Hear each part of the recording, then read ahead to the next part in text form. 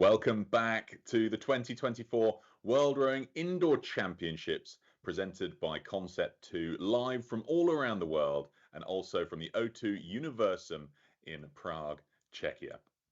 We're getting ready for our second major block of racing here on day one. We've had 13 races so far. We've moved through some of the para events, through some of the age group events, and we've had a couple of the Versa challenges, or we've had the first Versa challenge for the men and the women as well.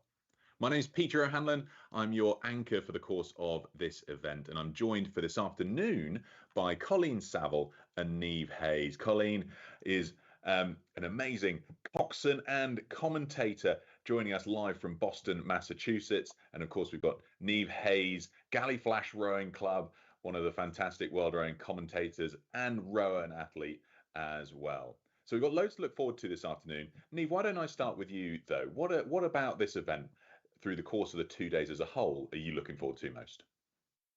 So I was watching at home this morning and everything was just looking amazing in the stadium, but to see people at home as well was so cool. I had the privilege of competing both in person back in 2020 in Paris and virtually in 2021. So I have a little bit of experience in both fields. So to see people competing all over the world is really, really cool. But this afternoon, what I'm looking forward to most is, we'll say kind of the older rowers that we have. So we have some 2Ks coming up with kind of the 70 to 74, 75 to 79, and even 80 plus. And I just love seeing them out there on the competition floor. So good to hear. Thanks, Niamh. And Colleen, our expectant mother on the team. So good to have you joining us. What are you looking forward to for the course of this weekend? Oh, thanks so much. And a pleasure to be back with you, Pete and Niamh. There's so much to look forward to. I think one of the events that I love, both indoor and on the water as well, are the youth events. So the under 17 events, there's so much passion. So many of these young adults are just figuring out how to sort of attack a 2,000 meter piece. And it's really a pleasure to see that passion come through. We, of course, as we would expect, have loads of entrants from Czechia. So I think, Pete, that the atmosphere in the stadium will be quite extraordinary as well. The atmosphere is going to be electric all around the world. So let's check out this video that explains a little bit about how this hybrid format of indoor rowing works.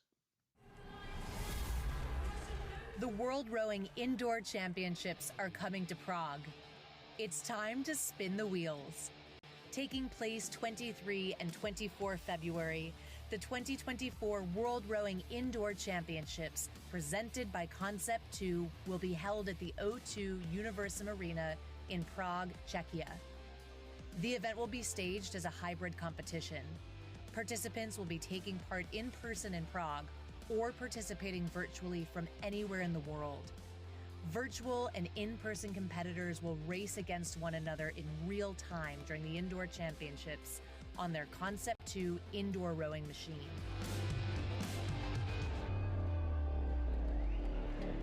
Using Time Team's home race software, the competitors will be all virtually connected.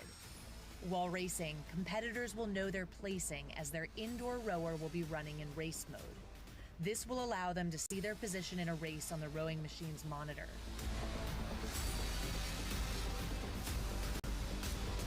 Officials, lane judges, will monitor every race to ensure races are run fair, safely, and on time. There are 3 types of races competitors can enter. Individual distance races, either in person or virtual, over 500 meters or 2,000 meters. The relay races, also in person or virtual, where teams of 4 race over 2,000 meters. And finally, there is the World Rowing Versa Challenge, returning after a successful first edition in 2023.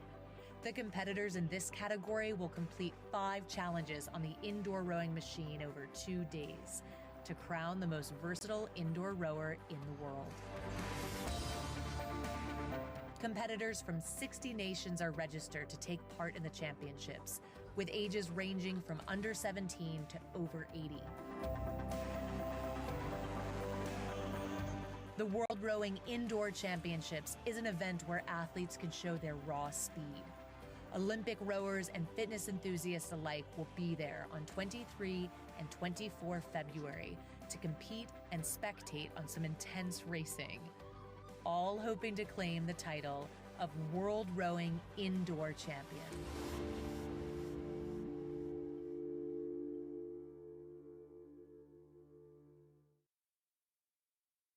Well, just a couple of minutes until the first race of our second block of racing today, whether you're joining us in the morning, afternoon, evening, or perhaps even for some, the middle of the night. The first race is going to be the 60 to 64 men and the 65 to 69 men and the 65 to 69 lightweight men. But before we go down there, we've introduced ourselves here in the virtual studio. We've got Mike Arsenault, our man on the ground in Prague.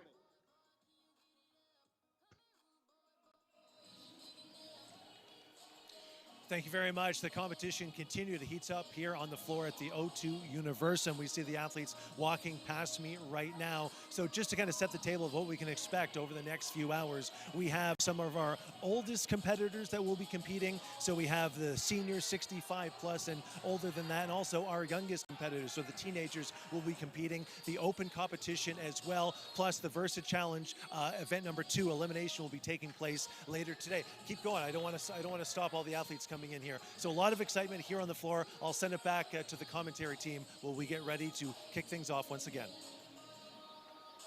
Well, we'll be hearing more from Mike later. He's going to be thrusting that microphone right into the faces of the athletes as they finish, and hopefully they'll have had just enough of a chance, but not too much of a chance to catch their breath. We want to hear their thoughts of the race just as it finishes. But the first race up now, we've got Neve, you were talking earlier about some of the older age group categories being something you're looking forward to. We've got the men up first, 60 to 69, and the lightweights thrown in amongst them. Any picks from you? Yes, absolutely. We have a few who were on the podium last year at the 2023 championship. So John Scott, representing Great Britain, he came second last year. So I'm sure he'll be hoping to do one better this year. He's in the 60 to 64 category. We also have third and fourth place as well from last year in that category. Yari Lilmata and Christopher Ferg Coleman as well. So they're definitely three to watch. I know for sure they're definitely hoping to do one better this year.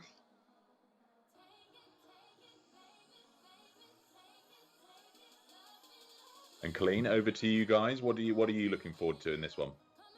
Yeah, I think, as we get into the racing, we can start to see the camera pan around and really begin to appreciate both the hybrid and in-person atmosphere of this hybrid indoor world rowing championship. So I think part of what I'm looking forward to is exactly what we're seeing here. It's just fascinating to see people warming up and ultimately racing from anywhere in their attic to their garage to gyms or boathouses where they're supported by the full team. So there's a personal element, I think, to this as well, and delighted to see that there's so many folks joining us from truly around the world.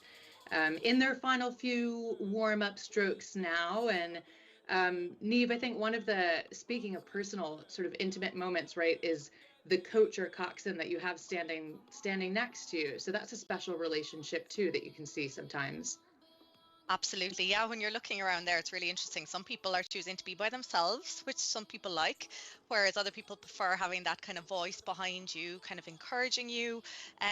I think it's very much a personal preference. I do like doing things by myself when I'm on the rowing machine, but I do know some people do like that encouragement, and it can give people just that extra little kick sometimes, which is vital when you're doing a competition like this, I think. Yeah, that's right. You kind of look for that kick, that motivation from anywhere that it will come. Loads of experience, as you mentioned, Neve, in this category, and lots of folks to look forward to, whom we saw race last year. What we're seeing now is this stop rowing graphic. The athletes see that too. That's telling them to do exactly that, to put down their handle, to stop the wheel from spinning, and to prepare for the start of the race. So you see those final clicks to the monitors from some of our virtual competitors, and the stadium itself. It's kind of this moment with a bit of reverence as it gets a little bit quiet and people begin to wait for that buzzer, which is a bit of an electric sound. Like, what's that like, Neve, that moment? That moment is, yeah, just something, I think it goes over your head a little bit sometimes if you're in it, because you're just waiting for so long, and then you're just so focused on getting through the next 7-8 minutes, however long it's going to take them. Oh, it looks like we have a false start there. Someone was a little bit eager to get going in this first race of the afternoon, so it's just about resetting things. We can see someone getting off their erg there, Luca Azzi of Italy, just getting off the erg there to have a look, making sure everything is still set up. Of course, that's the thing when you are competing at home and you don't have everyone around you in the stadium, and something goes wrong like that, you have to make sure that you're still connected, because you might think that you've lost connection. So yeah, I think there was a little moment of panic there, but everyone looks to be set here now again. Yeah, akin to, for folks familiar with flat water rowing, that moment where typically there's a buzzer on the water that says, everyone back to the start. A little bit quicker when you're indoor. Perhaps that's one of the advantages, because we see that the athletes by now have already reset themselves. Once again, that stop rowing screen, and we'll wait for the buzzer telling them to go. So lots of anticipation. I think sometimes those false starts are actually a chance to just sort of shake the nerves out a little bit. So if you're looking for the silver lining, it's maybe a chance to come back at it with a bit more mindfulness as you prepare to get started with that false one out of the way. But either way, just reminds everyone to sort of stay adaptable. Exactly. Now, if you are watching at home, there will be 3 age categories going off at the same time here. So we have the men's 60 to 64, 65 to 69, and the lightweight men's 65 to 69. You will see shortly on your screens the different colours. You can probably see some of the yellow little boats at the moment. That will be the men's 60 to 64. And then we have the men's 65 to 69 are in that red colour. They'll be popping up shortly on your screen as well. So I think it's great. You can kind of track everyone here, Colleen, isn't it? Even if you're sitting at home with your feet up in front of the fire, you're still able to follow all the action here. Yeah, that sounds lovely. I'd love to be in front of a fire, but that's exactly right. It's the beauty of this event. We love just how connected we can feel, both to the stadium, in Prague, but as mentioned, to the athletes truly represented from all around the world. Looking now like we have that go mark. And another false start potentially. Okay, so we're just getting our bearings here this afternoon.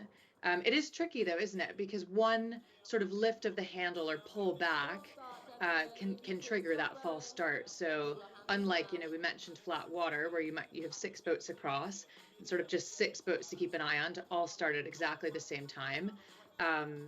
There's dozens and dozens of false start chances, I suppose, and a little bit easier to do it on the erg. It is, absolutely, and particularly as because people are in their own homes and you don't have the person next to you to go off, you're just going off what you can see in front of your screen. And particularly like the nerves in that moment, you're going to want to go as soon as you can. So it's easily done if just to make that tiny little pull too quick. But you can see here on our screen, lots of them, they have their handles down, they have the feet out of the straps, they're relaxing now before things get kicked off again. But I'm sure nerves are at an all-time high right now. 2 false starts already. Hopefully it won't be a third. But great shots there of the stadium. So everyone's getting reset there now. We can see all the ergs resetting there now, so I'm sure they'll be getting off shortly. And one of the things too that's worth noting is, for folks that maybe aren't as familiar, we mentioned that there's open categories, meaning the weight, open weight category, and then there's also lightweight rowing, of course. So for this lightweight category that we'll see take off in just a moment, the lightweight men ages 65 to 69, they'll have weighed in this morning in order to qualify to race.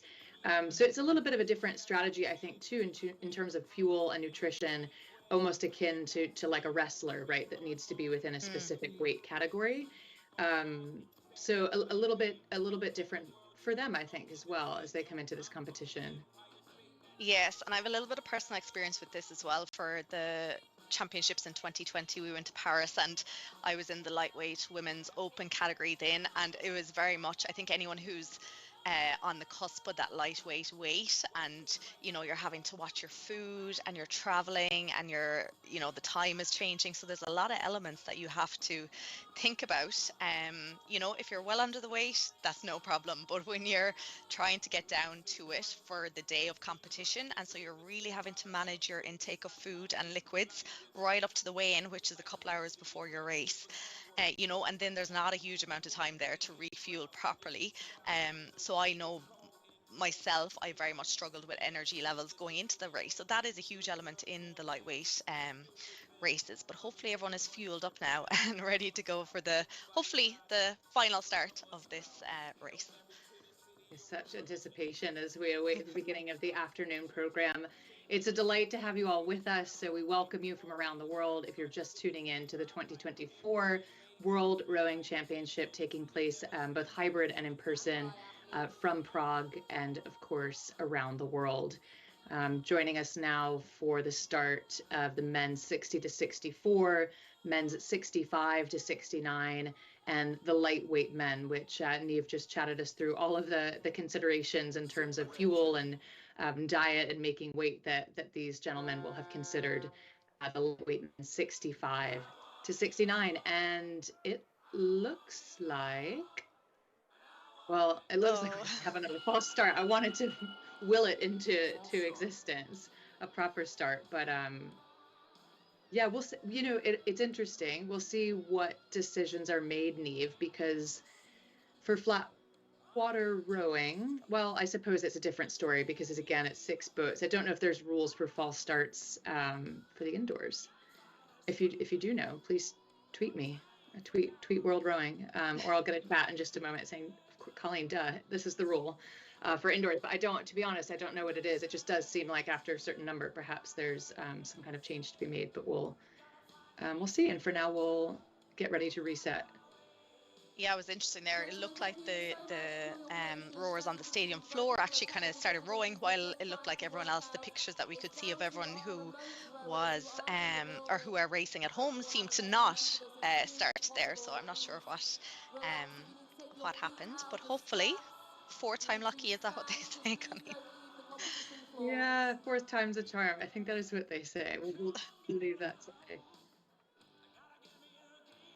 We've got approximately 2 minutes here. So Pete, well, do you guys, know it's the tricky, answer? this, isn't it? These false starts. Yeah. I mean, you can imagine being at home and trying to get yourself geared up, but going through 2 false starts is that much harder, isn't it? Because they've got to make sure that they're ready to go, but you get disqualified. You do it too many times. So I think in a minute we're going to go to a couple of adverts, and we'll come back when hopefully all those flywheels have unspun, wound to a halt, and we're ready to start that race for the men's 60 to 69 age categories.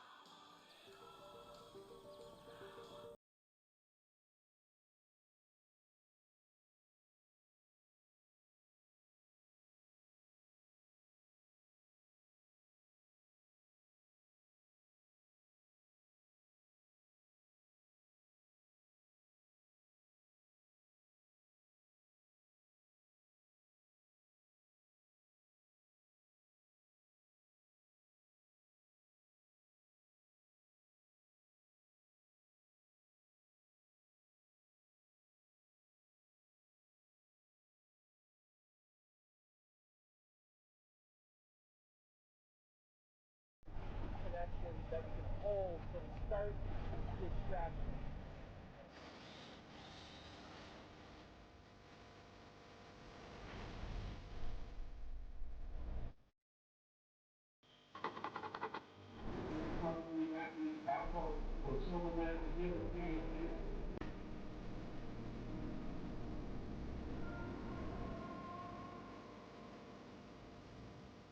Takes them across the line. It's an emphatic victory.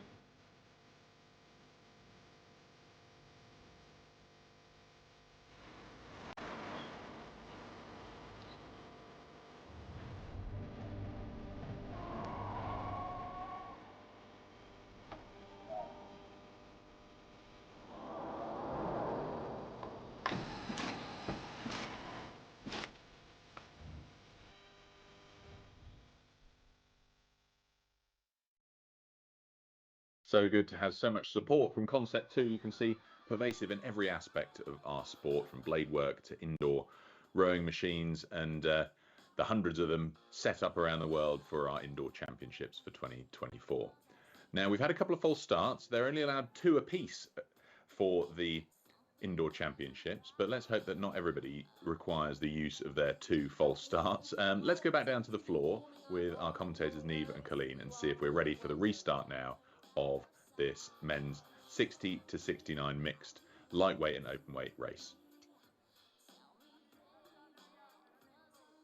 Yeah, looks like there's just a little bit of a delay at the moment. I think they're resetting everything with 3 false starts. Yeah, I'm sure they're having to double check if anyone did those 2 false starts. That is the maximum amount that any one person can have. So we're seeing lovely shots here from the crowd at the stadium. Lots of support there, and I'm sure it'll just get busier as the afternoon kicks off. So yeah, just a slight bit of a delay here again, Colleen, but I'm sure they'll get going very soon. Yeah, I think the athletes, Pete, to answer your question, are certainly ready to get going. We just saw some little like stand-ups and shakes, some kind of dances where just, you know, getting up and maybe having a little bit of a stretch before the race takes off. But feeling optimistic that this is the one, and fantastic in the meantime to just get a sense of the pomp and circumstance in the stadium, the smiles, the energy. You know, it's quite a well-attended event. Yeah, it certainly looks that way. I mean, the crowds have been filling up as the morning's gone on, and of course, hopefully people coming back from their lunch breaks now in Prague will decide to filter into the O2 Universum arena, because in a moment we'll be ready with the first race of our afternoon session. I mean, we've got a pretty busy schedule. We start off with the men's 60 to 69 mixed with the lightweights, and then we move up an age category where we go to the 70 up to 80 plus, including the lightweights in the next race, and then we move on to the women's before we go to the other end of the age spectrum from 3:15 local time in Prague, where we go to the under 19s, and then of course later on we're going to move up through the age categories back towards the Versa Challenge, which we'll look forward to cap off our day here on day 1. We've got the elimination challenge to look forward to this afternoon, 1 for the men and 1 for the women. Of course, there are 5 challengers in the Versa, including the lightweights, but we'll have 2 of them today, 2 of them through the course of tomorrow, concluding with the chase that is the final race in the Versa Challenge. The first 4 of those challengers set up the athletes for that 5th chase. Now you can see here that the athletes, I think, have finally stopped rowing again, which means that those flywheels are ground to a halt. So we'll catch up with Colleen and Neve again, because I think we might be ready to have another crack at starting this race, guys.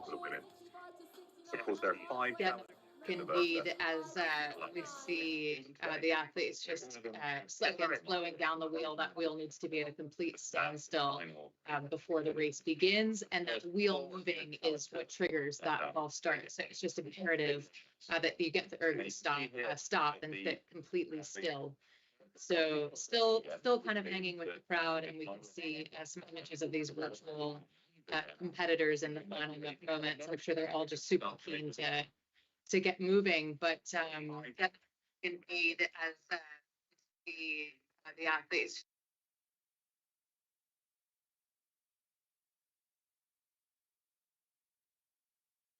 So it looks like we are finally off in the first race of the afternoon session. We have the men's 60 to 64, men's 65 to 69, and the lightweight men's 65 to 69.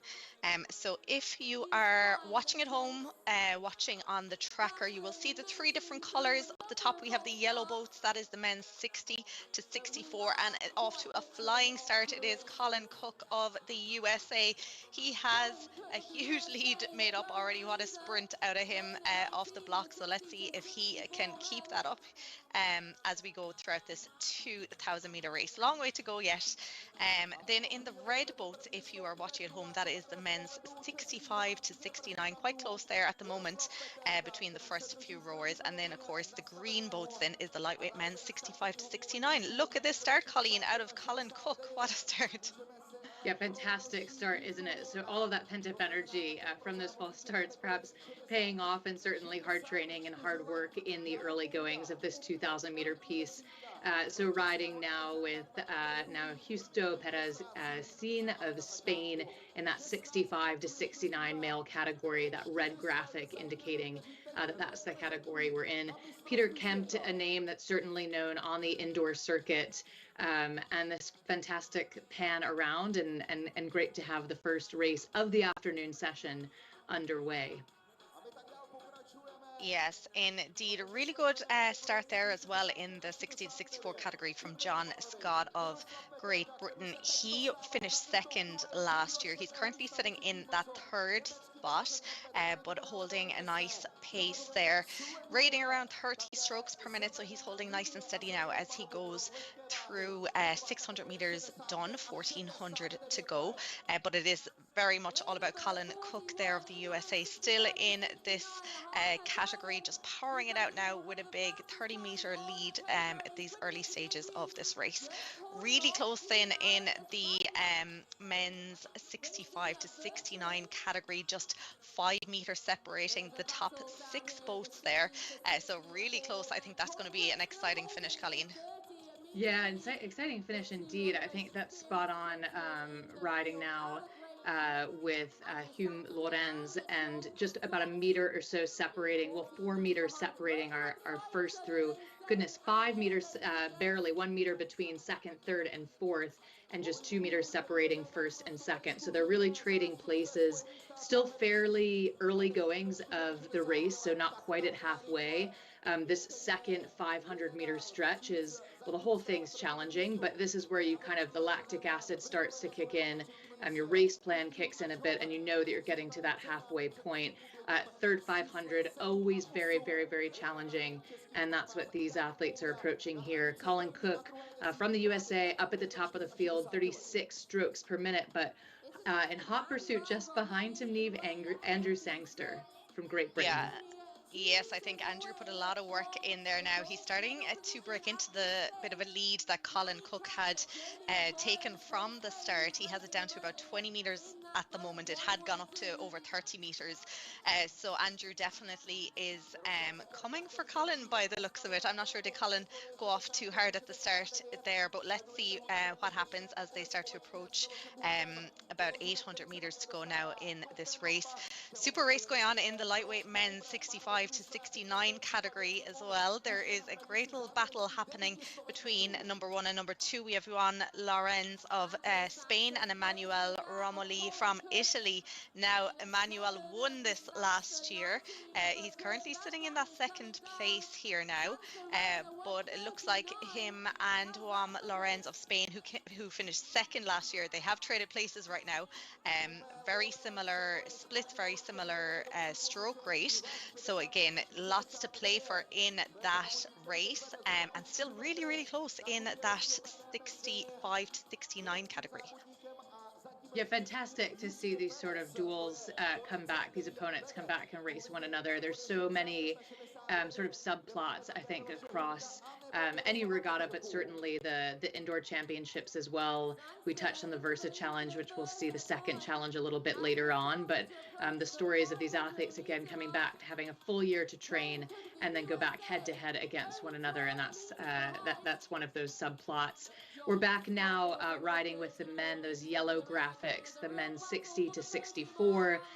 Again, getting a sense of the stadium in Prague, and then, of course, the indoor gyms, attics, garages from around the world. Getting close to the last quarter, well into now the last quarter of the race for many of these athletes, and we see that final 500, that last quarter of the race, and crossing through that threshold. Looking really good for Justo Perez Cien. He's been able to hold on to that margin, and we see Neve, he's rowing it maybe a little bit lower than some of his competitors. He is indeed, yeah. He's down around that 30 strokes per minute, whereas the rest in that category are kind of up more around 33, 34. But as we predicted in the 60 to 64, Andrew Sangster there of Great Britain has overtaken Colin Cook, who's now down to third position. Looks like he's actually going to move down into fifth position. Yes, indeed, with about 200 meters to go. Andrew Sangster just held off until the right time, and he's really putting in a lot of work here now. He has got his split down, keeping nice steady stroke rate. But John Scott of Great Britain, who finished second last year, he's back into that second position here now. Looks like he's going to be hanging on to that silver medal. But then in third position, representing USA, Christopher Coleman there. Look at his rate up at 41 at this stage. Yeah, this is an exciting finish to the race, isn't it? The final 250 meters, that very last stretch. This is where we'll start to see the stroke rate fly up. And yeah, that 44 strokes per minute is just punishing to take it all the way to the line. But well done to Andrew Sangster of Great Britain, posting a 6:36.8 to be first across the line in the men's 60 to 64 category. And you see just the exhaustion on their faces as we zoom over to those in their final few meters. Yes, indeed. And in the 65 to 69, we have that big block of those first six competitors all crossing the line within seconds of each other. Gusto Perez, again of Spain, there 6:53.2, winning that category, ahead of Heiner Tiban of Germany, 6:55.7, and Christian of Great Britain, 6:57.5. They're all coming in there within seconds of each other. And it looks like in the lightweight men's 65-69, the medalists seem to be passing that finish line now as well, Colleen. Yeah, that's exactly right. Just in the final few strokes as the remaining crews come in, and a little bit of a fist pump to the camera from Justo Perezian, and a big hug, a job well done to him to finish first in his category from Spain at 6:53.2 for the men 65 to 69. So he's quite pleased with that performance, as he should be, and just getting a sense now of what that looks like in the stadium. We love those little fist pumps. We do. We love the camaraderie between all the rowers here. Yeah, still a few finishing up here, or starting to even cool down. I think a few people like to pull an extra few strokes just at the finish there now. But yes, the final few competitors just crossing that finish line. Looks like everyone is finished now. The heads are down. They're breathing hard.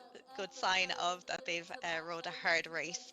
But yeah, great finish there by, particularly in the 60 to 64 category. Andrew Sangster pulled it out of the bag there. Yeah, cracking race across the board. Good to see them.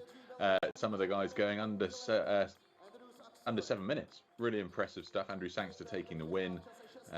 Very, very impressive. And we're going to move up a couple of age categories now, because we're moving on to the open weight and lightweight, 70 all the way up to 80 plus in the next race, which is coming on short and fast, because we've got some time to catch up on after a couple of false starts in the previous race. We've got 27 athletes taking part in this one in person and 13 joining us virtually from home. So Colleen, why don't I jump to you this time?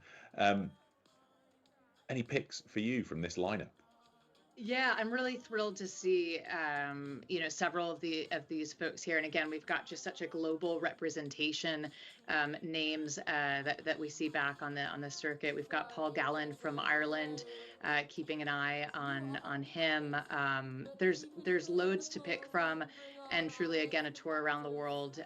Finland, Hungary represented, Canada, France, Chile, down into South America. Francesco Tomasello is certainly a name I recognize. So I think in this category, I'm excited about truly how much variety there is. There'll just be loads to keep track of and keep an eye on. Yeah, it sounds like it. I mean, always so many things to keep track of, particularly world records. I believe only seen one fall today, but as we move up through the different age categories, Neve, we're going to have to keep a close eye on that. Well, Absolutely, the next race is going to be getting set up. So, Neve, why don't you take us away, and we'll have a look down on the floor as these athletes get themselves situated. Sure, yes. So we have a couple of categories happening now at shortly we'll be getting off. So we have the men's 70 to 74. We have the lightweight men's 70 to 74. We have the men's 75 to 79, lightweight men's 75 to 79, and we have the 80 plus categories. So I mentioned it at the start. These were races that I was looking forward to. I think it's just so great, and it just shows how versatile and how open indoor rowing is to everyone, no matter how old you are or how young you are. It's just such a great sport, isn't it, Colleen? Yeah, it is, and we've really had the pleasure, I think, today in the earlier session of hearing from legend Eric Murray, and hearing a bit about, as you say, truly what a lifelong endeavor indoor rowing can be. So to hear him talk about the passion and the strategies, whether it's Versa or across truly all of these age categories, from the U17s that we touched on earlier, that we'll see all the way up to the 80 plus category, I think is a real thrill and a real testament to being able to stay connected to the sport throughout one's life. I mean, truly all you need is the ergometer at home. So I think it's an exciting day, and it's part of what makes an indoor championship really, really special. Is to feel that connection, and again, just a delight to be able to pan around the world. We see now the athletes walking to their ergs, so big moment for this category, which we mentioned is very varied. This next 2,000 meter race, so race 115, with men 70 to 74, lightweight men 70 to 74, open men 75 to 79, lightweights within the same age bracket, and then the 80 plus for lightweight men and open weight men. So Neve, the energy in the stadium must be exceptional right now with all of the supporters, friends, family, and we see just some waves at the camera. It's got to feel electric. Oh, electric. And that moment when you walk out onto the stadium floor, it's like, I don't, it's just the feeling is indescribable. You know, the lights are down, there's music pumping, everyone is kind of, everyone's eyes are on the athletes walking out. It's such a special moment, and something definitely I will remember forever. But it definitely adds to the nerves too, I think, having everyone watch that big entrance. But it certainly does get you pumped, and looks like they're all starting to get pumped here now, pulling those few strokes. We heard from Shane this morning. He was talking about how it's important to kind of go out there, sit on the erg, pull your few strokes, even do a few sprints, just to make sure you're happy with how everything is feeling. Maybe get that heart rate up a little bit. So we can see them all doing that right now. A few of them checking out the monitors, making sure they're happy with everything. So we've got certainly some returners. We mentioned the steep field. William Verity of Canada, who took third in the men's 70 plus category last year. Peter Dreisagacker, of course, the famous Concept 2 family. So the Dreisagacker brothers are the name behind the Concept 2 ergs, and known worldwide for their indoor rowing machine, which we see just in front of us now, their ergometers and of course their oars. So fantastic to see those names in this category, and we really look forward to an exciting start in any moment. Yes, hoping for no false starts now. This time everyone is stopping rowing again. We want to make sure that the fly wheels have come to a stop before everyone can get rowing. So that's why you can see the little boat numbers on your screen now where it says stop rowing. So that's because their fly wheels are still moving. So it's really important that everyone kind of just stops, gives the erg a time to rest basically, so that everyone has a fair shot at the start. So the moment of truth as those wheels come to a complete standstill. And these athletes will have seen the false starts from the prior category, so I'm sure they're keen to be just as absolutely still as they possibly can be as we await the beginning of this exciting event. Again, you will see different colored graphics on your screen, and that's representing the specific age categories that we've chatted through in this 70 plus category. So a mix of lightweight men, open men, broken down by age brackets of about 5 years or so per bracket. So it looks like we are off, And I think it's fair to say it was a clean start, no false starts that time. Everyone learned their lesson, I think, in the last race. So here we go. Lots of categories going off at the same time. We're seeing pictures of the stadium floor. We're seeing pictures from people at home, and everyone is off to that sprint start. So men's 70 to 74, they're the yellow little boats. Nice start there by Jorma Latin of Finland. Down at 141 now off the blocks there, followed by, you mentioned him there, Colleen, William Verity, who's actually just after moving back down into third position. Richard Stout there of Great Britain just overtaking him in these early stages. But of course, as we saw in the last race, it's important not to go off too hard at the start, because you might just expend too much energy and not be able to hang on till the end. Yeah, that's right. There's such pacing involved, isn't there? So we see here Colin Bruce Slade with his feet out. We're talking about pacing, but this is another tactic that some rowers frankly prefer. Oftentimes it's a drill that coaches will use to sort of encourage really holding, sitting up at the finish and holding one's weight and being able to really suspend into the back half of the stroke. And then some athletes just prefer to go feet out, shoes off, and just hold their feet to have that sensation. Julian Kennedy choosing to keep his shoes on. I think we'll see most folks doing that. Marcelo Gonzalez, Henry Wischusen of the United States in that lightweight men's category, with the flag just next to him. And in these early going, we'll take a look at just how this piece is progressing. But we're moving, already flying through the first quarter of the race and into the second quarter, which is a bit of a different strategy, isn't it, Neve? It is. If you're smart about it, it is meant to be a different strategy. So hopefully people will just kind of calm down a little bit in terms of the rate, because it is in the next 1,000 meters or so where your race will definitely be made or broken for you. So in the lightweight men's 75 to 79, it's no surprise here that we have Alain Mangin of France there leading it out. He was on the podium last year in the lightweight men's 70 plus, clocking himself a time of 7:24.6. So I'm sure he is hoping to be in or around that time again this year, but he is leading that out ahead of Jorma Latin of Finland, who is currently in second position. Quite close now as well in the lightweight men's 70 to 74 at the moment. Paul Gallen from Ireland leading that out. He has a 10-meter lead now over Matti Reponen and Henry Weitschen of USA. So close now at the moment as they go through 1,250 meters. Yeah, 1,250 meters gone, approaching that halfway point. The fatigue certainly kicking in by now, the lactic acid. This is Richard Stout of the UK, whom we were riding with for just a moment. This is a part of the race where certainly rhythm comes into play, sort of being able to get into one's groove and move through that halfway point mentally. There's a massive shift, I think, for someone doing a 2,000 meter piece to know that they're on the back half of it, and to be counting down the meters from the 1,000 to that finish line. And for the men's 70 to 74 category, the first to cross through that halfway point is Richard Stout. So cruising at a cool 29 strokes per minute. He's the quickest moving athlete competitor within his age category by a long shot. So at this point, Neve, I imagine his strategy is to just continue opening up that margin.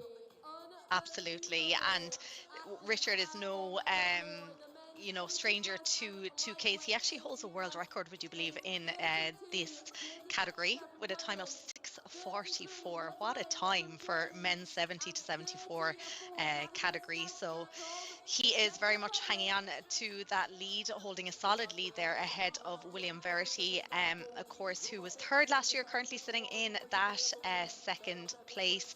In the lightweight men's 70 to 74, it is still Paul Gallen of Athlone Boat Club in Ireland leading it out here in that category. Then we have the men's 75 to 79.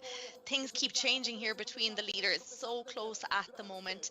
In the lightweight men's 75 75 to 79. It's still Alan Mangin of France leading that one out. And of course, we have the lightweight men's 80 plus and the 80 plus categories here now. At the moment, it is Jerzy Petska of Poland who is leading out the men's 80 plus. And in the lightweight men's 80 plus, Aimo Garvela of Finland is leading that one out. So we are coming into the last quarter now. So Colleen, I'm sure we're going to start to see some of these athletes start to up the stroke rate that little bit, or do you think it's a little bit too early just yet? No, I think you're spot on. I think the adrenaline gets the best of them and they just kind of run at it.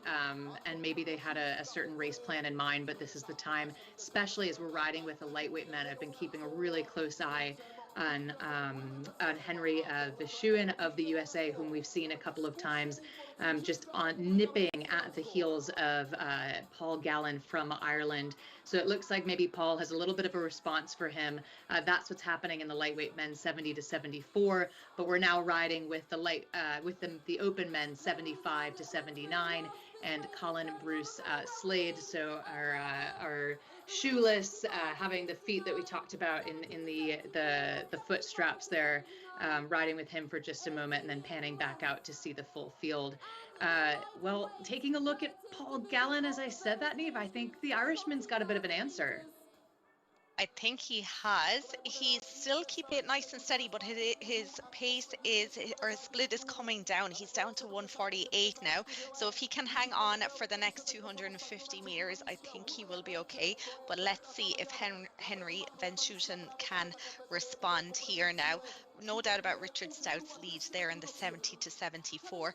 In the 75 to 79, then still quite close, but it does look like it will be Antonin Postic of Czechia. So I'm sure the home crowd will be getting behind him here now in the stadium. He has about 12 meters of a lead at the moment as he comes into the final 250 meters. I think the lightweight men 75 to 79 is going to be a cracker of a finish at the moment. 3 meters separating Alan Mangin and Jorma Lehtinen of Finland. Yeah, absolutely thrilling as they come down to the wire. Alan Mangin of France still holding on to that lead, but just barely as these final few strokes materialize. And well, the Finnish athlete may have a bit of an answer. In fact, he just overhauls him. That's Jorma Lehtinen of Finland, just able to edge out in those last few seconds in the lightweight men's age 75 to 79. So absolutely thrilling as the 70 to 74 category takes their final few strokes. So much to keep an eye on, Neve. These races were exciting. So much to keep an eye on. What a finish there out of Jorma Lehtinen. Alan Mangin had been leading it out right until the last 3 seconds, I would say. But it was the Finnish athlete who took the gold medal at the very end. So final few strokes for these competitors now. We have coming into the finish there of the men's 75 to 79 now, the final few athletes. And I think we'll have the medalists in the 80 plus category shortly. In the lightweight men's 80 plus, it does look to be Aimo Garvela of Finland just coming to the finish line ahead of Vladimir Schneider there of Czechia. Big breaths of exhaustion.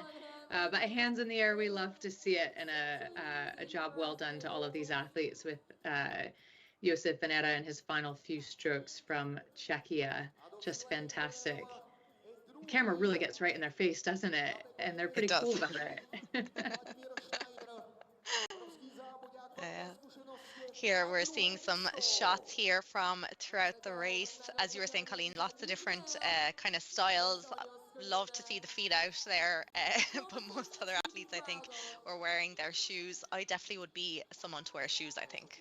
Would you, Colleen? Or would you go barefoot? Yeah, I'd be wearing shoes too. I'd probably be avoiding the 2,000 meter piece in general, but it is quite impressive. And again, it's a bit of a training tactic or a technique tactic to row feet out and just hold oneself up through the back half of the stroke, which is really where the acceleration happens as these athletes, their knees come down and they accelerate into the back half. Richard Stout with a little bit of a wave here, letting us know that he's been accelerating the entire time, Pete. Yeah, it certainly was. accelerating all the way through. But I certainly enjoyed my call out from that race was looking at the 80 plus categories. I mean, Knut Mel, an 8:13, but he was pipped by the lightweight 80 plus athlete Aimo Järvelä from Finland. So the lightweight beat the heavyweight in the 80 plus category. Some of the eldest athletes taking part. They are the eldest athletes taking part in our whole weekend. Lots still to look forward to, though, because that was the oldest categories for the men. And we're going to move promptly on to the women's. If you thought that was hard to keep track of in terms of the multiple categories taking part in a single race, you look at the next one. We've got the women's 65 to 69, 70 to 74, 75 to 79, up to the 80 plus, as well as the lightweights for each of those categories. They're getting themselves ready on the start lines. So, Niamh, Colleen, tell us, what can we look forward to in this? I don't know how you're going to keep track of all those different colours. It's a rainbow. It certainly is a rainbow. I think we're doing a pretty okay job so far. But lots to look forward to. Lots of medalists from last year's championships here again today. So hoping to, get back up on the podium. So we're seeing shots from all around the world here now. There's one there. There's a big crowd watching in the stadium. Lots of spectators there, which is great to see. And once again, we're off to a lovely clean start. No false starts this time, Colleen. Yeah, the women have it under control here as they kick off this next set of racing, and yeah, lovely clean start indeed. As we sort of pan over through the stadium and get a sense of what that energy feels like. Very measured in these first few strokes. So the first 250 meters or so, oftentimes just all about getting those nerves out, finding that rhythm. This is Susan Kempt, a name that we certainly know on the indoor circuit, and Susan Gerke in the lightweight women's category, age 70 to 74. So as they move again through these first couple of 100 meters, all about getting those power strokes out and then lengthening into a sustainable rhythm until, of course, they will pick it back up at the end. So a real tour around the world. Marette Bold from her outdoor garden patio. So absolutely lovely. And again, just fantastic to feel so connected to all of these athletes and wherever they train, Niamh. It is so great to see. And again, you were talking about the coaches. We can see over Barbara Hogan's shoulder there in the USA. Coach, maybe. Looks like he's staying quiet at the moment, but I'm sure he'll be starting to encourage her shortly. Patricia Hagen there also in the USA. We're seeing her rowing here. So yeah, about 400 meters gone already in this 2,000 meter race here. In the women's 70 to 74 at the moment, it was Susan Kemp who had a great start there representing Australia, but Anne Elizabeth Wopat of USA has now moved into the lead here now. She is down at around 26 strokes per minute with a split of 2 minutes per 500 meters. She has a nice lead already as she goes through that first quarter of the race. In the women's 65 to 69 now, if you're looking at the screen, they are the yellow boats, quite close here now at the moment. At the moment in first place it is Olena Tereshina of Ukraine leading out ahead of Penelope Vincent Sweet. She won this category last year with a time of 8:13.6. So let's see if she can match or even beat that time now this year. But lots happening down the field as well. Lots of colours to try and get through, Colleen. Yeah, lots of colors to get through, and Susan Kempt, as mentioned, is a returner representing Australia, so she's out to better her time from last year, I'm sure, and she'll be competing with just one other athlete in that women to 70-74 category, Anne Elizabeth Wopat from the USA, whom we didn't see compete last year. So keeping an eye on sort of that dual race happening between those two, back now with Susan Gerke of the United States in the 70 to 74 lightweight women's category. And where they are in the race, well, they're just shy of that halfway point, so about 250 meters or so. Most of these athletes will be getting through halfway. So as we've mentioned, this is that rhythm moment, lengthened and sort of settled into a race plan, and just mentally looking to get through that halfway point and take it down the back half. Riding once again with Marette Bold in the women's 75 to 79 category. And fantastic to see so many entries back from last year, and I think so many newcomers to this category as well. There is a lot of newcomers, and we're seeing shots here of Barbara Hogan. Yeah, it looks like her coach is starting to get involved a little bit here now. We were seeing shots from the stadium floor of Carol Woodward there a while ago of Great Britain. She is leading out the lightweights 65 to 69 here, keeping a lovely steady split of 204 at the moment, rating around 30 strokes per minute. Great to see the different variations in the stroke rate. In the same category there, Carol Alker then down around 24, 25 strokes per minute. Great race happening in the lightweight women 75 to 79 category. Barbara Hogan and Beth Osborne. It was Beth leading out all along, representing Great Britain, but Barbara Hogan of the USA now just going in to the lead as they pass the halfway mark. So 1,000 meters done, 1,000 meters to go. We then, of course, have the women's 80 plus of Valerie Coleman racing there. We often see her name at the World Rowing Indoor Championships. So she is just the sole competitor in that category. And then representing Denmark, we have Meredith Bolt, who we were seeing there a while ago in the women's 75 to 79 category. So she's just coming up to 750 meters to go as well. Yep, moving through that 750 meter mark. Indeed, you mentioned Barbara Hogan of the USA, age 74. So she began rowing at the age of 61, she says, and sculling in 2010. So an avid rower, rowing her single on Carnegie Lake. And just from reading a quick bio that US Rowing put out, seems like distances, in addition to these 2,000 meter sprints, that rowing 18K or so a day is part of her training regimen, or at least when she's preparing for a distance race. So she's got that endurance, that sort of, underneath the ability to sprint in a 2,000 meter piece. She has that platform or that reservoir of power to tap into. So she's one that we'll want to keep an eye on as we progress through the later stages of this race, which we very well are as we move now into the last quarter. Yes, absolutely. And we're seeing great shots from the stadium there. We saw Penelope Vincent-Sweet of France there. She's down in that third position now at the moment. And we also saw shots of Anne-Elizabeth Wopat of USA still leading out the women's 70 to 74. Such steady strokes. I'd say she's hoping to beat that 8 minutes by the looks of it. And if she hangs on, she might just do that. But she has a great lead now over Susan Kemp, who's in that second position in the women's 70 to 74. As I scroll down through the categories, then Barbara Hogan now starting to open up that lead over Beth Osborne in the lightweight women's 75 to 79. There we are seeing Susan Kemp on our screens. So she's at home, and the other competitors, so there's two competitors in the 70 to 74 category. We saw Anne-Elizabeth Wopat in the stadium. So that must be a bit strange, Colleen, if there's only two competitors, one's at home, one is in the stadium. So you kind of have no one to pace yourself off. Yeah, it's fascinating, isn't it? And again, it's such a testament to this hybrid format that you can be neck and neck, right? Just 1 meter or so separating you from really anywhere in the world. So the athletes, well, they'll have sort of a sense from that big screen of where the competition lies. But again, they're in such pain. This is such a difficult task that they're fulfilling, that oftentimes one can sort of lose sight of that, understandably, that leaderboard, and just focus on the single screen, the one screen just in front of them. And when they're in this much pain at the very end, that's likely to be exactly what they're doing.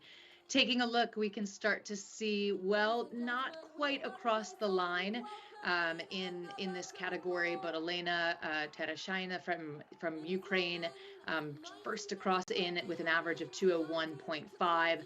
The time's just starting to roll in. Big deep breath, and perhaps an exclamation from that lactic acid and that pain. That the graphic showing us now the standings for the 70 to 74 women and the 65 to 69 as the remaining competitors roll in. So thrilling, Neve, to see these times. There are so many sort of like mini battles happening within each age category. There was indeed, and there were some clear winners as well. We were seeing shots there of Carol Woodward there of Great Britain coming in the lightweight women's 65 to 69 in a time of 8:15.8, really impressive. And we also saw a big smile from Anne Elizabeth Wopat, who did break that 8 minutes, so 7:57.7, representing USA there in the women's 70 to 74 category. Lots of them coming up to that finish line now. At the moment, we have the lightweight women's 75 to 79 now, just coming into the final strokes, and it is Barbara Hogan of USA who took that lead about halfway through the race and has come in that first position. Beth Osborne now coming into her final 50 meters or so, and we have Patricia Hagan then also of the USA just a little bit behind. They're coming into the final 250 meters now of her race.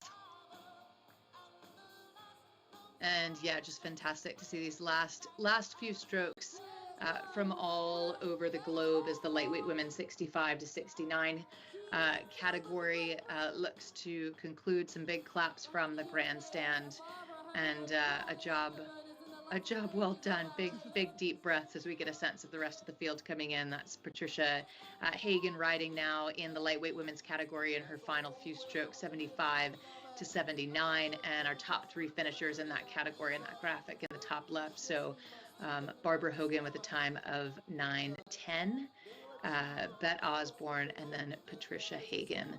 So job well done. This is Valerie Coleman in the 80+ category with us from Great Britain.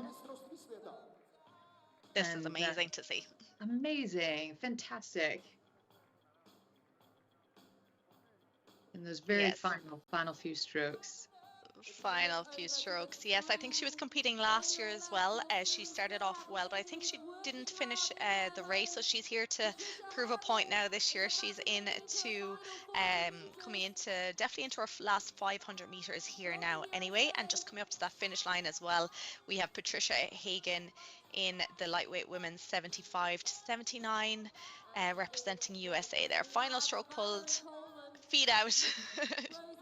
She looks like she's ready to go again. Yeah, the feet pop right out. And big deep breaths, some cheers and excitement from the stadium. Indeed, and it looks like they're already starting to warm up.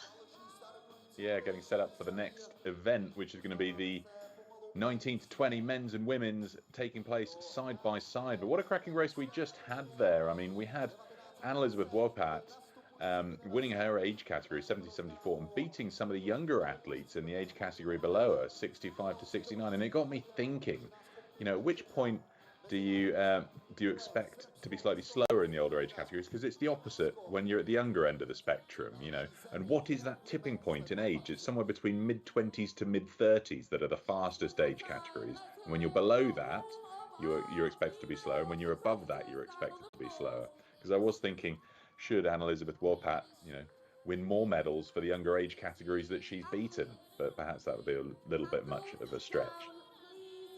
So we're going to look now to the 19 to 20 age category, men's and women's taking part side by side, and they're coming through thick and fast now because we've got a bit of catching up to do. So we're going to jump straight back to the floor. I mean, Colleen, you were saying earlier you were looking forward to some of the younger athletes coming out to race. These guys are just breaking out of school and perhaps thinking about a future in rowing. What's your advice to them as they get into this and think about you know, not only their race here today, but building out beyond the school program of rowing? Yeah, it's a great question. I think there's so much to think about that the simplest advice I would give is to continue finding the fun in it all. So it can feel just quite serious, especially at that age, as you're kind of, as you said, finishing one milestone and looking toward the next. But if you continue to embrace it and find the joy and the sort of the fun in the moments between the hard work, I think that's critically important to just carry on and have a long career. Well, it looks like they're underway. So Neve, who's made a break for it off the blocks? Yeah, flying start here in the first 500-meter race of the afternoon. We have the men's 19 to 20 and the women's 19 to 20. So yeah, flying start here. Abdelrahman Bazouzed of Egypt here. Massive takeoff here. Already 200 meters done. He's down at 117, rating at 50 strokes per minute, no less. So he's off to a flyer of a start. Let's see if he can hang on to that. And in the women's 19 to 20, then at the moment it is Doris Meinbeck of Estonia leading it out, Colleen. Yeah, lots of new names on the circuit this year, which is fantastic to see. Many of these athletes at the 2024 championships, and certainly it's all up for grabs. So in these early strokes, again, they'll be looking to just set their rhythm, set their pace. For the women's, again, 19 to 20, as Pete told us, this is kind of that school age, college age, university age category. The women 19 to 20 on the floor as well. So the yellow graphics are the men, the red graphics are the women, as they look to close through some of these early stages of, and in fact, the stages of the race. Yeah, we blinked and it's over. Yeah, it's the closing stages. Thank you. Yeah. That's right. Amazing finish there. So he led it out from the start. Arttu Hakkonen of Finland there. Sorry, he was second throughout that race there, leading it out, winning it with a time of 1:14.8. In second place in the men's 19 to 20 there, we can see from Ukraine, Artem Zakharov. He had finished first last year in a time of 1:18.4, so he has beaten his time, 1:17.4, so a whole second, which is huge when you're down at that sort of time, but finishing in that second place. And we have all the women are also all finished, and it was Doris Meinbeck of Estonia, 1:31. Brilliant time there from these young athletes. Yeah, brilliant times indeed. Fantastic to see just how fierce the competition is and how many entries truly are in that age bracket, just the 19 to 20. So as you said, Neve, you don't blink because you might miss it. So just catching up, I think, the program a little bit from some of the false starts that we saw earlier. That was the men and women 19 to 20 as we get a look at the full stadium view.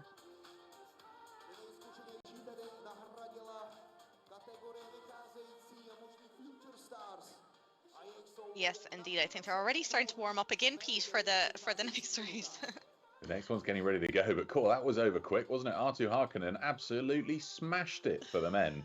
1:14.8, 2.6 seconds quicker than his closest contender, with two Ukrainians taking up silver and bronze. And then, of course, Doris Meinbeck of Estonia winning the women's. Now, the next one's already getting started, so we're going to go down to the floor and have a look at them getting ready to go. We move now to the lightweight men's and women's 19 to 22.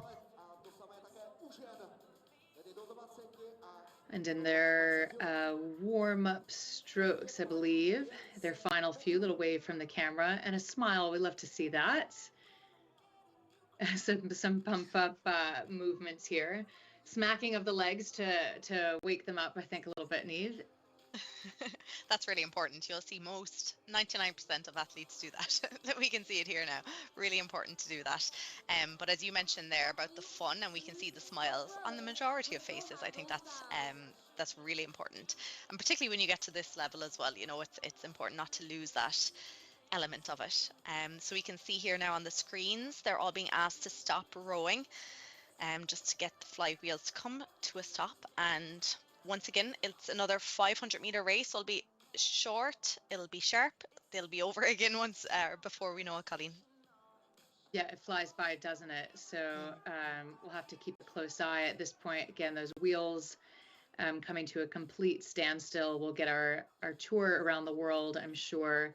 Fantastic entries in here in the lightweight men and women 19 to 20 age category, with some 21 to 22 age categories as well for the light men and the light women. So it gets quite specific with these age categories, but that's a good thing, so that you can really measure yourself against, again, you know, whether you're in the lightweight category or the open category, that exact sort of measurement against broader competitive sets. Taking a look, though, of course, we have, well, a race well underway. And it's a fast start and a clean start for all of these athletes. Quick off the blocks, and then those early moments just flying as we move through the early goings of this race. Flying, yes, 150 meters gone for a lot of them. We can see the lightweight women's 19 to 20. No surprise that Anastasia Kozier of Ukraine is leading it out. She won this last year in a time of 1:41.1. She's currently down at 1:39. Let's see if she can do better than last year. Then in the lightweight men's 19 to 20, with just 200 meters to go now, Ivo Bushal of Czechia leading that out here now. And then very close in the lightweight men's 21 to 22. Not much separating them at the moment, Colleen. They're almost done already, coming up to that 100 meters to go. Yeah, in the very, very final stretch. So again, we caught the beginning, we saw them take off, and now we're just catching the end. So we've missed the middle part, but we do then get to see them just all out sprint to the line. And flying indeed they are, as we take a look across at the final few strokes. Ivo Bushal of Czechia first across the line in the lightweight men's 19 to 20 category. The lightweight women 19 to 20. Anastasia Kozier is leading the field from Ukraine up at 47 strokes per minute, that red graphic that you can see just flying through in these final few strokes. The green graphics, well, those are the lightweight men, ages 21 to 22. So those athletes are through the line. And in the very final few strokes, the lightweight women, age 21 to 22. Diana Sousa from Switzerland, a name that we recognize on the indoor circuit, through the line as well. So all of these athletes through the line, and an incredible performance. Ivo Bushal of Czechia with an average split of 125.4, Neve. I know, incredible splits here by all athletes across the board. I'm sure Zoe Dixon there of Denmark will be happy in the lightweight women's 21 to 22. 139.6. She won it last year with a time of 1:40.7, so knocking over a second off her time. Again, similar to the last race, like at these times when you're pulling down in the 120s, 130s, 140s even, to get 1 second off her time is huge. An amazing performance by her. She was the fastest of the women out there. I did think for a moment that Anastasia Kozier in the younger category, 2 years younger, might have held her to the line, because she set out quicker than the slightly older athlete, Zoe Dixon. Me there trying to compare across the age categories, but a great race nonetheless by them. And they're coming through so thick and fast, it's hard to keep on top of them, because in just a few moments we're going to go back down to the floor, where we're going to see the women's 21 to 22, the men's 21 to 22, and the lightweight men's 23 to 39 up next. This sprint category, though, Colleen, I mean, it's great and fast and fun for us to watch over 500 meters, but requires a different sort of training compared to the 2K that we're so used to watching. Yeah, that's exactly right, Pete. It does require different sort of training, and it's it's, I think, the willingness to not settle, right? We've talked a lot about the first 250 meters settling into one's pace. There is no settling in a 500-meter sprint, is there? It is just a full-on dash. Just a full-on dash, exactly. And you can't hold anything back. So if you're going to blow, you might as well blow in style, right? Rather than leave that floor thinking that you could have given a little bit more through the course of the race. Now, Neve, when it comes to these 500-meter sprints, you've been there in person. You've done the training and the racing to be racing on the floor at an indoor championships. What are the nerves like for the athletes who are there in person? Because we've got 31 people racing in person in the next race. Being in person, it's just incredible. The atmosphere in the stadium, I was saying earlier about, the lights down, the DJ playing, particularly that walk-in that you do before that race, it just really gets you pumped up. It probably increases the nerves a little bit too, but nerves are good before a race. And having the athletes, I think, next to you that are in your category is really helpful, because you have someone to go off. You can kind of keep an eye on them at the corner of your eye. So it really does help. But I think being able to do it at home, that brings its own benefits too, doesn't it? Because you're in your own atmosphere. You can kind of be where you want. You can have whoever you want around. Yeah. Speaking of doing it from home, to remind everybody that if you want to be in with a chance of attending the 2025 edition, next year's edition of the World Rowing Indoor Championships, make sure you enter your photo on Instagram of your ergo at home. Make sure you use that hashtag, which is myergroom. We want to see hashtag myergroom on your photos of your ergs at home, and you'll be entered in for a chance to come along next year. So send us a photo, tag at World Rowing Official on Instagram. Send us a photo of your ergo at home, and we look forward to seeing that unfold. But you can see these athletes getting ready for the next race. So Colleen, who are your picks in this? Yeah, I'm really looking forward to this race. The 21 to 22-year-old women, the men, the lightweight men, as we await a start here. Keeping an eye, well, there's a real, look around the world. Once again, Leonardo Morelli from Italy, a name that we all know and recognize. From Great Britain in the lightweight men's 23 to 39 category, Paul Clark.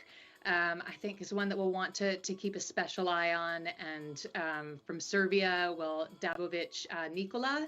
I think that battle with the Italian will be quite interesting as we wait to get underway. So Neve, should be another set of close racing, some duels perhaps to come out of this. Well, what are you looking forward to? Yeah, I think the lightweight men's 23 to 39 is going to be an interesting one. So from last year, you have second place, third place, fourth place, fifth place, eighth place, and 17th place all together, back together again. So that is definitely going to be one race that is going to be exciting. I know they're going to go quick off the blocks here now. But the women's 21 to 22 category as well, we have first and second place from last year as well. So I know that's going to be another thrilling race. So final few rowers just stopping rowing here now. Once again, getting that flywheel to stop. We can see the stadium, all the rowers ready to go. Everyone at home, they all look ready to go here now. Again, great to see the different setups. I think we can see a few gyms, some people at home. Yeah, really cool to see all the different areas and setups that people are in. Yeah, absolutely. And you can see, as we've chatted about, some folks might want one person behind them. Others might wish to be completely alone. In some instances, we'll see like a full team cheering on someone as they compete in the indoor champs virtually.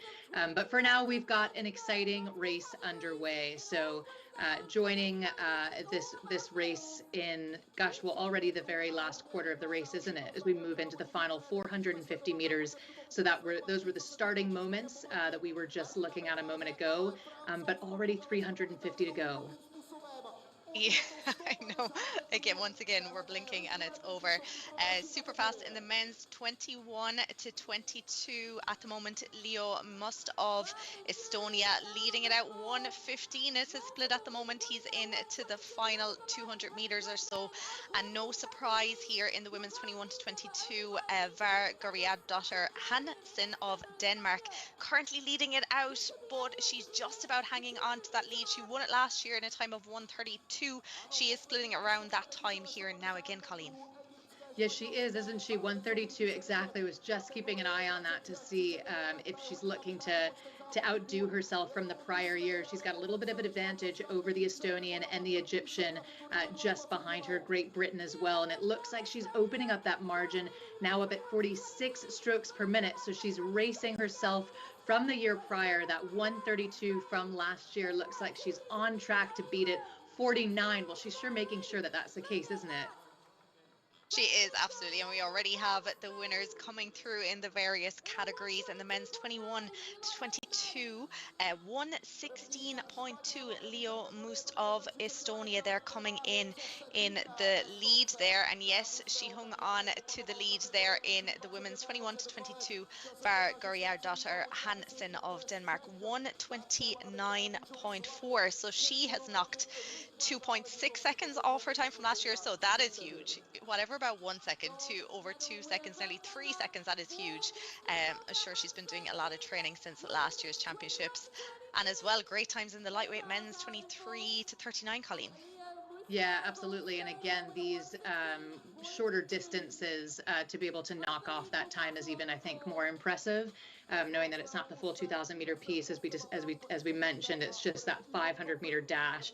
So to be able to get quicker and quicker, it does require a different type of strategy, but also requires, again, that like larger foundation of fitness that certainly these leaders have, and you see them just gasping for air as we come into the these last stages, as all athletes, it appears, are now through the line. And oof, just catching your breath there can be quite difficult. Great race, and I tell you what, my heart was in my throat there watching Martino Goretti in the 23 to 39, four-time world champion. We saw him in the lightweight scull take the gold in Linz Ottensheim. He'd been in the lightweight 8 for many years, and he's taken the bronze here, which might be a bit of a surprise for him, taking a bronze when he's so used to topping the podium. But it just shows when you got the Egyptian Mohamed Alakota in the field as well, with a 122.6, impressive 500 meters from him.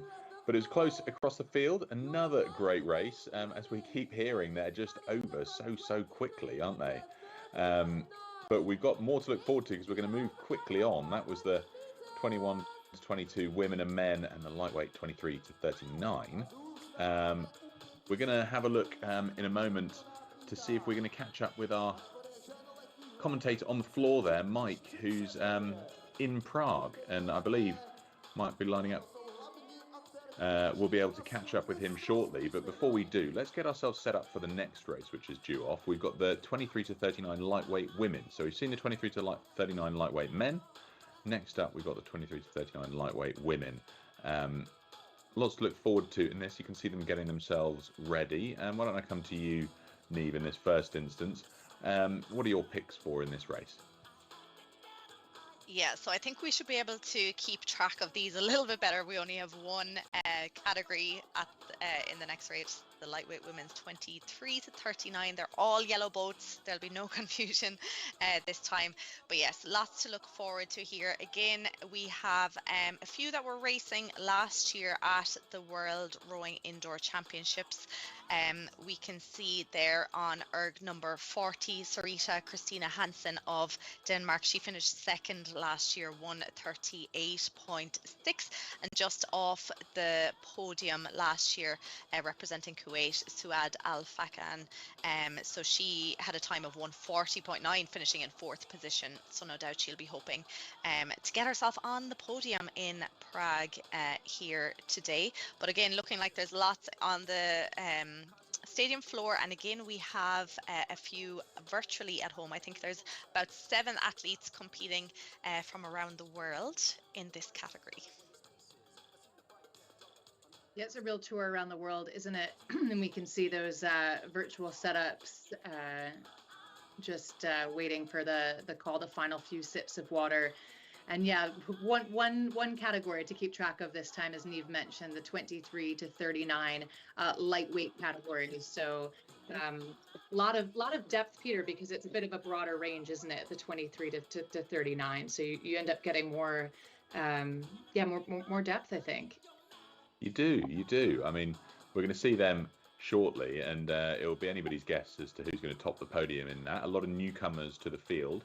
But in the meantime, we do have an interview with Susan Gerke, so we're going to hear from her now. Relieved that it's over. It's really early here in Seattle, so we got up way before the crack of dawn to do this. My strategy was just to hold a steady stroke rate and a steady split for 1,500, and then see what I needed in the last 500 and not make a change until then.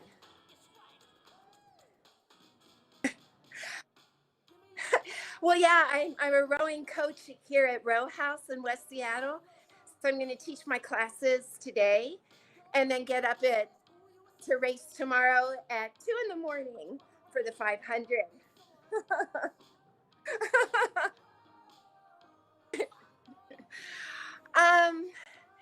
You know, I'm a lifelong learner. I'm always trying new things, and I'm very blessed to have good health, and I know that is a gift.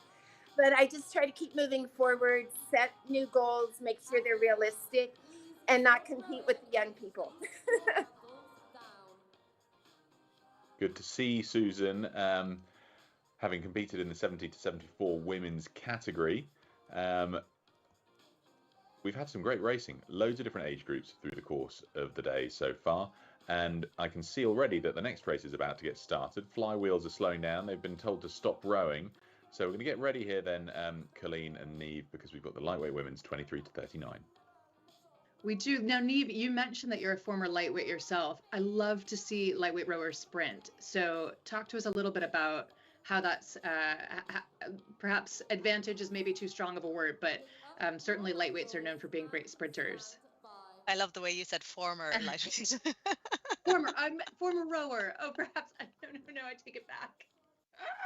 That's okay. It's a long time since I've been lightweight, no. so that's okay, Colleen. I'll take it. But yes, what I found when I competed at lightweight was the energy levels. So because I was on the cusp of it, I felt like I didn't have a huge sprint in me, because I just had to be really careful with my fueling, and taking in too much food and liquids. So it was more so in my 2K sprint I actually found that it was very difficult, whereas in the 500 meters I kind of was able to just about sustain it. But yes, we're off to a super start here in the lightweight women's 23 to 39, and yes, no doubt about it, Sarita Christina Hansen off to a super start here for Denmark. Finished second last year. Here she is hanging on to that lead, and as I say it, it looks like she's just moved down into second place, Colleen. Yeah, Neve, you set us up perfectly. There are so many returners from last year, aren't there, in this category in particular. So it's just 500 meters. Hansen, as you mentioned, taking second last year with an average split of 138.6 or a 500-meter time. So we'll see if she looks to outpace that this year. Take a little bit of work at this point, as we see. Well, not too much work. She's 138. She's actually just outpacing it barely, kind of teetering back and forth, and currently leading this field. So she's already put herself perhaps in a position to outdo her position from last year. She'll have to keep an eye on Laura Allen just behind her from Great Britain, and then Rafa from Egypt running just behind them. So again, just fantastic representation truly around the globe in this event. Suald Al-Fakan of Kuwait, keeping herself up at the top of the pack as well. We saw her compete in the last year, but well, Hansen looks like she might well have it, Neve. I think she does, yes, just as you said that she crossed the finish line 138.5, 0.1 of a second faster than her time last year. Laura Allen came flying there towards her, looked like she was going to take or go into that lead there in the final stages of that race, but Sarita hung on there to take the win in that, followed in by Laura Allen of Great Britain, and then final competitors just coming to that finish line there now. So brilliant time, 138.5 as the winning time. We can see the scenes there from the stadium, a lot of happy faces, lots of clapping. Yeah, I think a lot of people are happy there with their results. Laura Allen just having a moment. Yeah, it's a thrill to watch those 500-meter sprints from in the stadium. They've got the lights going, Pete. Looks like quite the experience when you're on site. It's such a cool place. And the fact they got music going at the same time just builds a really fun atmosphere.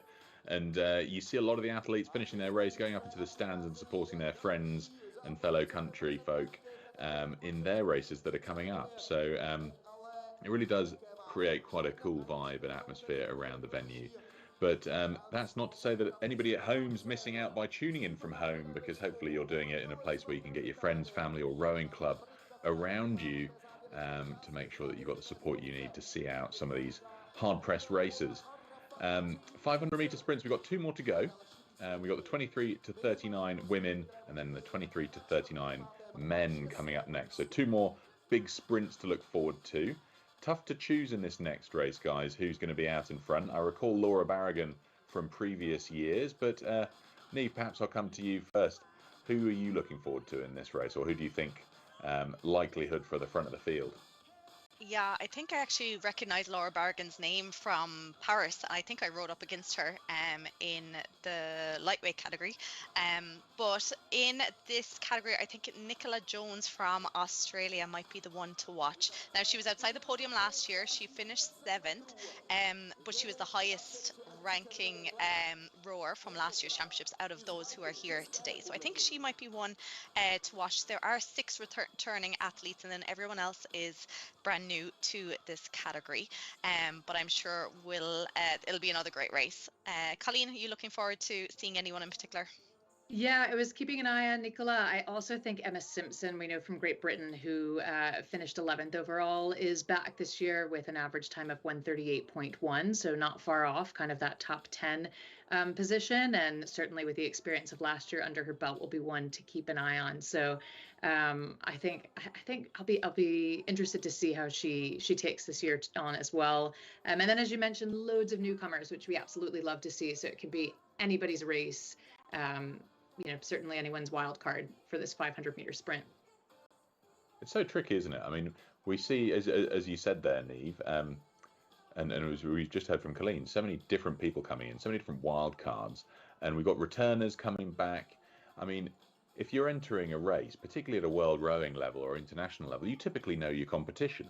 You've typically seen a fair bit of them before, but in this, you just have absolutely no idea, because the likelihood of you having raced them in the last year is pretty much zero, and form from previous year is so tough to tell when there are so many new people coming in. So Neve, I guess you just have to race your own race.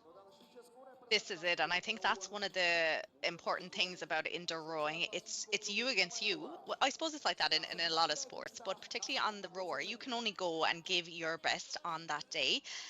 And even if there's someone next to you who you've raced before, or maybe you don't know them, you can still only give what you have that day. So it's very much about kind of staying in your own bubble and just trusting yourself and staying in the moment and just giving it your everything.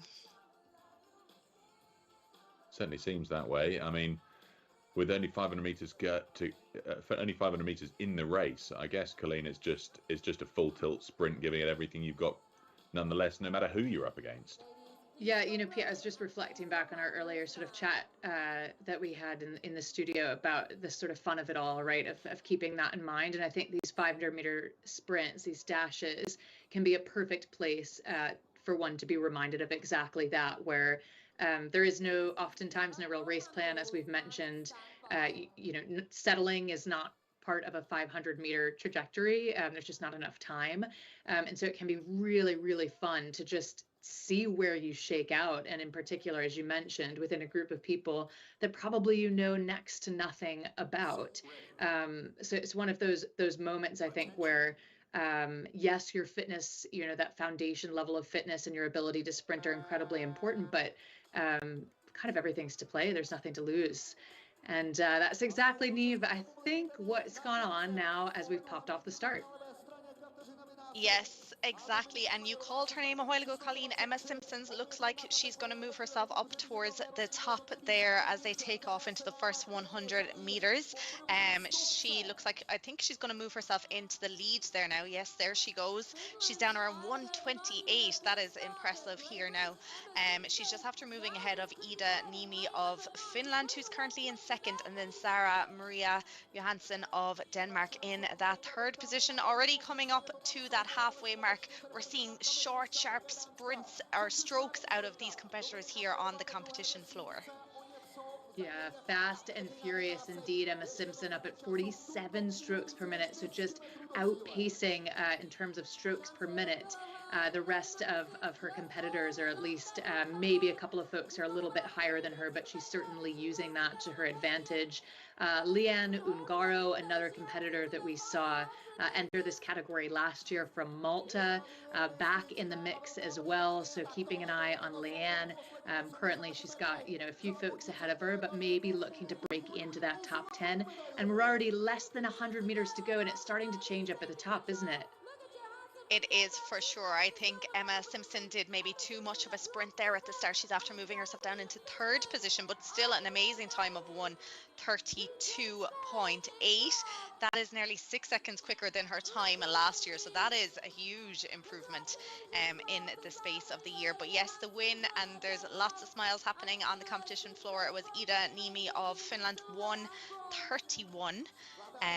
was her time. Sarah Maria Johansson then of Denmark won 32.2, and as we mentioned, Emma Simpson of Great Britain won 32.8. Yeah, fantastic, and good to see Ida Niemi of Finland up there, up at the top. I know she's rowed in the Coastal Championships previously, so a very versatile rower here. Fantastic to see her at the indoors and making quite a mark with that 1:31 finishing time. So exciting racing overall. The 500-meter sprints are just always a thrill, and we love to see a thumbs up as these athletes catch their breath. And a smile even through the lactic acid need. We're even seeing some smiles. I think they're just happy it's over. You know, you get to that point where you're just so happy. And yeah, you can just go and rest up, particularly if you're racing again tomorrow in the 2000 meters. You know, there's just that sense of satisfaction that you can just rest for a few hours anyway. Any kind of break matters a huge amount to a rower when it comes to the ergo, doesn't it? So, but that was really exciting. I mean, we saw Emma Simpson go out like the absolute clappers, but I think it was Ida Niemi's just a little bit more steady pace through the course of even such a short distance as 500 meters just meant that she held that slightly faster time with a 1:31 flat all the way across, and then Sarah Maria Johansson taking the silver, Emma Simpson clinging on by the fingertips for third place. So a great one there. That's the penultimate 500-meter sprint of our day. We've got one more still to come. We've got the 23 to 39 men's coming up next. 55 people taking part in this in person, plus 13 virtually from around the world. So it's another absolutely stacked field to look forward to.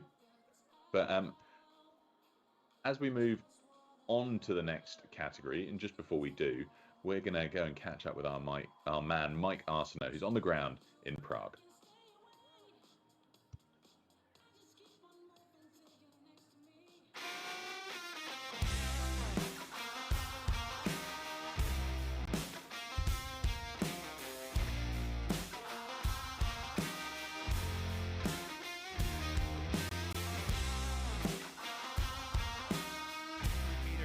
So what are the athletes going through right now behind the scenes as they see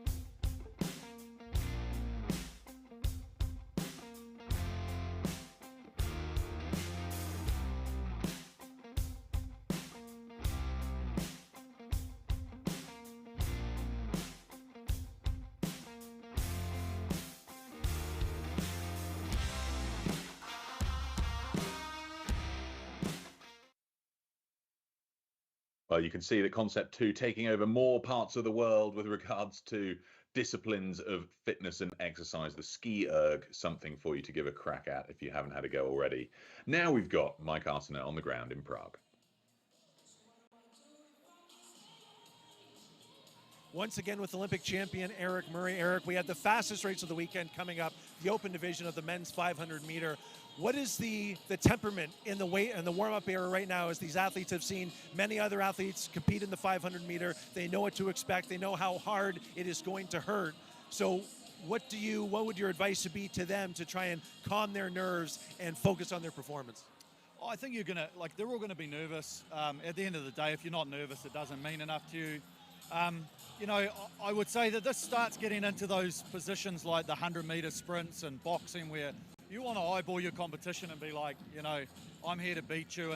And it is probably the most pumped up event that we have, definitely in indoor rowing. So trying to get comfortable in the environment, trying to stay focused on the things and all your variables. But at the same time, I wouldn't be surprised if we see false starts, just because every second and every half millisecond is going to count when we get to the final, when we get to that final buzzer. Well, speaking of false starts, in one of the earlier races, we saw multiple false starts in the same event, and you could see visible frustration on the faces of the athletes. So what is the message internally to try and put those out of your mind and, again, just focus past those false starts and once the race starts? Yeah, they're inevitable. And I think if you understand that they're inevitable, like it's always going to be there, you get comfortable in that environment. And so as long as you're focused in what you're doing, and yeah, if there's a false start, you just refocus. You know, I'm assuming that these athletes have probably done it in training where they've been like, they'll do a start and their coach will be like, stop, you know, because that's all about preparation. And all of these events this weekend, whether it's in the Versa, the 2K, the 500s, you've got to be prepared. And that's what we're going to see coming up here in the 500. That's fascinating, practicing for a false start. The athletes are coming in now, so I'm going to get you to put your prognosticator hat on. Can you pick a couple names that you think will be on the top of the podium after this race? Oh, I'm not sure because there's some pretty tall timber and we've got, you know, we're going to see some amazing power being put out by these athletes.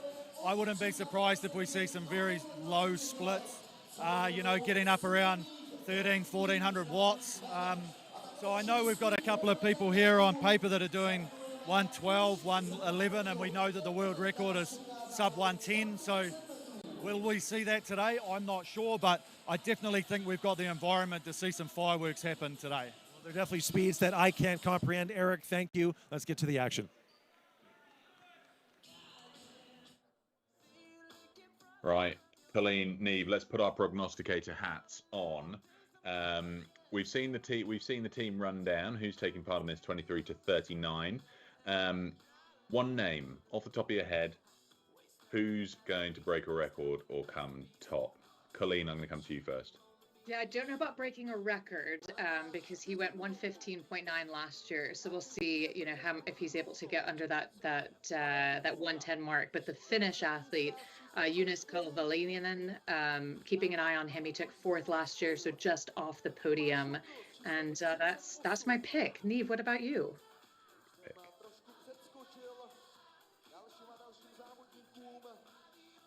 We seem to have lost you, Neve. And sorry, I had myself muted, of course. Just off the podium as well, in 6th position last year was Loksche Albetter of Switzerland, 116.6, so not too far behind Jonas there. But yeah, the world record is 110.5, so let's see if anyone can do that. Phil Clapp is holding that record. It's a serious time to beat.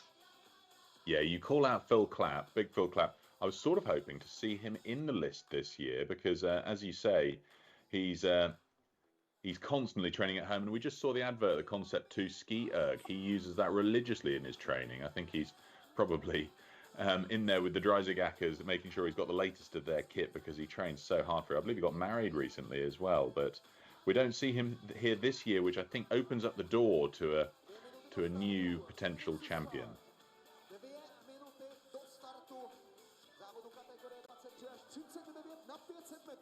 You can hear the atmosphere in the stadium, absolutely electric as we get into the faster end of the age groups, 23 to 39. This is typically where you're going to see the fastest times in the world. So, Colleen, take us away. What are we looking at here? Yeah, we're looking at just the final few warm-up strokes down on the floor as we look to get underway in the 23 to 39 age category for this 500-meter dash for the men. And as you rightly say, some of the quickest times in the world will be privy to. So 110.5, as Neve just told us, is that world record.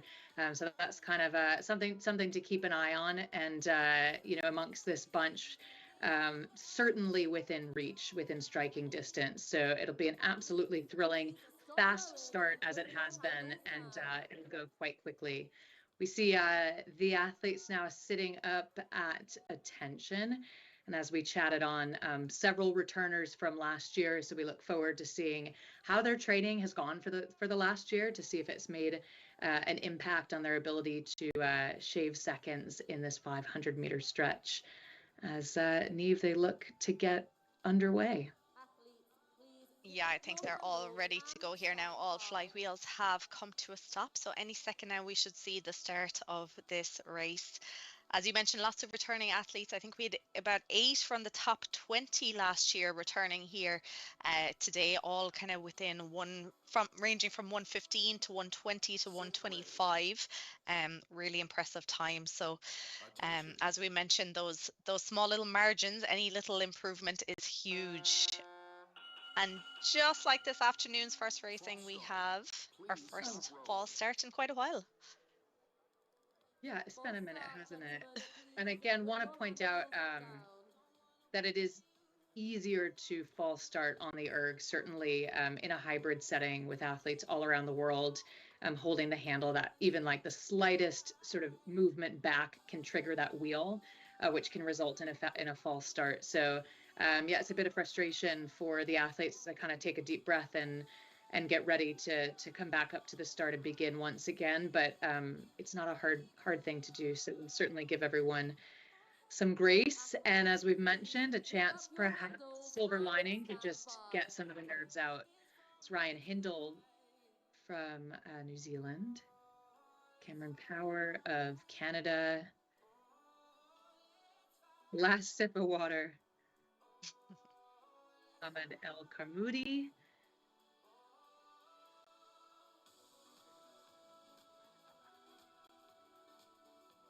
And some of these athletes, Steve, it's nice too to see them compete alongside one another, right? From the same boat club or the same team.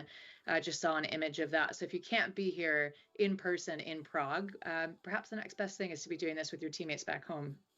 Exactly. We don't see it too often. A lot of the times we're seeing those shots from all around the world, and it's just one person, it might be their coach, but to have a couple of ergs next to each other, that's quite nice.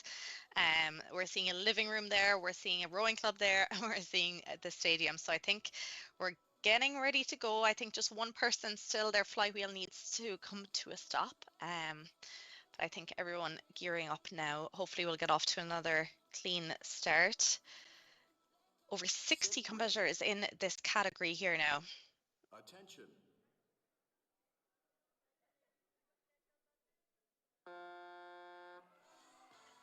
And there is the buzzer. We're off. No false start.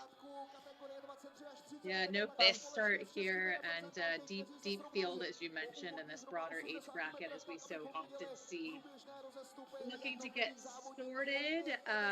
Thomas Wilson up at the top for Great Britain. Jonas Kuivalainen from Finland, as mentioned, was here last year. He's just 3 minutes off his pace and up at 51 strokes per minute.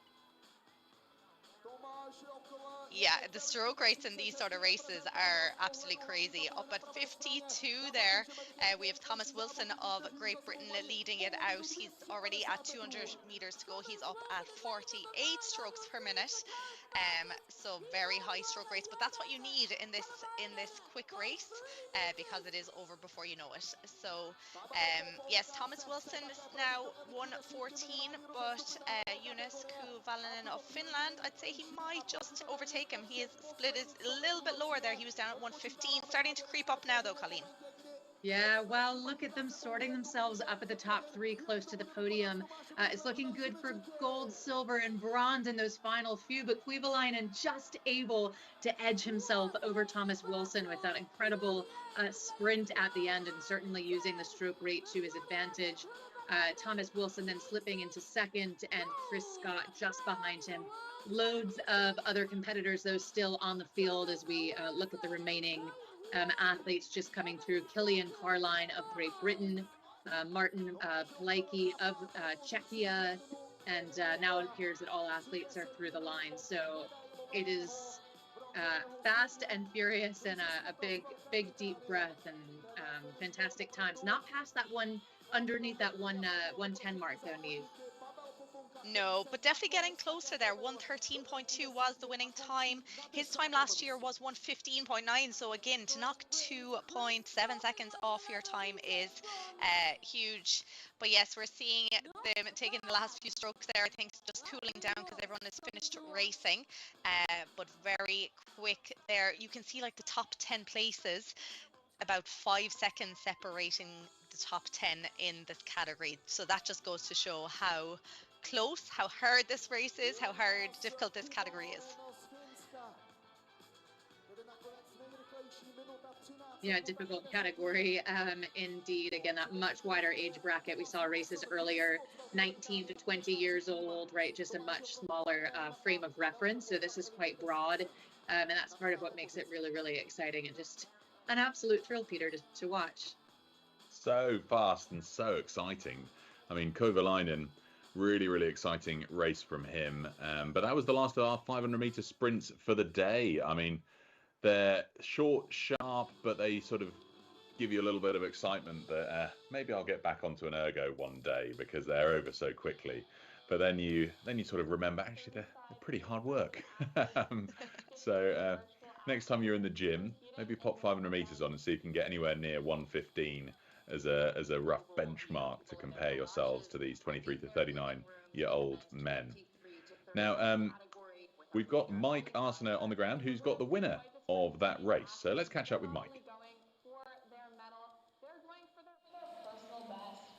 Jonas, a terrific performance here in the fastest race of the weekend. You set a personal best, as you mentioned. You won by just a tenth of a second. Take me through that final push because you weren't in the first place position for the majority of that race. You won it at the end. Take me through the last 100 meters.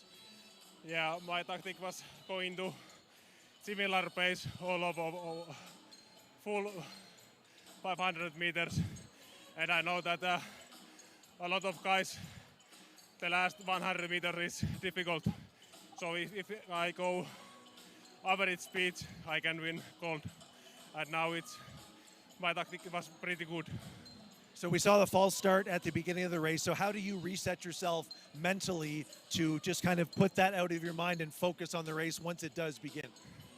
It's quite easy because every time when we are doing a sprint, usually 1 to 3 false start. But my mindset is that every time I focus 100%, and if it go to false start, then you do few breaths and you can start over. Will we see you compete again this weekend? Will you be taking part in the 2000 as well? I compete in men relay and also mixed relay. You're going to be a busy man. We'll let you rest up. Congratulations on the gold medal. Yeah, thank you. Back to you guys. Great to hear from Jonas Kovalainen there, the winner. I mean, can you even tell what's going on in a 500-meter race, what your other competitors are doing? Because you're just burning matches as quickly as you can burn them to get towards that line. So difficult to tell whether you've got another gear to go to or not. He certainly held out, and he's earned himself the gold medal as a result. Exciting stuff in that 500 meters, but we are going to move on shortly to the 2,000 meter races now for the junior age groups. We've got the 17 to 18 men and the under 17 women is the next race up. 54 athletes taking part, all of them in person. So back here with the juniors, Colleen, I know that you said at the beginning of this block of races that you were looking forward to the junior athletes racing. These under 17, so they're still at school, which means they're slightly beholden to their school schedule to get their training in. They are slightly beholden to that, aren't they? So yeah, lots of responsibility for these young athletes in terms of balancing both training and schoolwork. And I think as I look back at the entries from last year and the entries for this year, one thing that's exciting is just reminding oneself that, yeah, they age out of the category so quickly, right? So the top finishers were probably last year right around that 17, age mark. So they've moved on, and that opens up just a load of opportunity for sort of the next generation, if you will, to come up. So I think we can really look forward to that. And again, there's just so much passion, Pete, in these younger events. It's so cool, and it means that they've got all their friends and family, and in some cases, hopefully for the local Czech kids who are racing in this, they'll have their schools turn up to pack out the stadium. But before we get on to that very race, when we're back with a 2K schedule of races going forwards, we're going to take a quick ad break.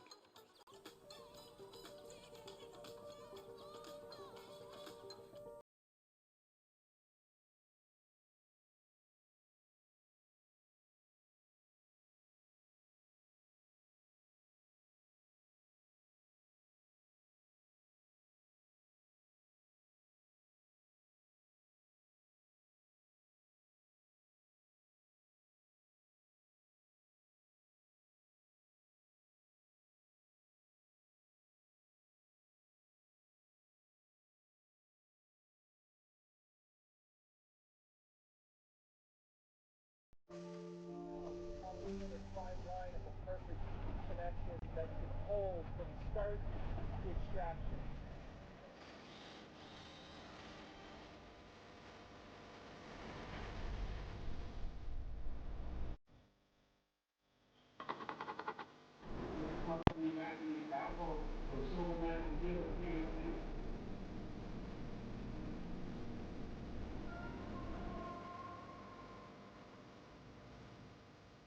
Across the line, it's an emphatic victory.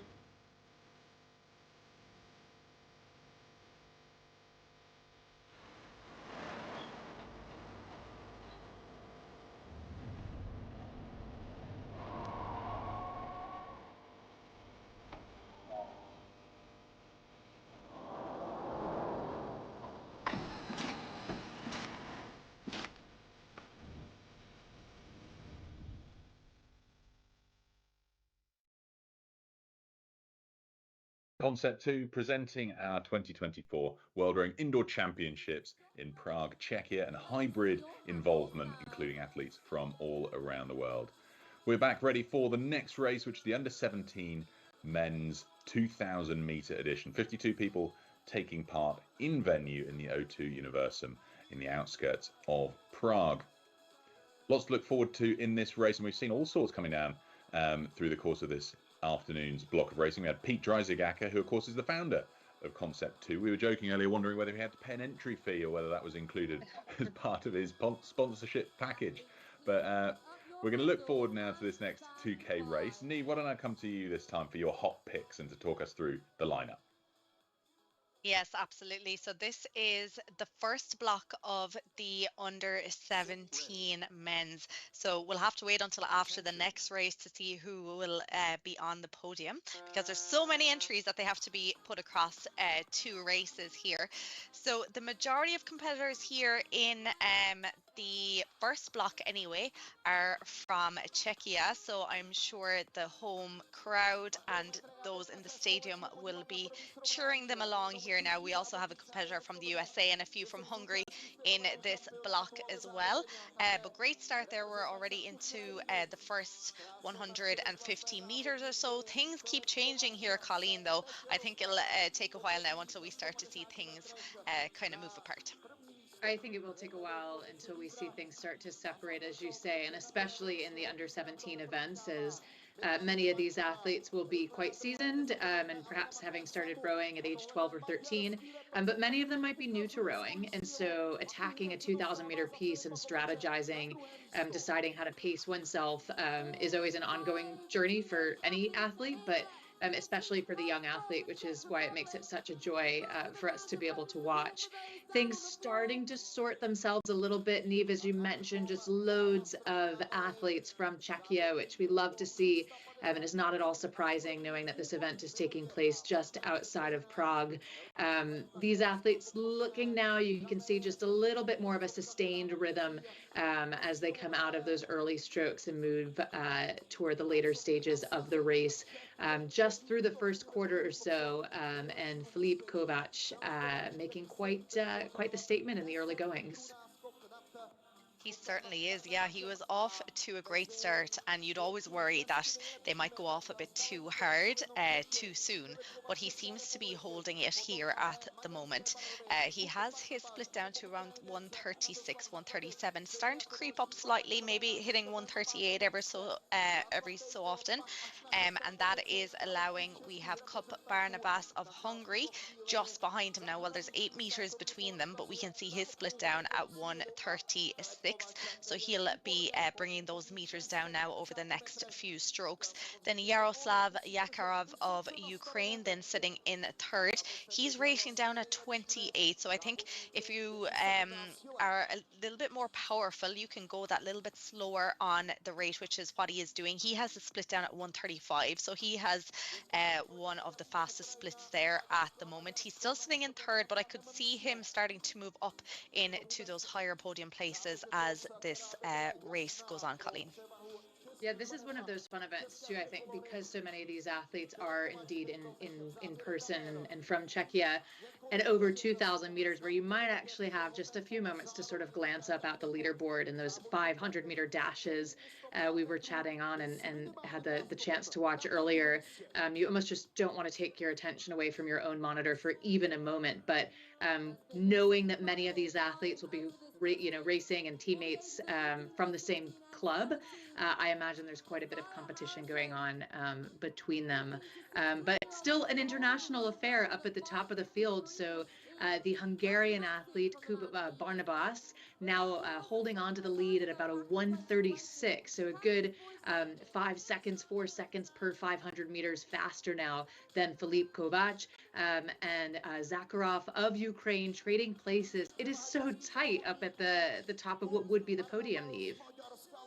It is tight and things are changing. All right, I think they went through that halfway mark. They went through 1,000 meters and a few of them just said, okay, we have to make a move now if we are going to go. So yes, Barnabas of Hungary now in that lead, about 1:36, but just behind him, he has it down to 5 meters now.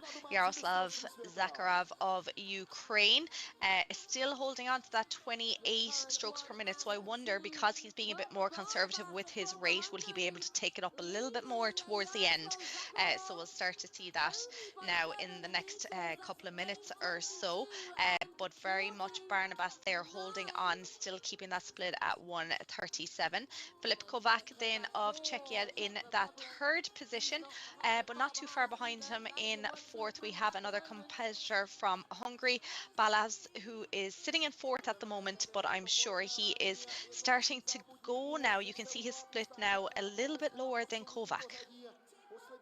Yeah, and of course, as we mentioned, there will be a second group of the under 17 men. So they're looking to sort themselves here within that first batch. So it is Kuba Barnabas up at the top of this first grouping, and able to hold off the competition pretty solidly over the past couple of 100 meters. We haven't really seen things change as much as we did in the early goings.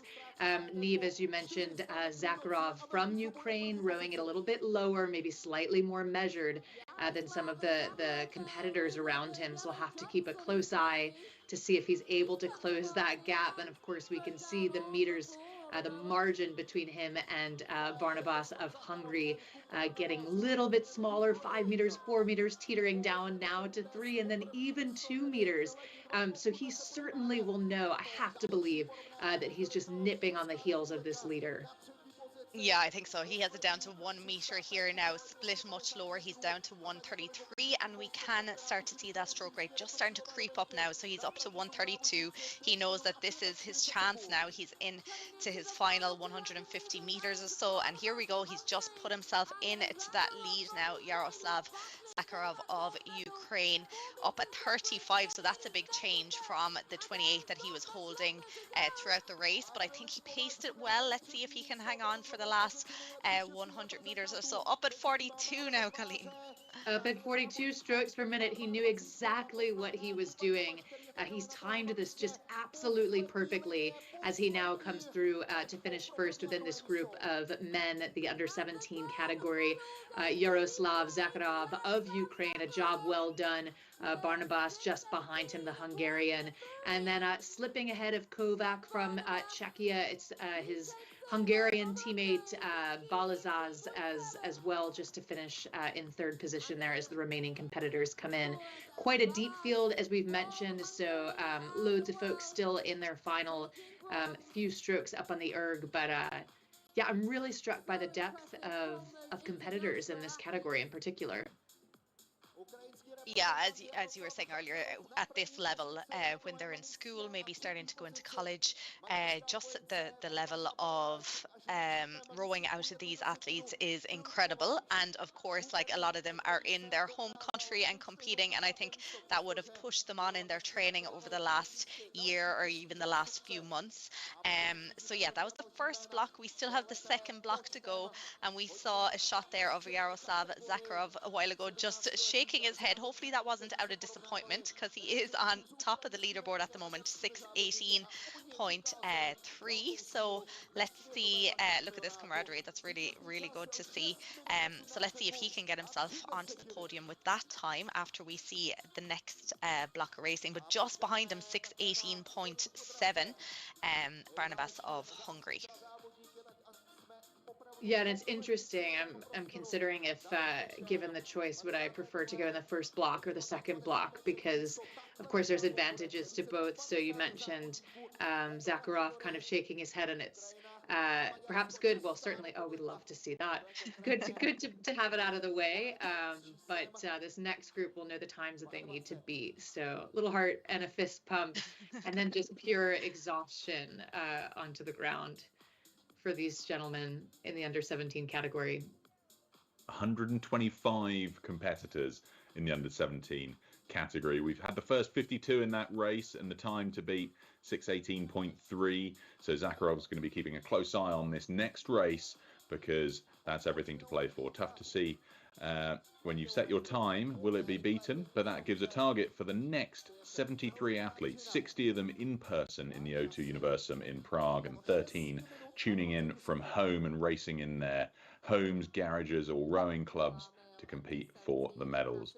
But we're going to be coming to that shortly. Hopefully we'll be hearing from Mike and Eric, who are going to be talking about kids and junior rowing in a few moments' time. But it's almost impossible in this, Neve, isn't it? Because when you look at it, you got to set out, and on the unit in front of you, you'll see a few minutes before, a few meters before, a few meters behind you, the athletes either side of you in that race. But you know that there's a whole batch of 73 athletes coming shortly afterwards who will just be looking at the time that you've set. That's the thing. You're trying to be the fastest at the time when you're racing, but it is so hard to know that you have that next block coming as well. But I think, you know, they did what they could. That's all you can do, is do what you can at the time you're sitting on the competition floor. And I think that's what they did. That is what they did. Right. Well, we've got Mike down there with the winner from that race. So let's hand it down to Mike on the floor in Prague. Yaroslav, what a tremendous performance in the 2K here. You won by 1/10 of a second. People watching at home might be thinking, well, that's a very impressive performance. It's made even more impressive when you realize that was the first time you've ever raced a 2K in competition, and you come home with a gold medal. How does that feel, and how did you make that happen? It feels too good. I don't know. I don't know what to say. It was my first race in like 2 years. Last time I raced 2K, I was 6:40. My time was 6:40. And it was too hard to understand what I'm doing right now, because it's not my pace what I thought about. I thought about 6:12 today, but I was sick last week, and I don't know. It's the power of youth, I think, Yaroslav, and it also might be the power of rubber ducks, because you have them all over your shirt. So I think a lot of people are running at home as well. Tell us the story of these rubber ducks. So the story started of 21st February of 2022, when the war started in my country, and they started bombing my city every day. It's already were Russians in my city, and we started thinking with my parents what we can do, and they asked the government of my country, can we go to Germany to start training for big championships, because my brother is also here, and he's was today second on 500, and we go into Germany and thinking what's the popular in Germany, and when we asked our guys friends what's popular, they said it's ducks, and ducks was on every street in Germany. I see every shop and they selling the ducks, and we thought about ducks unisuit. Honestly, Yaroslav, it's a tremendous story of perseverance. I know it has been very, very difficult past couple of years, but congratulations. This is well deserved. Thanks. Great to hear from Yaroslav Zakharov there. He's obviously got an immense story behind his journey to compete in the championships. We'll hear whether he's staying at the top based on the performance in the next round. And I'll come to you now, I think, Colleen, when it comes to the performance of that round. What are we going to be looking out for here? I mean, in that previous race, Zakharov wasn't the leader through the early stages, so I think there was an element of good pacing through that I think is going to be the key for this next round as well. I think that's exactly right. Zakharov wasn't necessarily leading, and he was quite comfortable with that, which is a bit of a mature race plan, or perhaps a bit of luck and maybe a little bit of both, but it earned him that top spot in the first category. So I think for us in this event, as we've talked about, especially in these youth events, truly anything can happen. And so we'll keep an eye on the sorting and the early goings, but they'll certainly keep us on our toes. Yeah, feels like it. Well, they're getting ready here. Elijah Harrison from the USA, his name, no stranger to this 2K distance, but we'll look forward to seeing how that progresses, and this batch of 73 athletes, 13 of them tuning in from their homes around the world. So we're going to go and catch back up with Mike again now, and world famous Eric Murray from the Kiwi pair. Once again, Olympic champion Eric Murray joining me. Eric, we've seen some terrific performances by athletes under 20. So I'm curious, when you're training your athletes, what do you look for? What is the most sought after skill set for junior rowers? I guess one of the biggest skill set is attitude, right? And I know we look at the performance on a rowing machine as being one where you can measure the time or the distance. But at the end of the day, when you're an aspiring athlete coming through, you've got to have the attitude to give it a go, to train as much as you can to get to the level that you need to be in order for to be successful. And most of these athletes coming in here now for the race, this could be their second, third season. Some of them, it could be their first season rowing. So it's just a learning curve on their experience, whether it's going to be flat water rowing or whether indoor rowing is going to become their sport. It's a sport that requires a ton of discipline, and young kids aren't necessarily known for their discipline. So what does it say about kids like this who are able to commit to a very tough, solitary sport that you can't get by on just skill? It takes a lot of drive and determination. I think that's what we've seen with a whole lot of people over the years in history of rowers, is that they come away from the sport with massive set of skill set, and you're dead right, that discipline is one of the main ones. The punctuality, the time management, just their work ethic as well. And if they can learn that here and they can take it through, it really does set them up for their future. Skills for life. Let's take a look at this next race. Thanks, Eric. Thanks, Mike, and thank you, Eric. Lots to look forward to as we move on through towards the next race then, because this is where we're going to find out whether Yaroslav Zakharov is going to stay at the top or whether he's going to be pipped, and if he can even stay on the podium based on the performance of the next 73 athletes. So these guys due off in just a couple of minutes time. You can see that they're going through their last social media checks before they have to be away for a solid 6 minutes or so, and make sure that everybody's tuning in to follow them around the world. And just to remind everybody, the hashtag is your erg room for the erg room competition is my erg room, hashtag my erg room, tag at World Rowing Official on Instagram, and you could be in with a chance of a free trip to the 2025 edition of the World Rowing Indoor Championships next year. So make sure you tag World Rowing Official and that hashtag my erg room with a view like this of you and your ergo at home. Now, let's have some predictions then. Niamh, what are you predicting in this next race? Okay, so we have the reigning champion from last year in this category, Tadej Smuk of Czechia, first with a time of 6:13.8. So that was about 4.5 seconds faster than Yaroslav's time there in the last block. So depending on what form Tadej is on today, if he can match or beat that time, he'll definitely be getting himself up on to that podium. And we were seeing shots there of Elijah Harrison in the USA there as well, joining us virtually. So he was on the podium last year as well. He was third. So once again, he is nobody to kind of go off. He's rowing by himself there at home. But of course, you can see other people's names on the monitor in front of you. You can see who came or who's ahead of you. You can see who's winning the category. But yeah, I'm sure they'll all be keeping that 6:18.3 winning time from the last block in their minds as they get started in this race. And Elijah Harrison, of course, brother to Isaiah Harrison, who holds several world rowing records on the ergometer. So he'll certainly have the support of his friends and indeed his family.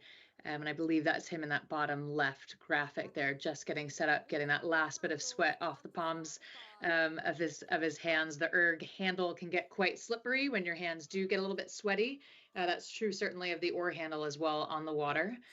And they'll sit ready at attention and hopefully with a clean start as the second block of the under 17 men get underway.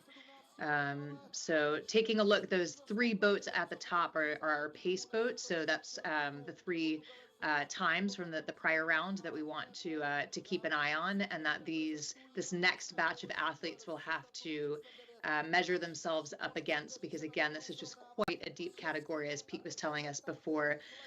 Early goings, though, still sorting themselves, aren't they, Neve?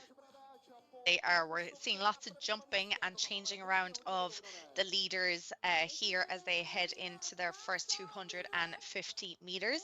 At the moment, Thomas Braddock, Czechia, is leading it out. He's down at 1:34, but right behind him, Sharvat, also of Czechia, there, just moving himself, I think, into the lead there. He's down at about 1:33. There will be lots of changes, no doubt, over the next 5 or 6 minutes or so, but we mentioned Elijah Harrison there. He is moving up. He's into that fourth position, but you can see the top six boats there, just 3 meters, 4 meters separating all of them, Colleen. Yeah, it's really tightly packed up at the top, isn't it? And you mentioned Elijah Harrison. Of course, he was with us in this event last year where he finished third overall. You mentioned Tadeusz Mook of Czechia, who, of course, is back in this event as well. And just behind Harrison, Mook was, well, a good 10 plus 12 seconds or so faster than Harrison last year. But as we've said, one of the really thrilling things about these youth events is just how much progress can be made so quickly over time. So we'll see what a year of training under each of these athletes' belts, or at least those that are returning, looks like as we pan in on Elijah Harrison with his coach just over his ear in the under 17 men's event, currently running third. We mentioned Mook. Neve, do you think that he's got more to give? I mean, it's fairly early in the race. Yeah, we're seeing a similar strategy to Yaroslav in the last race. So he's down around the 29 strokes per minute. So perhaps he was taking some tips there from the last race, keeping it nice and steady at the moment. You obviously don't want to leave the leaders get away from you too much. You know, we're already 800 meters into this race. Over the next 200 meters, they'll continue the settling and holding kind of where they are. And after that, in the last race, what we saw was at that halfway mark, there was a lot of them started to crank it up a little bit. So I'm sure we'll start to see that. But up the top now, we have Cara Dogan of Great Britain leading it out now. Pacing himself, he has a split of 1:29 as he starts to approach that halfway mark. Then lots of changes going on. We have Scheinerl of Austria in that second position, Harrison of USA still holding on to third, and Mook of Czechia still in that fourth position. So gone through the halfway mark now. They're your top 4 rowers at the moment. Very similar splits, but it's very impressive here out of Cara Dogan of Great Britain, Colleen. Yeah, and it's very impressive indeed. And even keeping an eye on Ukraine's Yaroslav Zakharov and that pace boat. So if you're just joining us, those white pace boats are indicating the top times from the prior round, because we're delighted to have so many entrants in the under 17 men's category that there needs to be 2 heats in order to accommodate all of the athletes. So looks like this heat so far is a little bit quicker than the prior one, but we've still got about 750 meters to go, at least for those top handful of athletes, and anything can shake up. Definitely painful. We see just the grimace on these athletes' face as they look to close out. Not quite in the final corner, but well, it's starting to get a little bit interesting up at the top, isn't it? It is for sure. Yeah, I think things will start to change. It's very much still Alp Caradogan of Great Britain, still unbelievably holding on to that split of 129. He is trying his best not to let it get above that 130. He sees that final quarter coming up. He has it down to 128 now, 500 meters to go, and he's actually opening up quite a bit of a lead now, ahead of Scheinerl of Austria and Harrison, who's holding on to third. But today it's Mook here now. As predicted, he is upping that rate. He's up to 33 at the moment, and he's starting. He has it down to 5 meters between himself and third position here now. Elijah Harrison also upping that rate. But has Caradogan done enough, Colleen? It looks like he certainly has at this point. Yeah, he's done quite a bit, hasn't he? And when you take a look at his split, he's I won't call it comfortable because I'm sure it's anything but he has that advantage that he's built for himself over the last several hundred meters, at about a 126, 127 and a cool 35. So it's looking really good for Alp Caradogan of Great Britain to hold on to that top spot. Would take quite a bit of work, I'm afraid, from Schindler of Austria and Mook of Czechia. The battle behind them, Will Harrison now just slipping back into what would be fourth in this heat. And we can hear through the microphone Harrison's coach urging him on, and it's just fantastic to be able to pick up some of that energy as we pan over now with Alp Caradogan of Great Britain, who puts his handle down. What an impressive finish from him here. Very impressive. I'm loving the shouts from the coaching.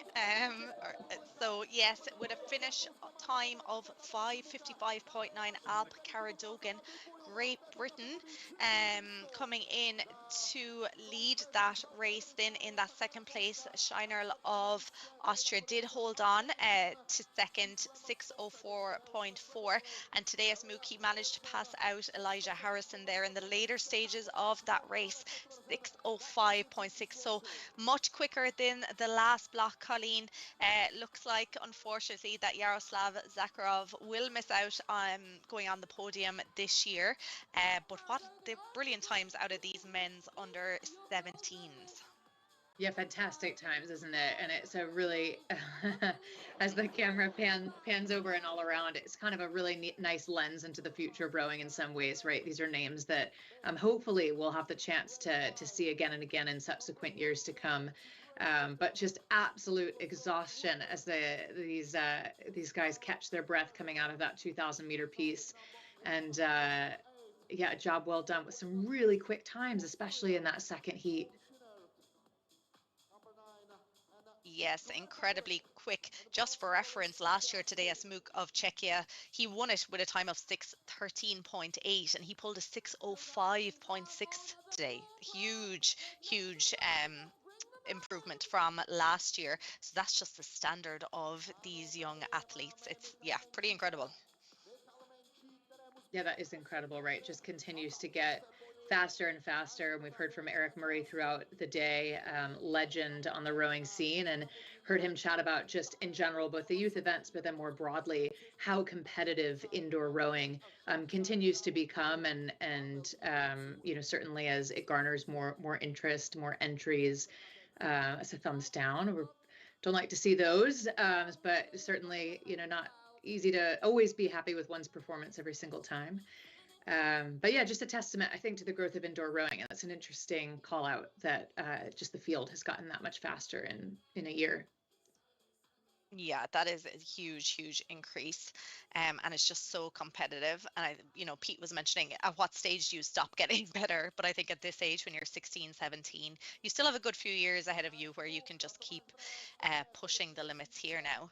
And as we saw earlier, even up to when you're in the categories of over 70s and over 80s, there's still massive room for improvement and growth. But yeah, just a recap here of all the rowers, and we're seeing the winner there, Alp Caradogan of Great Britain. Lots of support, people in suits and everything around him. Brilliant finish by him there with a time of 5:55.9. Oh, we love to see the high five. So good camaraderie from these teammates, and fast and furious Pete in that second heat. Wasn't it just? Alp Caradagan, SPS BC from Great Britain. He's world champion in the junior men's 8 that raced in the Paris Olympic site to be at the World Rowing Junior Championships in 2023 last year. He's in the 5 seat, the only under 17 this year to go sub 6 in this World Rowing Indoor Champs. An amazing result for that young man. Paul Schinell of Austria taking second place with, he's no slouch, a 6:04.4, and then Tadeusz Muk with the bronze medal. But we've got Mike Arsenault on the ground in Prague, who's going to talk to Paul Schinell in just a moment. He's there on the floor. Paul, tremendous performance here in the 2,000 meter. First place in that race in the arena. One competitor eclipsed you who was competing virtually. But you've been doing a lot of rowing recently. You actually just flew here yesterday from Italy from a training camp. So what is that training camp about and what are you hoping to get from it? Yeah, actually we were rowing twice a day in the week following up to this competition. So I'm quite happy with the result I got here. And I'm happy to have improved on the water and still being able to deliver here. So it's a little bit different skill set. You mentioned the training camp is on the water. We're on the indoor rowing machines here. So you mentioned that it was important for you to be here. So what is that extra sense of competition competing on the floor here that you can't get from a training camp? Well, there are a lot of high-level athletes here, which is not the case on club training camp, of course. So I think it's a great opportunity to race against someone who goes, for example, 5:55, because you see how much work you still have to do. So that is just going to embolden you moving forward to continue pushing and get your time under that 6-minute mark, which is quite elusive. You're still young, big career ahead of you. So what do you hope to achieve in the next couple of years? This year I hope to qualify for the World Rowing Junior Championships in Canada, and next winter season, hopefully I'll break the sub-6 mark. Well, you're well on your way, Paul. Congratulations. Thank you. Yeah, well said, Mike. He is well on his way to that sub-6 mark. It sort of almost felt completely out of reach to anybody I knew when I was under 17 years old, but it's certainly within his grasp, and an impressive performance from Paul, and we look forward to following his rowing career as he goes hopefully on to represent Austria at the Junior Championships later on this year. Next, though, we've got to look forward to quite a few things coming up. We've got the 17 to 18-year-old men, so we can expect some pretty quick times there as well. And then we look to the under 17 women coming up as well. So it's a bit of a combined set of 2 races coming up. We've got 17 to 18-year-old men's first batch racing alongside the under 17 women, and then shortly afterwards we've got the second batch of 17 to 18-year-old men. So quite a few things coming up. I suppose, Niamh, we're not going to expect the times to be very different as we go up just 1 year here. No, we won't. But as we saw there in the last race today, it's Mook who came third. He had improved by was it over 8 seconds or something from last year, just by turning a year older. So there is room within a 1 year time frame to massively improve your times, I think. So yeah, there's lots to look forward to. Again, it'll be the first block of racing, so it's, as we were talking about, it's probably a little bit hard when you're in that first block because you have nothing kind of to reference, so you just have to go out there and give it your all. But yeah, definitely in the men's 17 to 18 we have Pedro Rodriguez. He'll be in the second batch. He won this category last year with a time of 6:09.8. So it'll be interesting to see if anyone can get below that 6-minute mark, just like what we saw in the last race. Yeah, so it's interesting. They're clearly trying to seed the field a little bit by putting the slightly faster, or the known slightly faster people into the second of the races. But before we come on to that, we're going to have a quick break for an ad from Concept 2.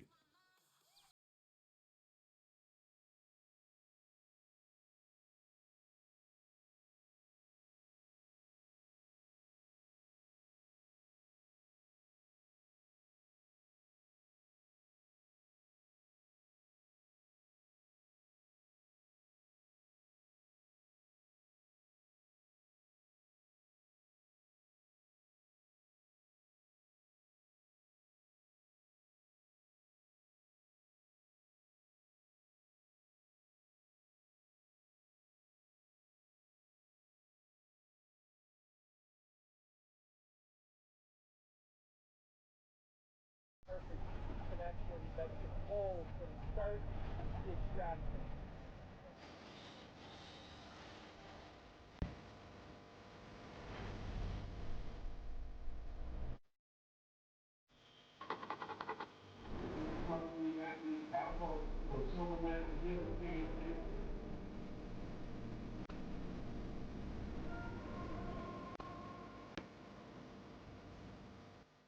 Across the line, it's an emphatic victory.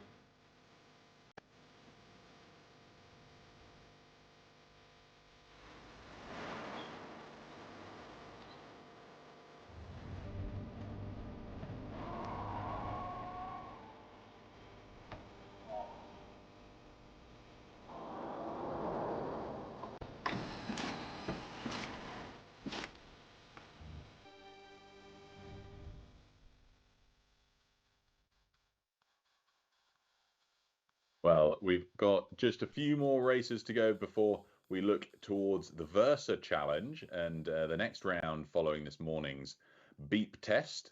We've got the elimination round to look forward to later on.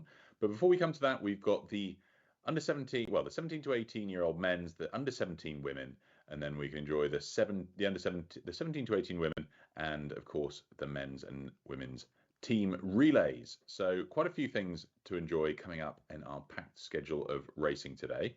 Now, as we look to the under 17 women here, this is the first we've seen of them so far. Any call outs from either of you on the racing? Perhaps I'll come to you first, Colleen.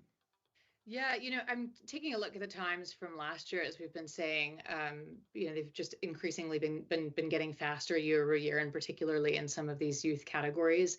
7:03 from Annalise Hall is the time to beat for the under 17 women, which is incredibly fast, to be even close to 7 minutes. So I'm really keen to see if any of these women are able to break that 7-minute mark. It feels somewhat within reach. So we'll be really excited to see that. And then I think for the men, looking at last year's time, somewhere around that 6:12 mark, which is equally impressive. So keen to see if we're able to break 6:10. In terms of names, well, I don't know. I think it's anyone's pick. I'll have to take a moment on that and come back to you. Sounds good. Well, we're going to take a look down on the floor, as I'm sure they're getting themselves situated on the ergos. Niamh, talk us through what are you seeing in the draw sheet here? So in the men's 17 to 18, definitely we have two competitors from Portugal who will be the ones to watch in this category. Now, they won't be in this block. They will be in the second batch of these. So we'll see them in a little while when they come back on to the competition floor for the next race. So they're definitely two rowers to watch. Pedro Rodriguez was first last year. Alfonso Santos was fourth last year. Just missing out on the podium. So they're the two to watch. But in the women's under 17, I believe it's anyone's game because they're all new athletes. They haven't competed last year, so there's no real benchmark to go off. But you were mentioning about Annalise Hall's time of 7:03.1, but the world record in this is 6:46.1, which is just phenomenal. Yeah, it's amazing, isn't it? And rightly said, there are just so many newcomers, in particular in the women's category. So I do think that leaves it quite a bit open, and then great to see the couple of returners in the men's category. We see the under 17 women getting ready to start this piece, and wow, the world record has really blown me away. So we'll see who gets close to that 7-minute mark. But good to have the world record benchmark in mind as well. Our final few moments. Again, if you're just joining us, this is the women's under 17. Anyone's pick for this, and then the men's 17 to 18 category. So a little bit more narrow, just in either their final years of high school or having just graduated and looking toward university.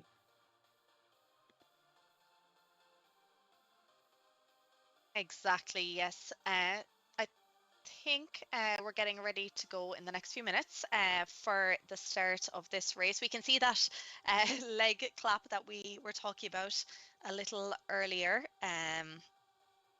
It's all part of the warm-up, isn't it? So yeah, tensions must be high at this point.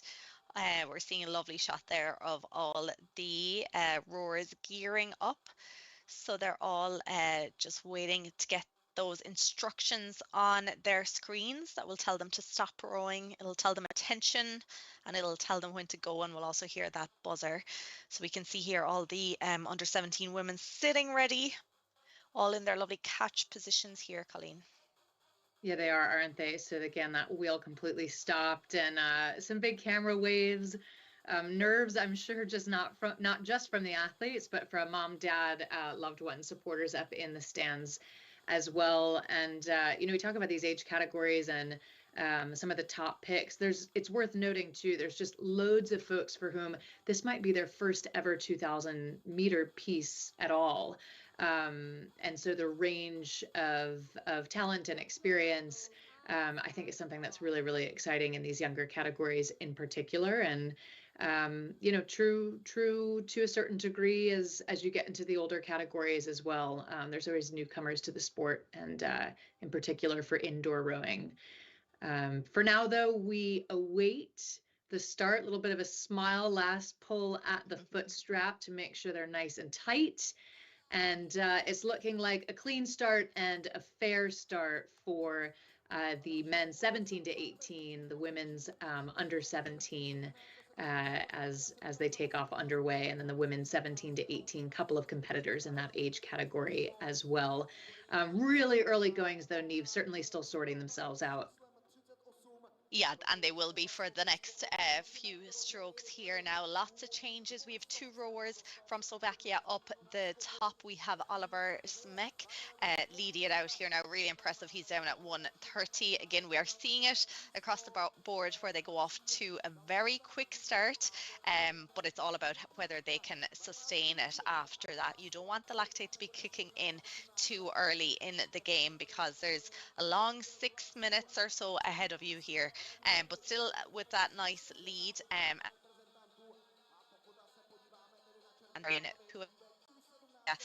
But again, lots of changes, and things are very close even within the top 20 rowers here as we look down through those yellow boats. If you're looking at your screen, the yellows are the men's 17 to 18. So very close at the moment, Colleen. Yeah, really close at the moment. And taking a look for the men's 17 to 18, so the yellow graphics that we're following now, loads of newcomers to this specific event. So, it's all to play here as they look to sort themselves out through the first quarter of the race. Looking best for Oliver Simek, 32 strokes per minute, just cruising along, but he'll have to keep an eye on the Slovakian just behind him and just on his toes, just about 4 meters or so separating them. And he is moving just a little bit quicker. 1,400 meter mark or so. So well now into the second quarter, we can start to see things settle just a little bit. That's what's happening up at the top of the field for the men's 17 to 18. And then we'll keep in mind, of course, too, that the women's under 17, that's those red graphics there on the course, as it were, as well. It's the Hungarian Savanya Vanda up at the top of the field at a cool 151, even 149. So fantastic to see the U17 category progress as well. And some graphics just panning over there. That's Magdalena Yedlikova for the under 17 category. Yeah, great racing happening here. We also have a competitor in the women's 17 to 18 category, just one competitor. She'll be joined by more later on, I'm sure. That is Anna Yanikova. She has a split of around 2 minutes here now. So she's the only one in the category, so no one really to go off here at the moment, but so close across the other categories here now. It is looking like it is Marian Puek of Slovakia who has now moved himself into the lead as he comes up to that halfway mark now. He's after overtaking Oliver Smek there in the men's 17 to 18, 5 meters of a lead. So we did mention about maybe Oliver went off a little bit too hard, but again, there's still just under 1,000 meters to go. So still a bit of racing to be done, another 2.5, 3 minutes or so, but very tight all the way down throughout. In third place in Radim Honig of Czechia, and we have Tomas Kala also of Czechia in that fourth spot.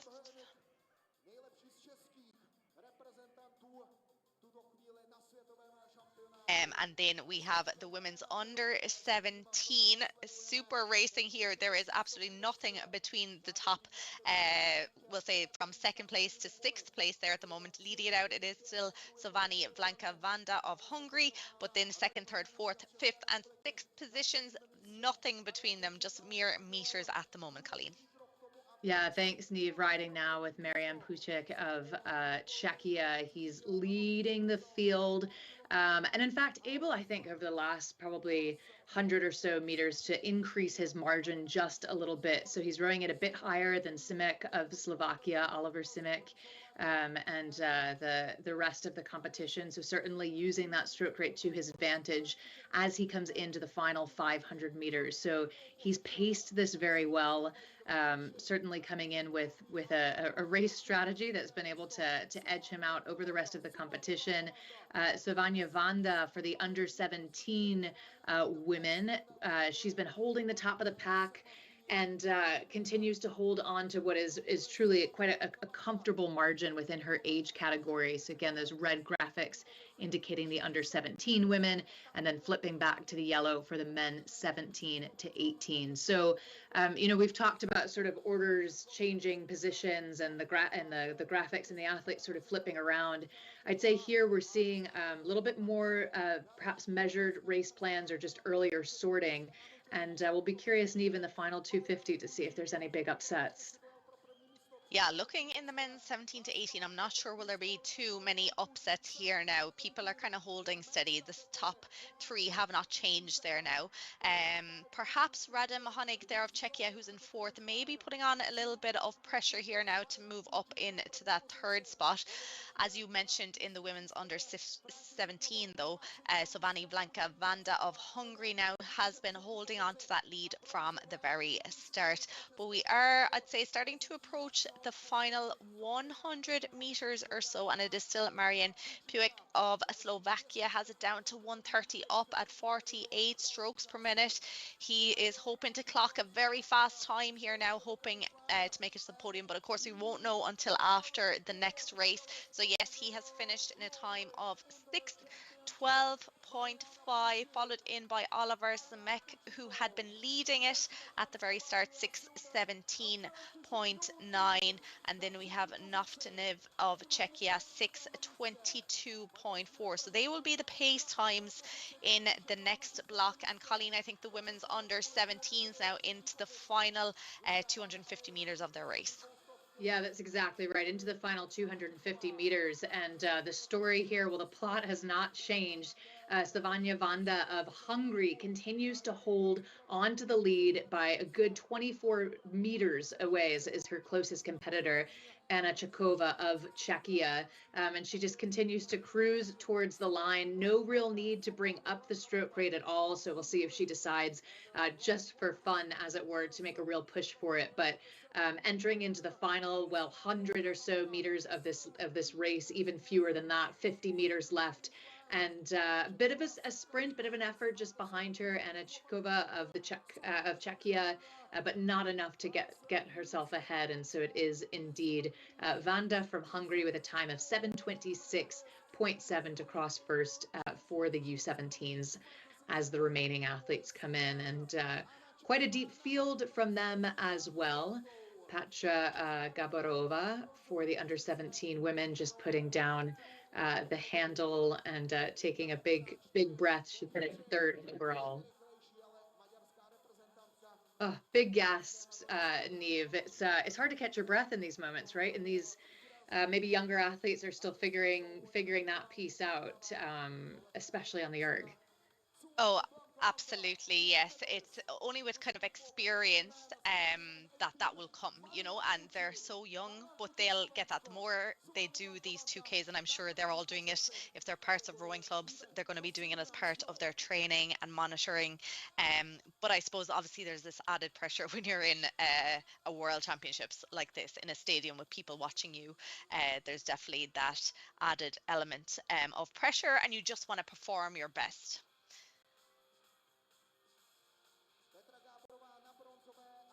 Well, a great race there. The men don't have to wait long, just a few minutes for the second batch of the 17 to 18-year-old men, and then we'll find out who tops the podium in that category. The under 17 women will have to wait a little bit longer because it'll be the race after that they'll then find out who tops the podium in that category.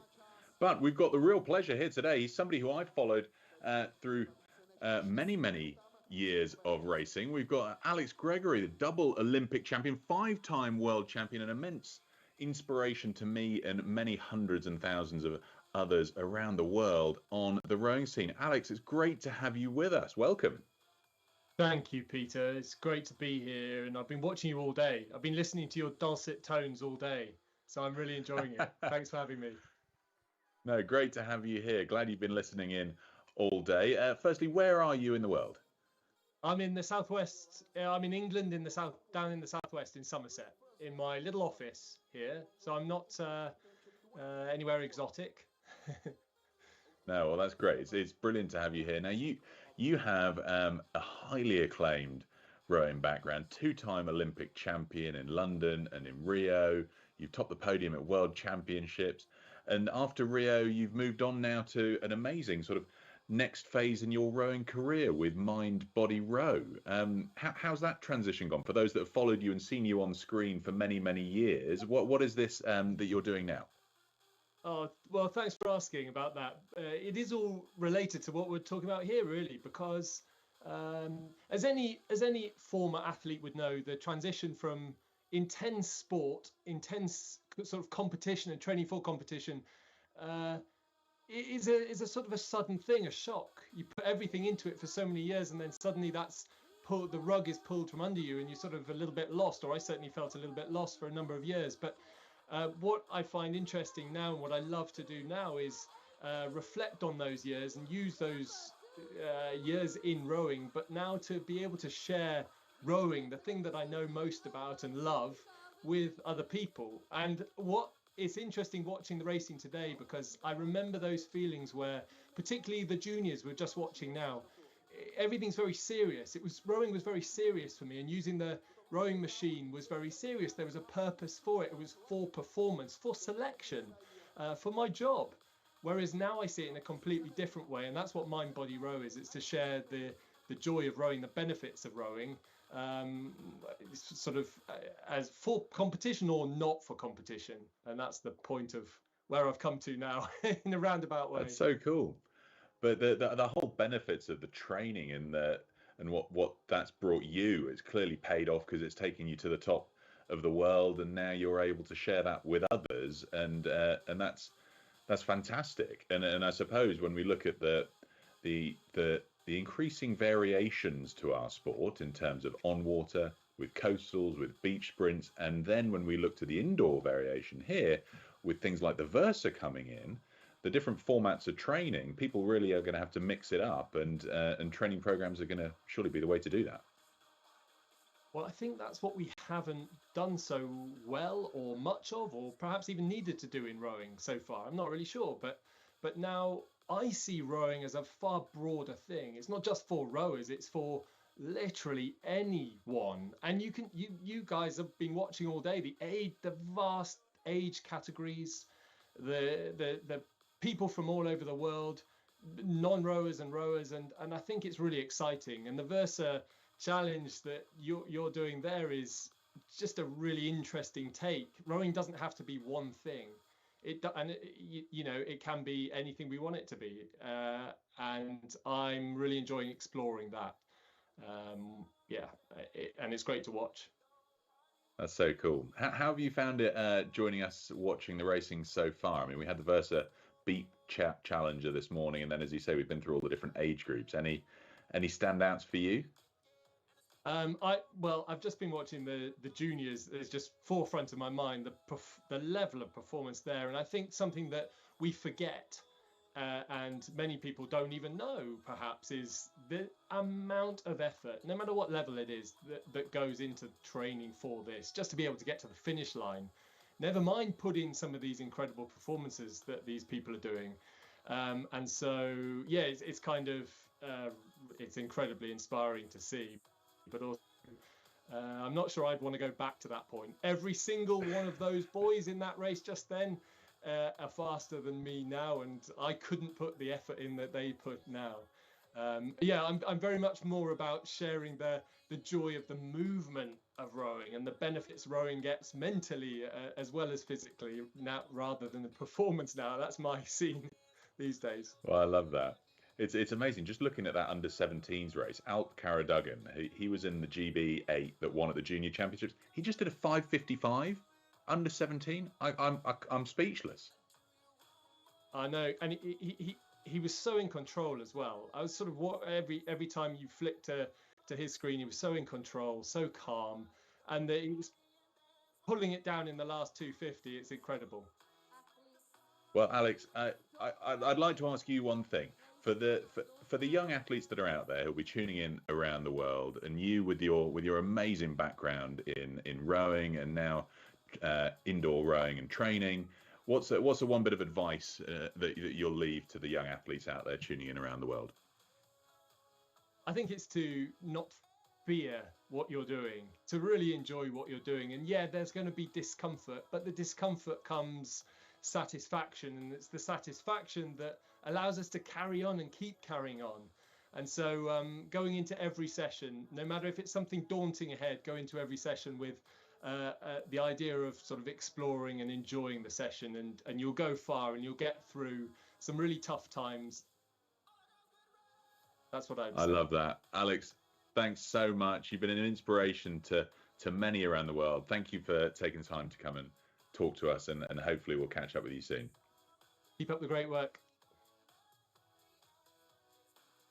Great to hear from Alex Gregory there, two-time Olympic champion, five-time world champion, joining us here for the Indoor Rowing Championships. Now, we've had the first batch of the 17 to 18 men and the under 17 women. Next race is shortly due to go off. It's the 17 to 18 men just getting themselves situated here on the start, and we'll find out who's going to top the podium in this category. So we'll jump back to Colleen and Neve. Colleen, I'm sure you've been eyeing up the start list. We've got 71 people taking part in this race. Yeah, Peter, I have been eyeing at the start list, and it's 71 indeed. And I'm keeping a particular eye on Afonso Santos of Portugal, who's a returner from last year. He finished 4th overall with a time of 6:18.4. And as Neve told us about earlier, of course, Pedro Rodrigues, so the reigning champion from Portugal, back as well. So these two Portuguese athletes, Pedro went about 10 seconds faster than his teammate Santos last year. And I'm really keen to see how a year on this additional training has gone for them, and what that additional training under their belt means for the times today. Neve, it's a fast and furious start, and it's already underway. It's already underway. We're already 150 meters in. We're not seeing any of those names yet that you mentioned, but there's a long race to go here. But what a start here out of Michael Zelma of Slovakia. We saw the Slovakians in the last race as well in that first and second position. But look at this for a start, down at 1:26, up at rate 39. Has he gone off too quick? Let's see. We will see throughout the next 5 or so minutes. But yes, big lead now already, 24 meters of a lead ahead of Lukas Kolinek of Czechia. Then we have Martin Huska of Czechia as well. And then Marlon Kastorka of Austria moving up into 4th position. But I think we're seeing Pedro Rodrigues there. You mentioned him from Portugal. He's starting to move up a little bit now, Colleen.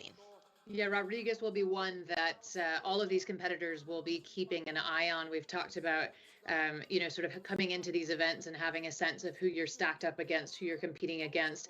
And oftentimes you really don't know, right? It's a total blank slate.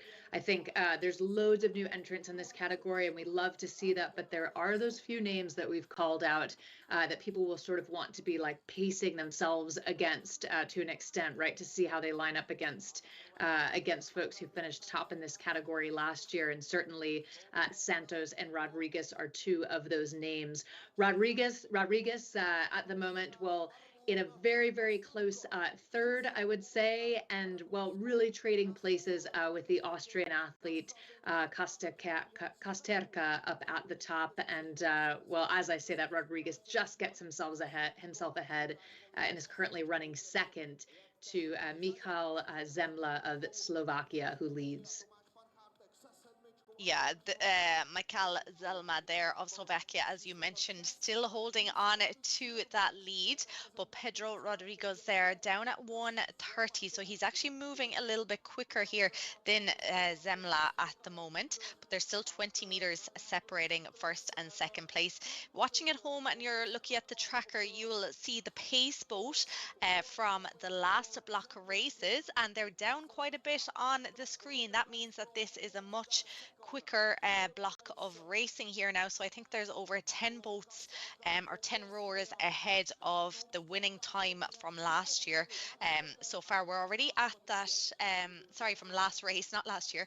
We're already at that halfway mark here now. It is still Zemla holding on to about a 1:31, 1:32 split, but Pedro Rodriguez of Portugal has it down to kind of 17, 18 meters. So he's definitely making ground here now, Colleen, on Zemla.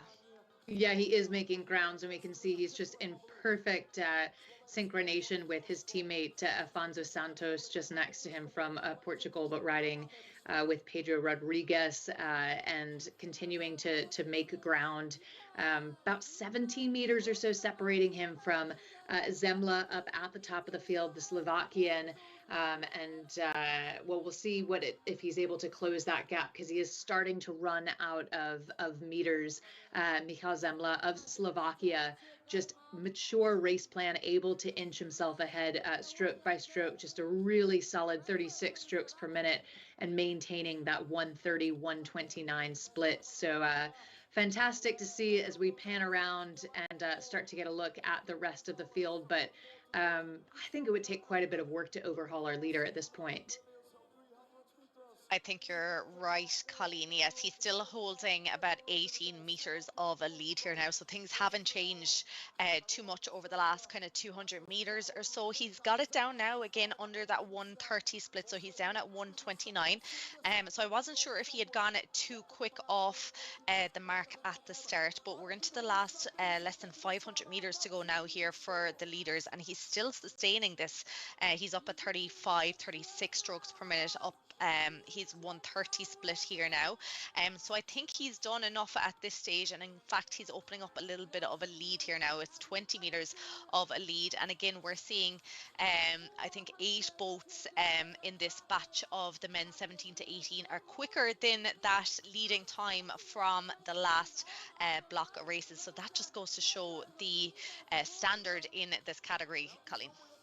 Yeah, the standard gets faster and faster every year, doesn't it? It's just absolutely incredible to see the certainly the performance year over year. And now as we move into the final 250 meters, the performance at hand. Michal Zemla, well, it looks like no one is touching him. The Slovakian continuing to just stay cool, calm, and collected up at the top of the field. It's the final 250 meters. He's at 35. Rodriguez kicks it up to 39 strokes per minute, nearly now 41 strokes per minute, throwing everything that he can to get himself ahead. And again, as we mentioned, Rodriguez was top of this category last year with a time of 6:09.8. So he's just racing toward the line. But it is the Slovakian Michal Zemla to come into that first place position under 6 minutes. Just absolutely incredible. Rodriguez will have to be happy, perhaps not with coming in that second place overall, but overall in this flight, but certainly faster than his time last year, Neve, by a good 10 seconds or so. Yeah, 11 seconds, I think, faster than last year. That is huge. That is a big jump up from last year's time of 6:09.8. So even though he's one place down on the podium, I think he has to be happy with that improvement over the last year. But that was brilliant out of Michal Zemla there. Took off really quick. Wasn't sure whether he would be able to sustain it, but he held it steady in that middle block and was able to actually take it up there towards the end as well. So yes, time of 5:55.6. Super work there, and Pedro Rodriguez 5:58.6. So two athletes under that 6-minute mark, and then we have Martin Huska of Czechia 6:02.2. So as we mentioned, quite a bit faster than the last block of these athletes that we saw. So I think the top 8 here now have a faster time than the last block, so a much quicker heat. But final few rowers, I think, just coming up to that finish line here now, to finish out the men's 17 to 18 race. On a real tour around the world, we were riding there just for a moment as he put the handle down. Omar Al Saeed just catching his breath from Saudi Arabia with his teammates just behind him. So again, you really do appreciate the full global nature of this hybrid event, and it's fantastic to be able to do it in a hybrid setting, so that you have the pomp and circumstance in the stadium, which we now get some beauty shots of the crowd. And around the world. So big waves and smiles, perhaps, so not so much for those on the ground, just collecting themselves. There's always that point at the end where you just want to collapse off the erg.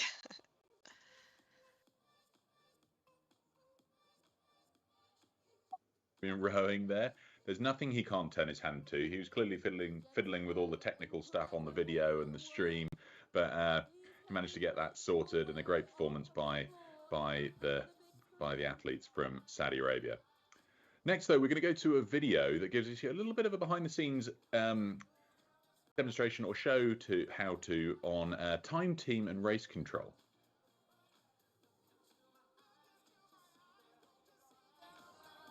Well, we'll catch up with that video shortly, I hope. But instead, for the time being, we're going to go back down to our man on the ground, Mike Arsenan.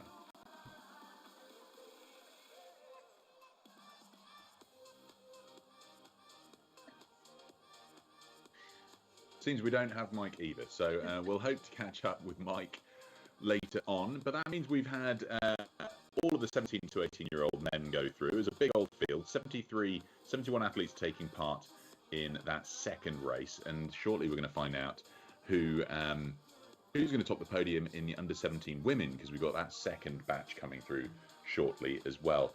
Now, Pauline, through the course of this, they've typically tried to seed the faster athletes into the second of the two races. So as you cast your eye down the draw for the under 17, any standouts for you? Yeah, they have, haven't they? Which makes sense, I think, right? That you would want to the best of your ability, if you're able to forecast it, those athletes grouped together. And so I think, well, there's a lot of no surprise, a lot of athletes from Czechia entered into this event. Taking a look at some of the names I recognized from previous years, Charlotte Holford, certainly one of them. And well, I think, to be honest, Pete and Eve, I'd love to get your opinion. For me, it's a load of new names, and so it's really, I think, in this under 17 event, quite unwritten as I take a glance across. But I don't know, Eve, what's popped to you? Well, I think that's the exciting bit about these younger races, because we haven't seen them before and we don't have any real predicted times out of anyone, so it could literally go any way. So yeah, we're a lot of athletes from Czechia once again. Of course, we see that every year, no matter where the World Championships are on, there's going to be a lot of rowers and competitors from that home country. So lots again in this block, and of course the time to beat from the first one was 7:26.7. Winning time last year, as you mentioned earlier, Colleen, was 7:03.1. So a bit of a difference between that. So again, we'll see whether the second block of rowers are faster, which is what we've been seeing throughout the day. Yeah, so we'll see how this goes. Under 17 women coming up next over 2K. 71 athletes racing in this race, and they'll be getting themselves ready on their ergos and just going through their final mental preparation, telling their legs to hold themselves through the full course of the 2K. Great to see a strong standing here from China. We've got athletes here from Australia, all over the world, in the dead of night for some, bright and early in the morning for others. Looks like Colleen Carpenter is tuning in from America, so I'm guessing it's still morning time over there. Colleen, you're in Boston at the moment. You must have had to get up a bit early for your session with us today. Yeah, it was a delight though. I got a little bit extra early just to catch you all in the morning session. So it's a good way to start the day with a coffee. And yeah, indeed, on the East Coast over here, it's just shy of 11:30. So if we've got folks in from California, it would be quite early for them. But certainly not the middle of the night. So it's fantastic to see the entrance from the People's Republic of China here, and indeed from around the world. We mentioned in the last event athletes from Saudi Arabia. We've seen countries from South America represented, Chile.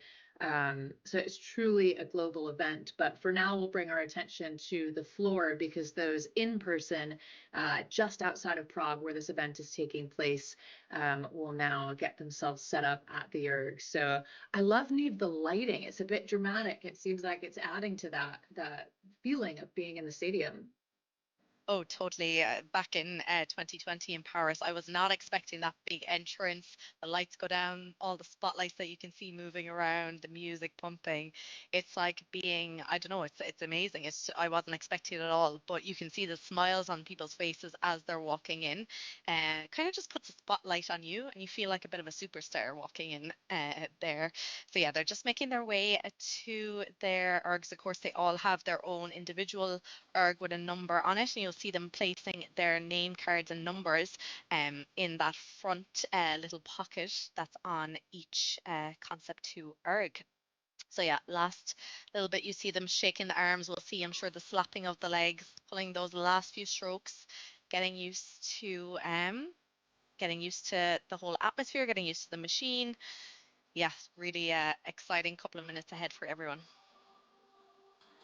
So as Pete was telling us earlier, again, this is the second batch of under 17 women. So we saw the first flight of under 17 women a couple of races ago, and the faster groups tend to be grouped together in that second flight. So we're really keen to see how these times pan out.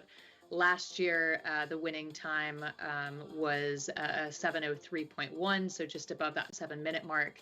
And I'll be really excited to see how this second flight gets underway. That's Charlotte Holford having maybe a chat to someone next to her, just a final mantra to herself. Everyone's got their own race ritual, but these intimate moments in people's homes, in their garages, again, their attics, their living rooms, Colleen Carpenter of the USA, whatever it is, it's fantastic that frankly, Neve, that they're willing to put their cameras on. I mean, it's not easy to film oneself doing a 2K or stream oneself. It is not, but I think most of these would have had to do it to qualify to actually compete virtually anyway. So they would have had to submit a video submission to get a spot on the virtual competition. So maybe they're a little bit used to it, you know. And I think youngsters nowadays, aren't they used to just being on camera? That's a great point. That's a really good point. They might not even know that there's any other way to do it than to have it streamed. Oh, I do wonder, and it would just be a quick Google, but to know roughly what time it is for our entrance from the People's Republic of China. Again, really fantastic to see people willing to take on a 2,000-meter piece, regardless of the time of day. For those in Prague or just outside of Prague, of course, we're in our afternoon session. We had loads of exciting racing this morning. We have the next the next challenge within the Versa Challenge to look forward to in just a little bit. But we've got the leg smacking going on as these under 17 women prepare themselves to get started. So last few strokes, and then as we've sort of chatted about today, the ergometer wheel must come to a complete standstill to avoid any false starts. But I think these athletes have it all under control. Final shakeouts. Final shakeouts, yes, we can see the arms swinging here, just making sure the blood is flowing throughout every single muscle here. But yes, they're all being told at the moment to stop rowing, so that will be showing up on each ergometer on their screen. It will say ready. and then they'll be told to go. So here we go. First few strokes. Looking like another clean start here for the women's under 16. And if you are watching the tracker here on the left hand side of your screen, we see P1, P2 and P3, the little white boats on the screen. So that's they're the pace boats from the last time that the women's under 17s were competing just a little earlier. So they're already after shifting way down. I'd say this is going to be a quick, much quicker start than the first block, Colleen, by the looks of it. Yeah, certainly a much quicker start than the last block. I mean, already these athletes moving through the first couple of 100 meters and starting to sort themselves out in the really early goings. It's looking really good for the Hungarian athlete, Kovács Adél, up at the top of the field at about a 146, 147 in hot pursuit by Maria Hauser of Austria. Great Britain, certainly not to be left out. Maria Castaglioglia, pardon me with the last name there. But fantastic showing from her in these early stages of the race. Still lots to be resolved though, and well, there's lots of flipping going, maybe not in the top three, Niamh, but just behind them as they get sorted.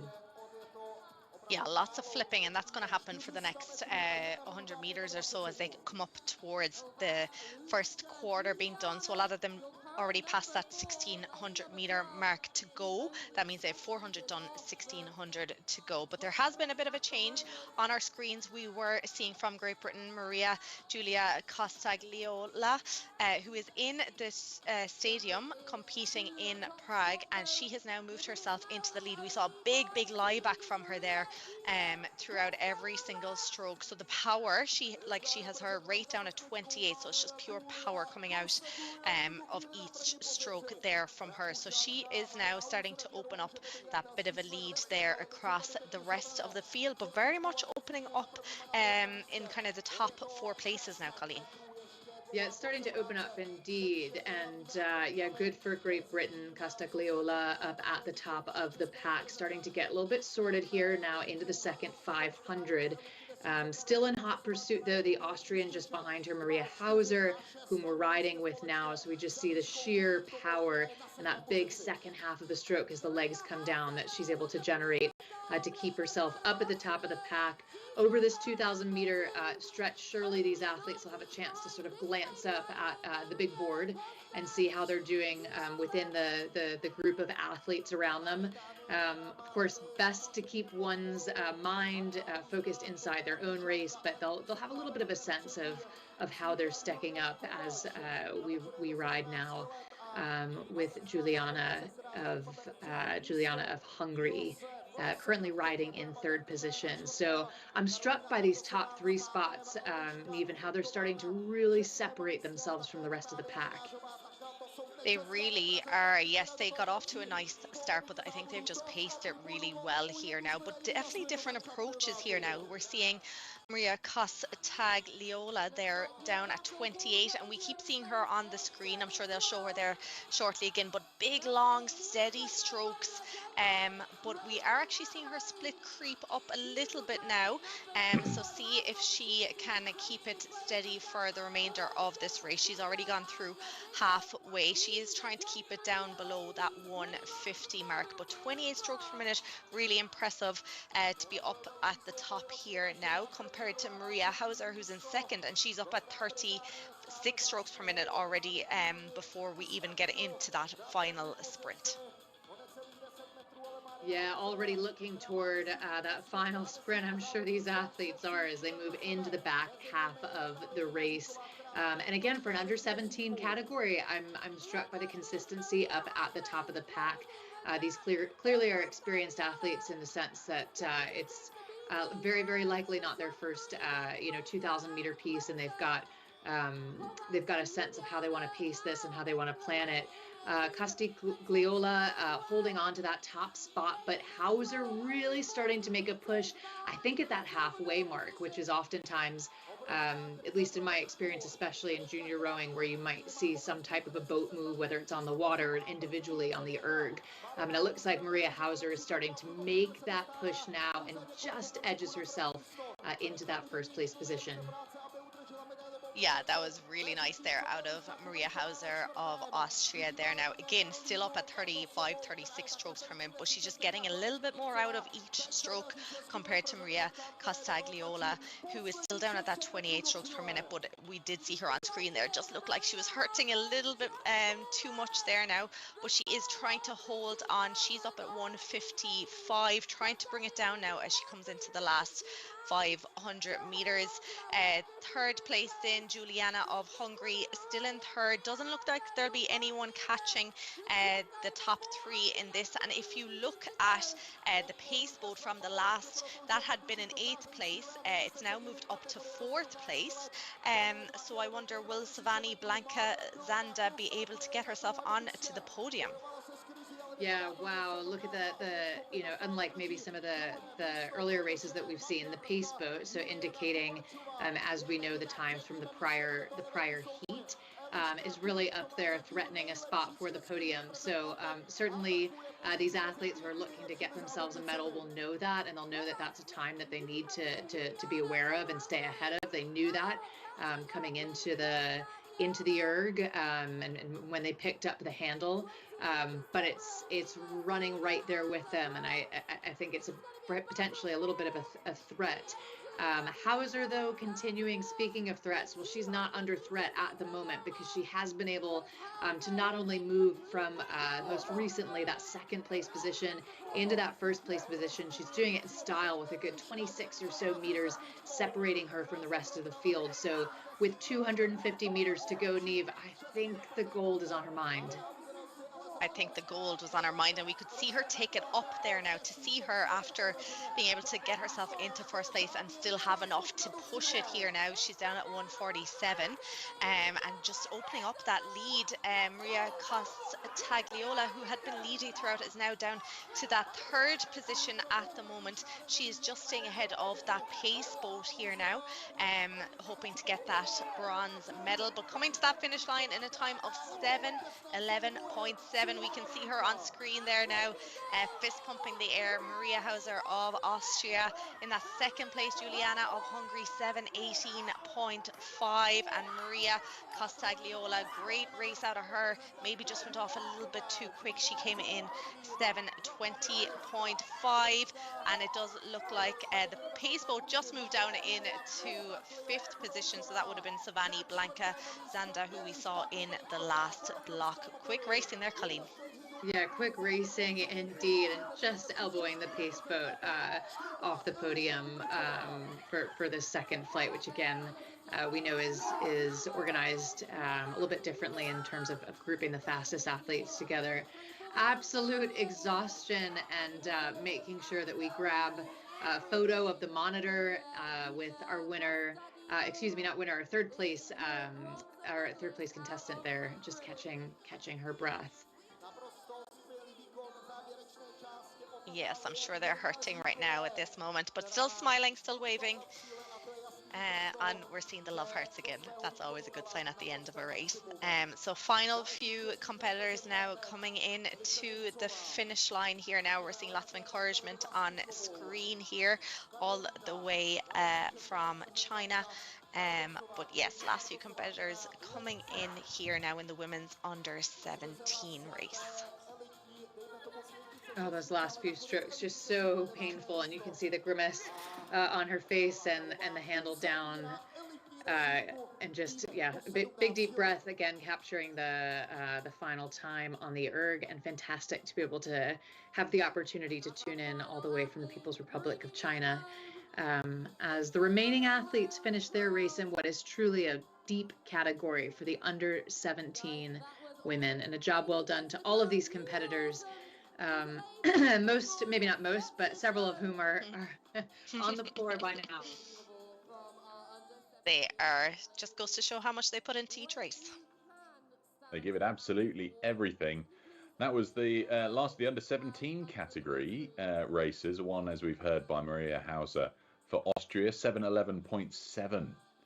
We've got one more race before we look to the Versa. It's the women's 17 to 18 year category, and another immense field. I mean, taking part in this, we've got 68 athletes, 59 of them in person there in the O2 Universum Arena in Prague, and 9 joining us from home, rowing club, garage, or place of work, or perhaps their school, from all around the world. So another big field to look forward to.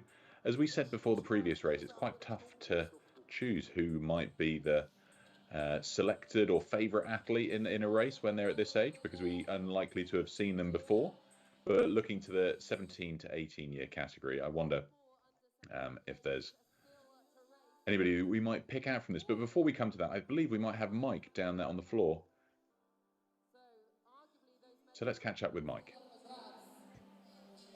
I'm here with Filip Lubicic, who is the chair of the Indoor Rowing Commission. And Filip, this is the second year that we've seen the hybrid version of the World Rowing Indoor Championships, where technology obviously plays a major role. Why is that important to ensure that this is a global sport, so we can have competitors from across the world competing in this challenge? Well, I think you've answered the question. We can get everyone around the world racing at the same time, on the same machine, in the same environment. And when you have that connectivity, we're creating a global community. And that's what's really powerful of technology and the way it's moving forward. It enables us to do so much more and connect everyone around the world. And speaking of that technology, this version is not the final iteration of what the World Rowing Indoor Championships will be and can be as we move toward the future. So what are some things that we're looking at doing in the future to further incorporate technology and maybe gamification of events like this? That's right. We're always looking at ways we can move the sport forward. And I think every Concept 2 rower knows that there is the fish game. That is our first iteration of esports. So the fish game is a game that people love playing for fun. People are trying to break records. It's 4 minutes long. But now the way we are moving, we're seeing more gamified environments. So we're seeing virtual environments through EXR, through Aviron. They're making new places where people can row. And when we look at the virtual World Championships or the indoor rowing World Championships, there are ways we can move into more and more different environments that are gamified. And we can also change the way you race. It doesn't have to be a 2,000-meter race. We can move to different distances, different times. So it offers us new opportunities to make indoor rowing more fun. So when I hear gamification or esports, generally you think of someone at a computer or stationary playing a game. We're not going to lose the physical aspect of performing on an erg. That's going to be a meld of still performing physically with that virtual environment. Correct. So we think of esports as being a connection between a physical movement and a virtual environment. So you will still sit on the machine, but you will race in a different world or a different environment on that screen. So that's what's really exciting, is how are we going to create that future vision? We know that other sports are already doing it. We see it in cycling with Zwift. We see triathlon doing it as well. So our sport, we have to move to that new discipline, that new way of showcasing our sport. And we can do it all around the world. And that's the power of connectivity. And last question for you. When you speak about future, we're here in 2024 right now. Are we going to see these changes this year, next year? What is your timeline? So we've heard announcements from the IOC president, Thomas Bach, about the future of esports games. We were in Singapore last year for Esports Week, where we showcased what rowing can do.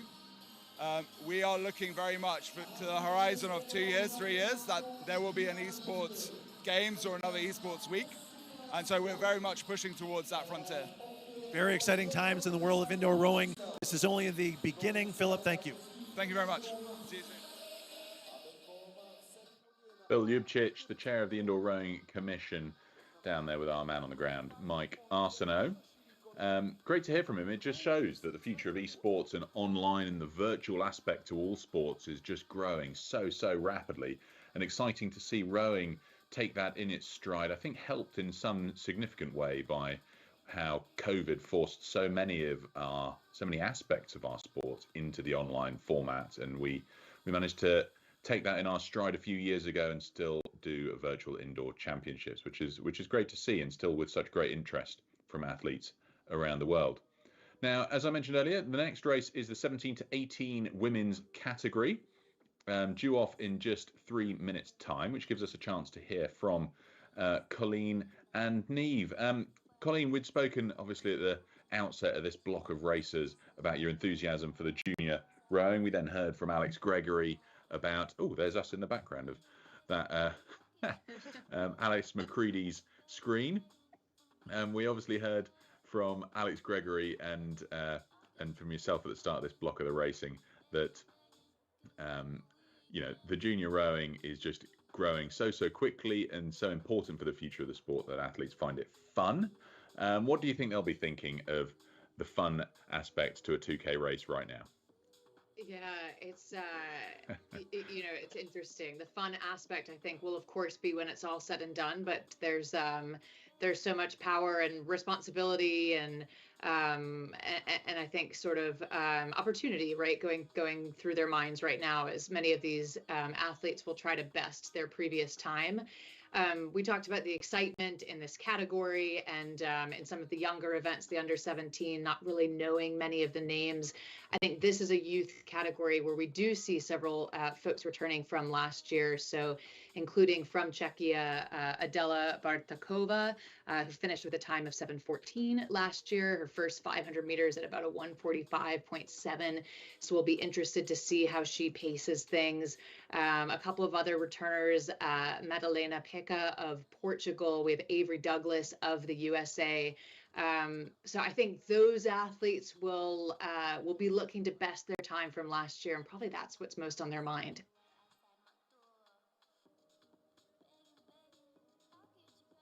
It's a tough thing to get your mind in the right mental state before the race.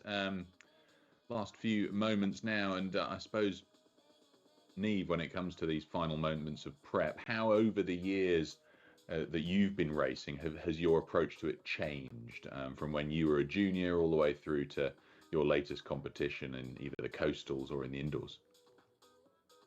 I really only got into indoors in my late 20s, I think. So I was kind of late to competing in indoor rowing, we'll say. So I didn't have too much time to change tactics, but definitely, like we were mentioning, or myself and Colleen mentioned earlier, about in those earlier races, how you kind of don't have a strategy and you just go out and usually suffer during it.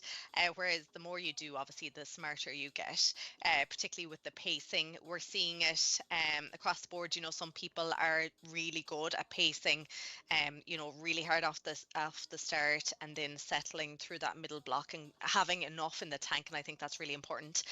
But we're also seeing the other side of that, whereby people are going off too hard and they are suffering in that last 500-meter race. So it is important, I think, the more you can do these sort of races and the more you can practice. And I know people who are involved in rowing, particular flat water rowing, it's part of the process throughout the year that they have to be doing these 2Ks. So they have lots of time to practice that. But we're seeing, of course, lots of CrossFitters coming into the sport as well. And of course, they're spending lots of time competing and getting time on the erg under pressure. So it all really stands to you, I think. But we are off in this women's 17 to 18 category. First 100 meters done already. We'll start to see things shift here with the boats here now. So moving up into a really quick lead here with a split of 1:39. After rowing 150 meters, we have Michaela Olinkna of Czechia into that first position here now. But things are changing rapidly, but it's great to see these shots on screen here now of the different setups again virtually, and again in the stadium. Lovely strokes here from the rowers that we're seeing on the competition floor, Colleen. Yeah, Olikna, as you called out, Michaela Olikna of Czechia. Wow, what an early first 250, 300 meters for her. We see her up at the top of the leaderboard, 30 strokes per minute, holding about a 1:45 or so as we start to take our tour around the world as these athletes get underway. Olikna continuing to hold on to the top of the field, and now riding with Alice McCready. So taking a quick look at those garages, those living rooms that we've mentioned, and how our virtual athletes are holding up before we come back to the stadium. Madalena Pica, we mentioned she's a returner from last year, had a fantastic race in the 2023 championships, the 17-year-old last year, so finishing with a time of 7:25. She'll be looking to beat that as she comes back to this category now 1 year on. But quite a view, Neve, around the world here as we ride now with Mayam Eldoumaiti of Egypt currently running in second. Yeah, real tour around. We're going to Portugal here now. Carolina Lima, two rowers here racing side by side. Advantages, of course, to that, and look like that they're pacing each other, or pacing off each other here now. But here at the top of the race, it is still Michaela Olikna of Czechia, still holding on to that big lead here now. She is 750 meters or so done. And about 12:50 to go here now. Really good strategy here. She's keeping the rate down, 28-29 strokes per minute, yet her split is the fastest that we're seeing across the board. She has it down to 1:47. But yes, I can see moving up. She's a little bit down at the moment, but moving up through the ranks as well. I want to give a shout out to Danielle Winter there from Ireland. Many records held by Danielle, and she's a powerhouse on the erg. So I can see her moving up through the ranks there as well. But it looks like at the moment there's no stopping first place, Colleen. Yeah, no stopping her indeed. And again, as we mentioned, she really got into that first place position, that top spot early on, Michaela Olikna, and continues to hold just shy of the halfway point. Still early goings, though. I think certainly time for these standings to change. But it continues to be kind of a consistent 1, 2, 3 here in the women's 17 to 18 category. So keeping an eye on the Egyptian again as well. Mayam Eldoumaiti, we saw her with her teammates and her supporters, couple of shots of the support. And in fact, in the bottom right-hand side of the screen now, we see that. So fantastic to have maybe not one, but many supporters and coaches and loved ones behind you, and we'll see how that pans out for her. She's holding on to that second place position. Things aren't really changing, are they? Not up the top of the field, certainly not, but down kind of third, fourth, fifth position. There's very little separating those at the moment, and it keeps going back and forth between Masanova and Simanovica. They kind of keep changing places there between third and fourth position. Very little then again down the field, like just 1-2 meters separating the field here now. There's still quite a bit to go. We have about 700 meters or so to go in this race. So things can change, and they still are here. I can see Avery Douglas there of USA starting to move up the field as well. She's currently in that 7th position, but keeping that split down as low as she can at the moment. But at this stage, I don't think there'll be any catching Olikna of Czechia. She now has over 30 meters of a lead as she comes in towards the final quarter, 500 meters of her race. Last year, the winning time in this event was a 6:52.2 from Doris Meinbach, the Estonian. So we'll be keeping an eye to see how this event in particular progresses. We've chatted a bit about just indoor rowing continuing to get faster and faster, and the category is really reflecting that. Pacing at about a 1:47.30 strokes per minute.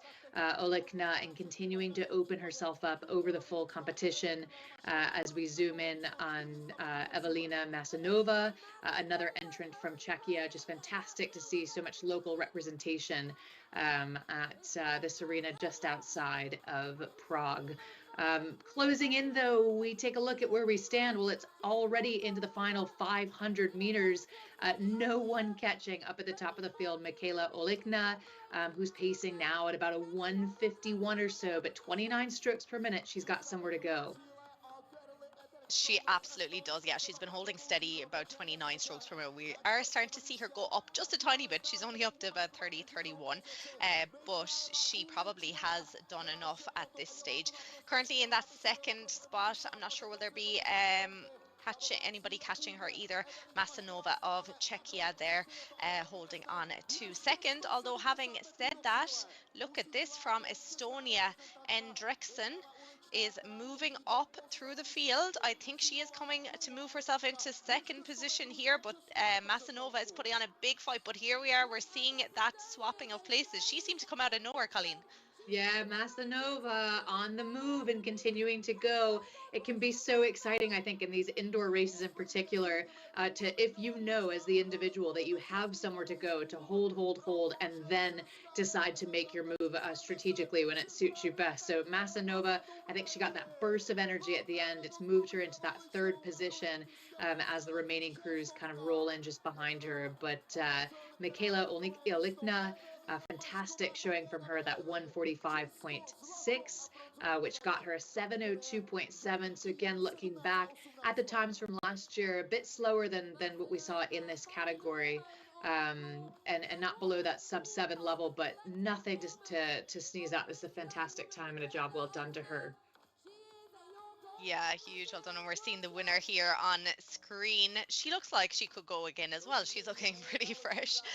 Michaela Ikna there, 702.7, really impressive. And yes, Gurley Endriksen there of Estonia, really great finish to put herself into that second position spot, 705.3. So just 3 seconds separating first and second there. Now we are seeing someone lying down on the ground, some people just giving them a little bit of help, and then we have the final competitors coming in to the final stage of this race. Of course, this is a huge category, over 60 competitors here in the women's 17 to 18. Noor bin Mahfouz from Saudi Arabia. So fantastic again to see Team Saudi back in action as we kind of hang with her. She closes out the final stages of her 2,000 meter piece. Deep category. Again, no surprise to see loads of representation from Czechia, knowing that this event is being held in person in Prague. And we love to see the cams from everyone else around the globe. And just some chatter here, and fantastic sportsmanship. We like to see that too.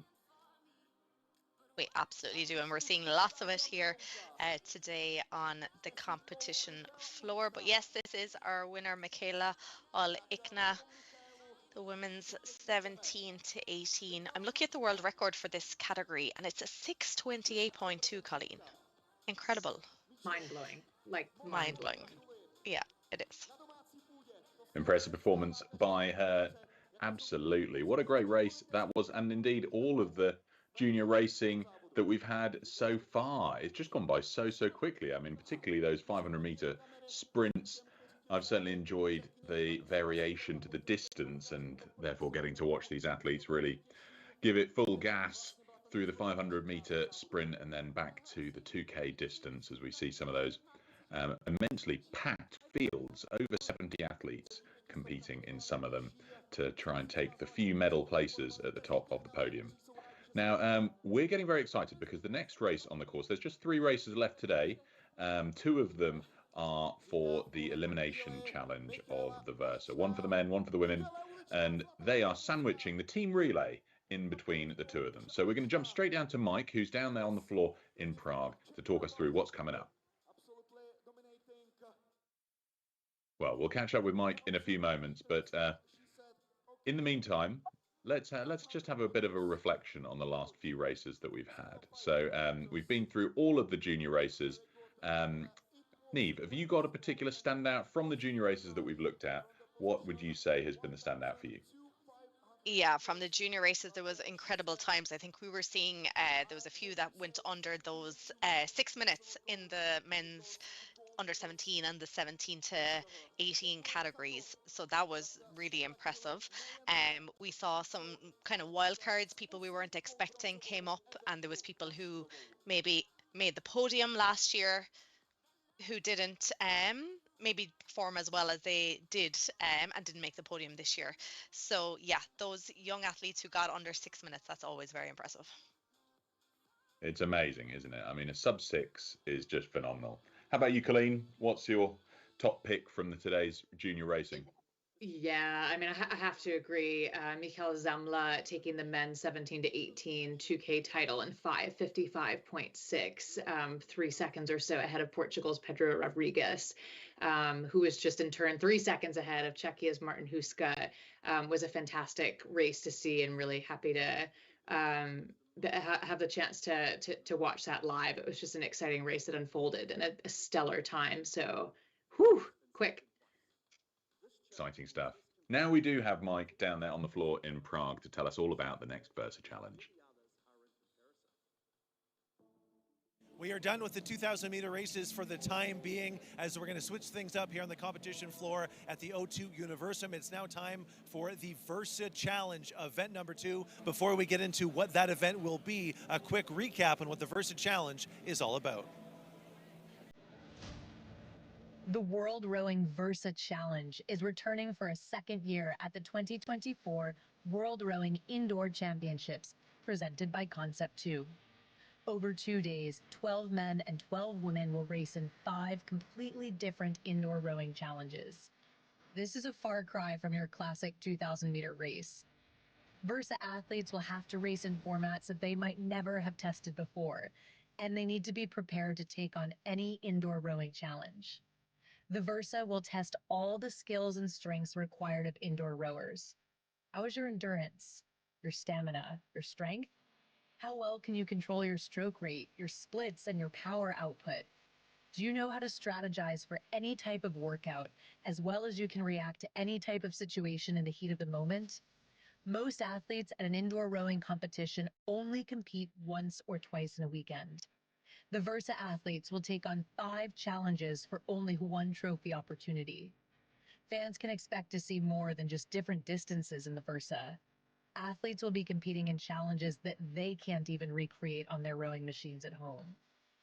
Only 12 men and 12 women have qualified for the Versa, but only 1 man and 1 woman will be crowned the world's best indoor rower.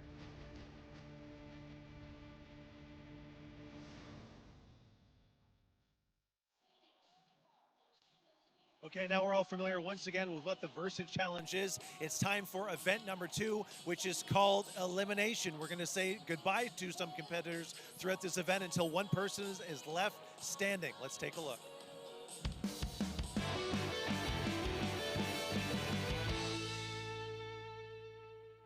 The second event in the World Rowing Versa Challenge is called elimination.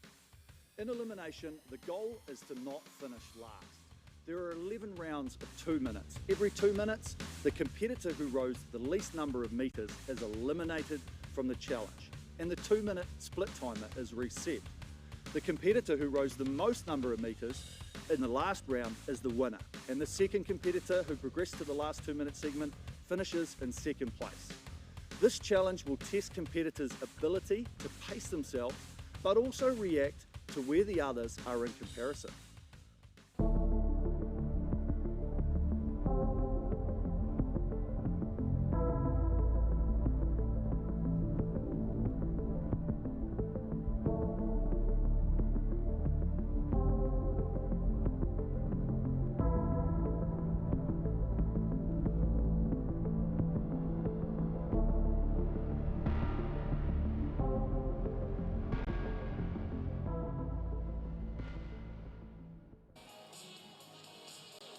So that is elimination. Which athlete will remain standing after event number 2 of the Versa Challenge? Let's go to the athlete introductions with Nathan and Colleen.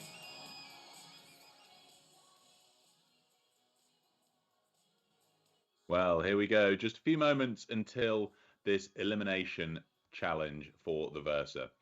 We're going to enjoy that immensely. Points are the key thing here, because points are what get you places in the chase towards the end of the challenge. We're going to go and catch up now with what's going on the floor.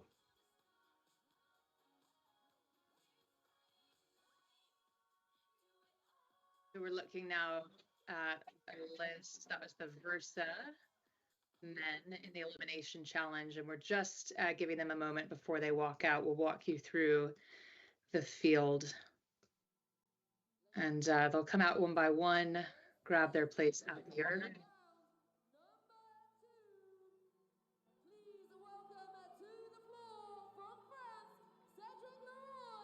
And Cedric Leroy from France, first to step onto the erg, age 41.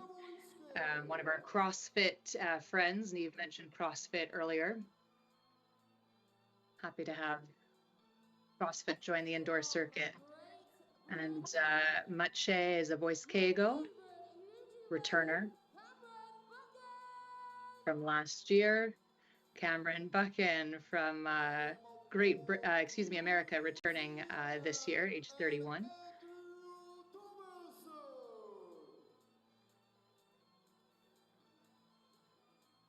And Annie Tomlinson, 38 years old, from Beachland back.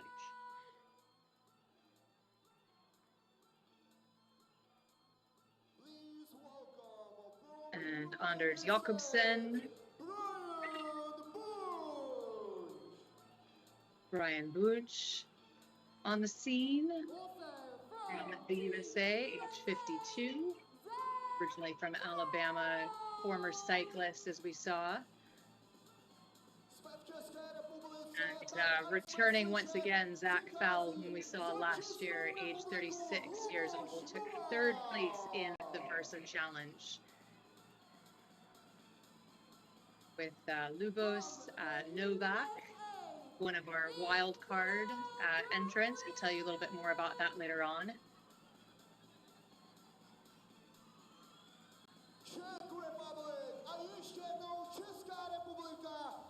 Vladimir Steska, age 34, another wild card entrant. A little bit of a wave as they come in. Vladimir Steska.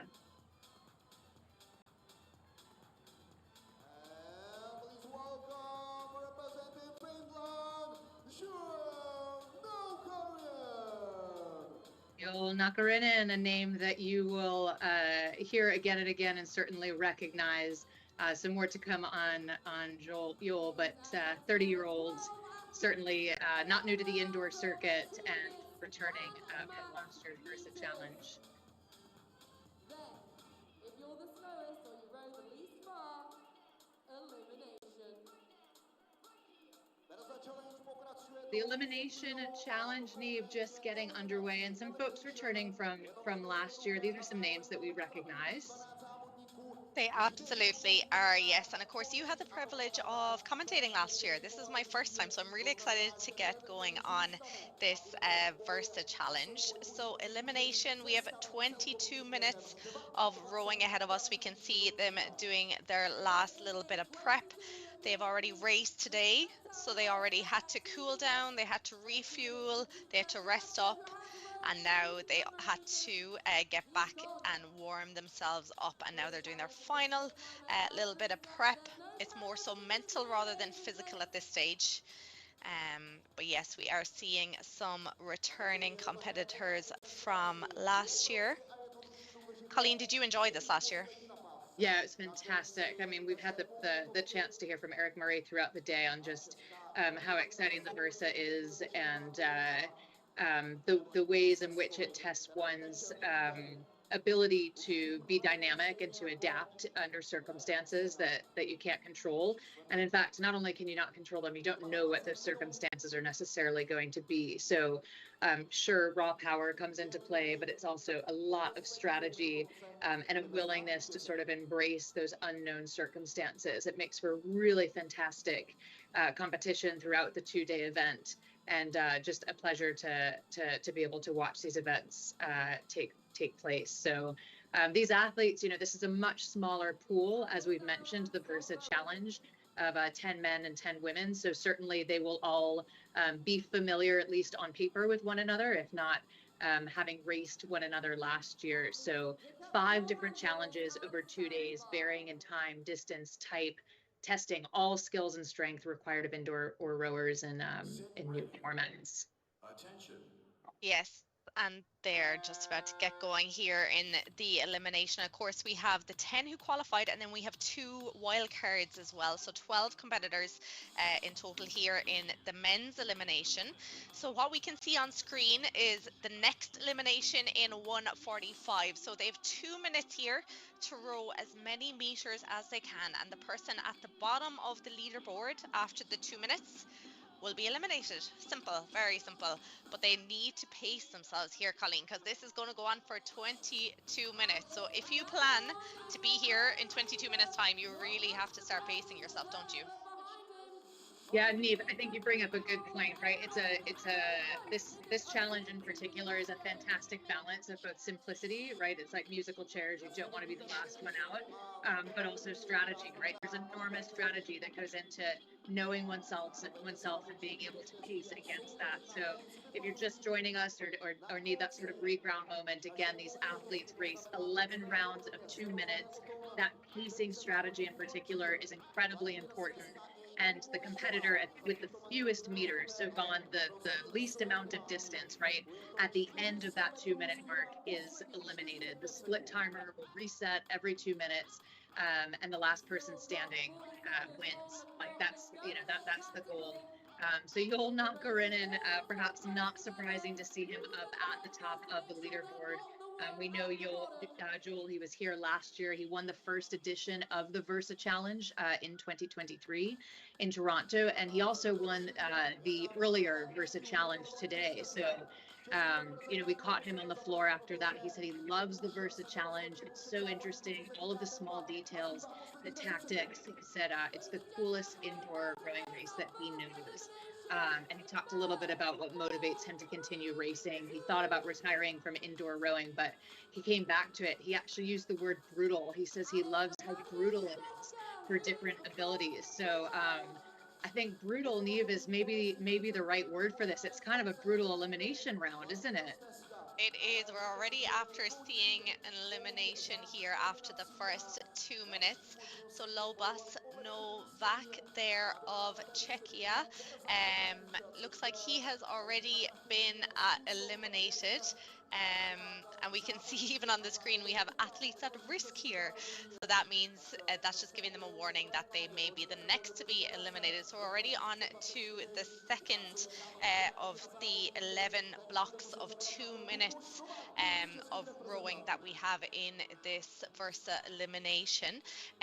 But yes, up the top now at the moment we have Magic Zawadzki of Poland. Of course, he was here last year. He's a brand new dad. His wife Agnieszka, of course, an Olympian. She had a baby girl very recently, only in the last few weeks. So he has made the trek here to Prague, and he is now currently in the lead here now.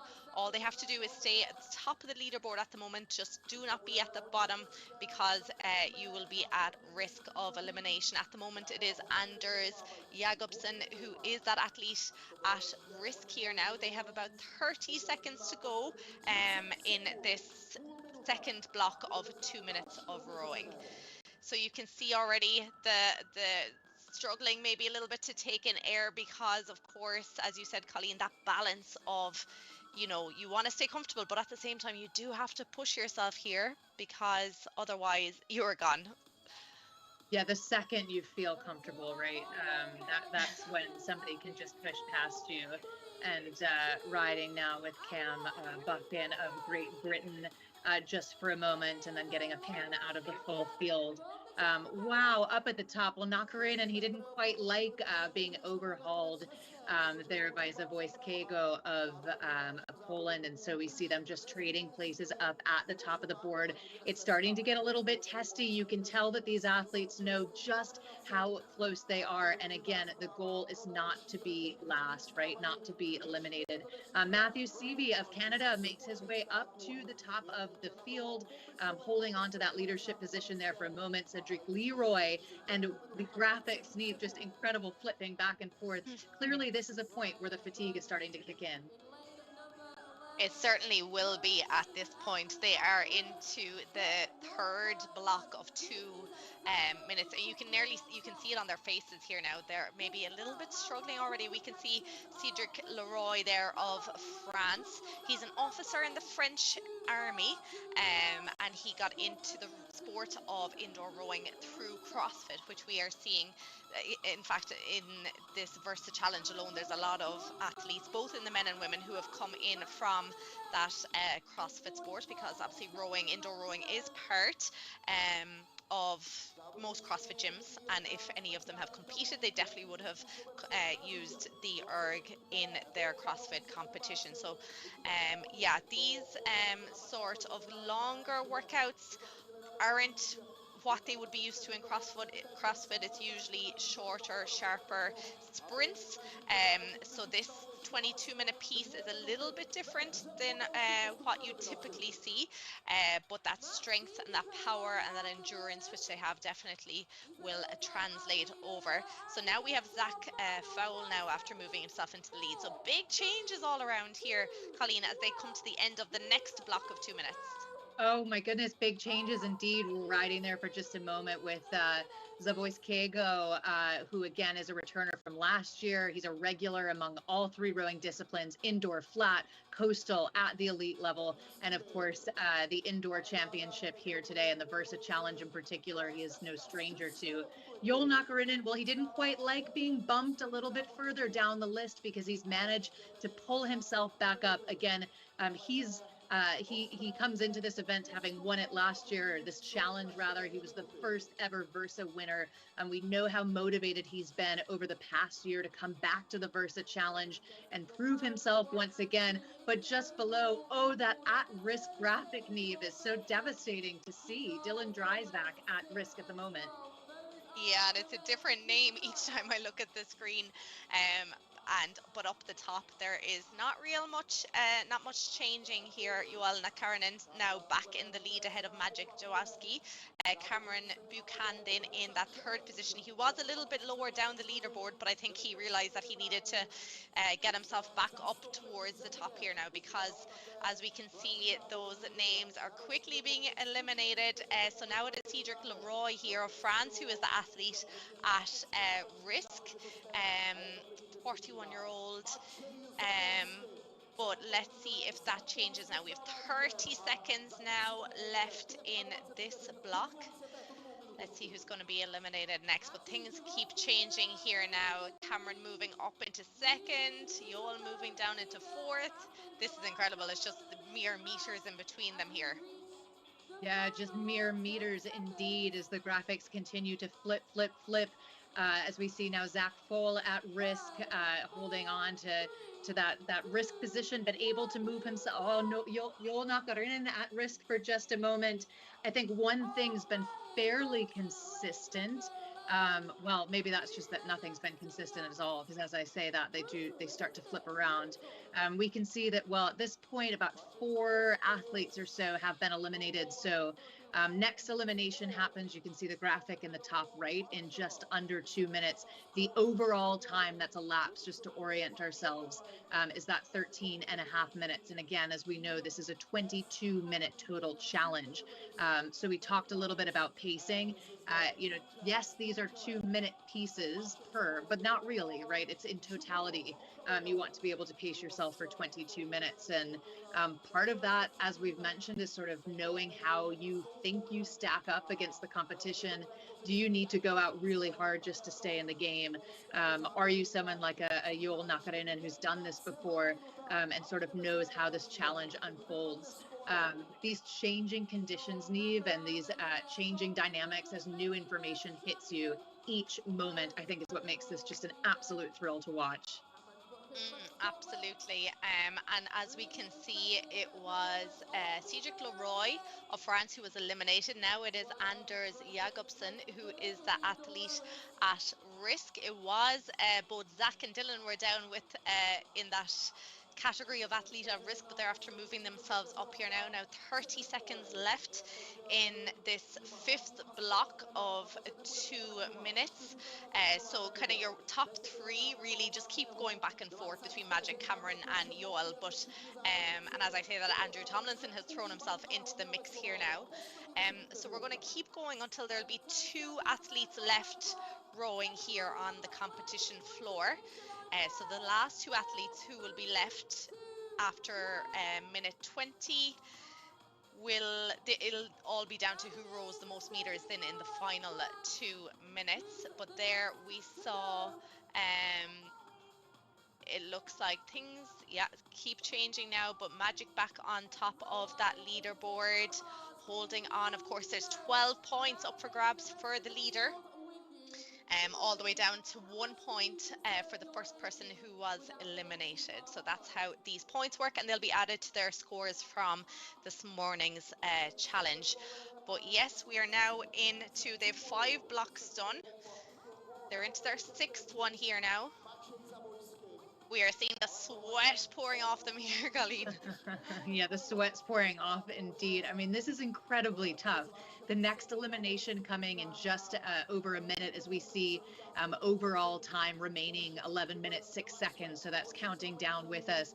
Everything's been changing, but I think the one thing that I've been just enormously impressed with is Maciej Zawoyski able to hold on to that leader position, and we can see as these athletes understandably start to fatigue, the gaps increase just a little bit versus maybe some of the meter by meter flipping that we were seeing earlier. So he's really gone out and set quite a statement. But indeed, there's still over 10 minutes to go. Next elimination comes in 30 seconds. So again, these athletes will know, okay, fine, if the graphics are flipping around, they're flipping around. But as we get close to that ticker, again, that musical chair moment, you just don't want to be left without a seat. And well, to see Niamh Joel Nakarinen playing with fire a little bit is perhaps surprising to me. I actually think what he's doing is he's trying to pace himself a little bit more, because he knows he will probably be in that last 2-minute block and he'll really have to go for it. We can see here the sprint out of Anders Jacobsen there, just trying to make sure he stays in, and I think he's okay. Is he? We'll see here now as things change here. But yes, Yoel, after we say that, has moved himself back up into the lead. We are now over halfway, well over halfway. They have 6 blocks down, 5 to go. But yeah, I think people are they're having to be a little bit smart, because there's still quite a bit to go. There's still 9.5 minutes, well over 2K to go here. But yes, it was Zach Fowl there who was eliminated, and now it is Andrew Tomlinson who's looking like he's at risk.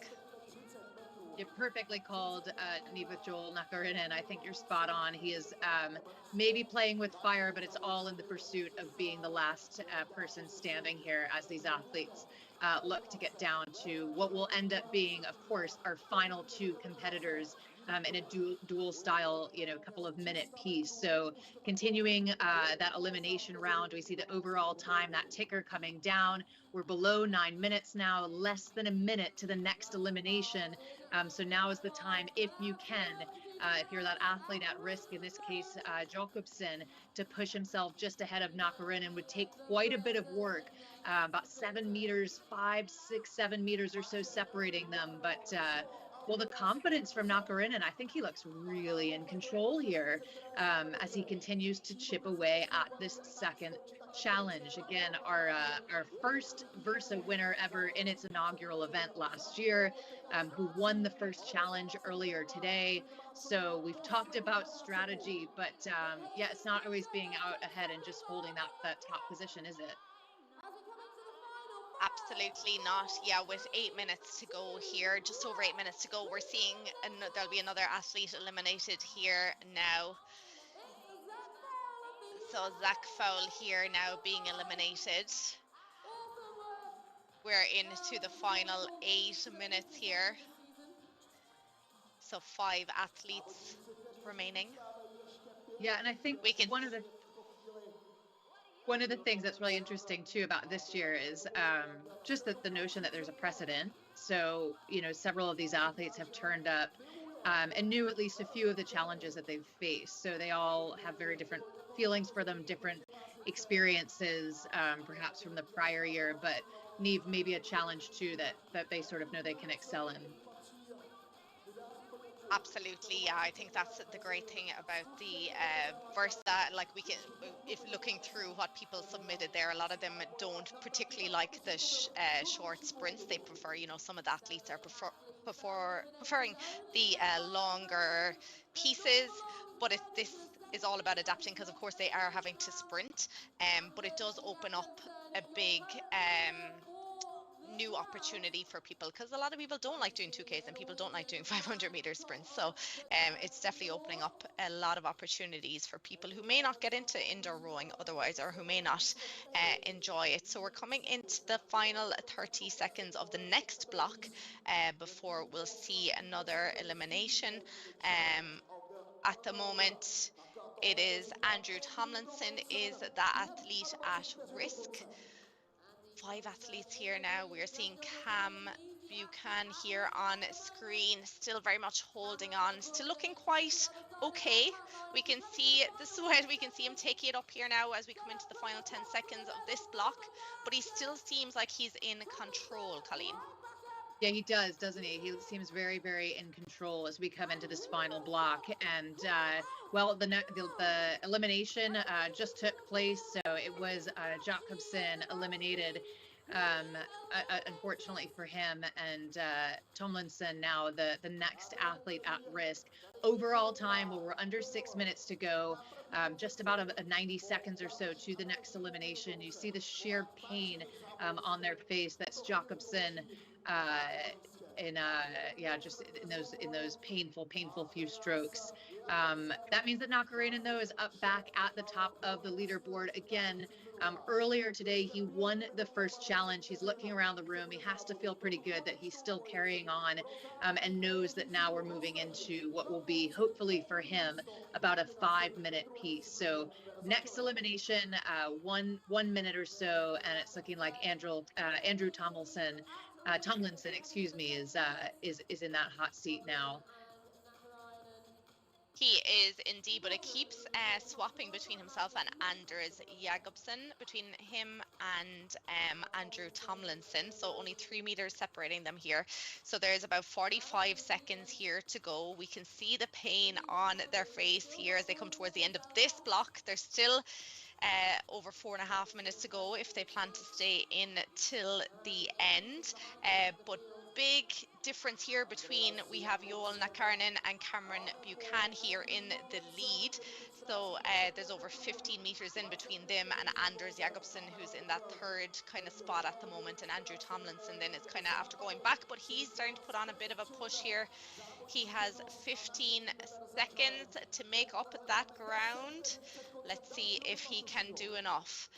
But up the top here, still flipping back and forth between Cameron and Joel.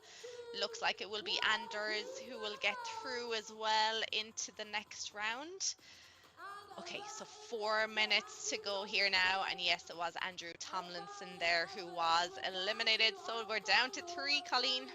Oh, we're down to 3, and I'm so impressed with Cam Buchan's pacing from Great Britain. So he didn't necessarily need to be the quickest athlete early on in this piece, but look, now he's in the final 3 athletes in this challenge as we look toward the final 3.5 minutes. And not only that, he's actually leading the board, right? So he's keeping himself ahead of Joel Nakarinen. Of course, we know that Nakarinen is very motivated to come in and win this Versa challenge overall for the 2nd year in a row. So those 2 will be keeping an eye on. Unfortunately, well, it can only be one, can it? So looking now back with Nakarinen, but fantastic pacing, I think, from Cam Buchan. Fantastic pacing, yes, because he kept himself down the leaderboard for a lot of the early stages, but we were saying that it was very much not about being at the top of the leaderboard for those first few rounds. It was just about getting through, staying off the bottom, and I think he worked it well here now. He has over 20 meters of a lead here now. There is still 40 seconds to go here in this block. Really impressive here out of Anders Jakobsen here, 43-year-old from Norway. He is an air traffic controller. He certainly looks like he's hurting quite a bit here now, and he probably knows there's just way too many meters to do to stay in the final round. But look at this, Cam just looks so controlled here. He looks like he could stay rowing all day long, Colleen. Yeah, he looks fantastic, doesn't he? That really long stroke, the legs coming down and just smooth and collected. And you see him just looking over at Nakarinen. Nakarinen, the athlete at risk of getting kicked out. We're in our final 2 minutes of this challenge. Again, this is 22 minutes total. And we're now in the final 2 minutes, which means it's just 2 athletes in an absolute all-out duel to be the last person standing. The next elimination perfectly aligned with the overall time, because again, we're in the very last stretch of this competition. Joel Nakarinen, wow, what a push from him, Neve. He wants to edge himself out and be at the top of the board. He knew what he was doing all along. He pushed himself down to 20 meters behind Cameron, but he knew what he was doing. He knew he was safe to get into that final block, and he has just gone for it. And he is now 35 meters ahead of Cameron. So it's looking like Joel Nakarinen is going to take the second win in the Versa challenges. We still have over a minute to go here now, so let's see if he went too soon, but with every stroke he's just opening up that lead over Cameron Buchanan here. He's looking over at Joel. I love the little side eye he's giving here. Yeah, this side is fantastic, isn't it? And so we're in the final 2 minutes, as mentioned, and indeed in the final 1 minute. So the competitor who rows the most number of meters in the last 2 minute section is the winner. So the second competitor who got to that last 2 minute segment finishes in second place. That's what's at stake right now. So Nakarinen trying to get as many meters as he can right now. But yeah, job well done to Cameron as well. Just about 55 or so meters separating them in these final 20 seconds of the elimination round, a round which tests each competitor's ability to pace themselves, but also to react in real time to where others are in the competition. So a job well done, and Neve, it's looking like it's settled. It is absolutely settled, and he knows it. The hand is in the air. He is celebrating, and Cameron is celebrating for him as well. Brilliant stuff. He is looking happy, looking strong. I thought he was falling off a little bit, but here he is after taking another win. So it is Joel Nakarinen of Finland there, 677 meters. In second place, then Cameron Buchanan of Great Britain, 619 meters. Anders Jakobsen had a great challenge there, hanging on to that third spot, followed in by Andrew Tomlinson in fourth. Of course, each of these will be getting those points, all important points that will be added to their earlier scores. First place gets 12, last place gets 1. So they shall be added up to this morning's scores. Absolutely fantastic. And those are the final point standings.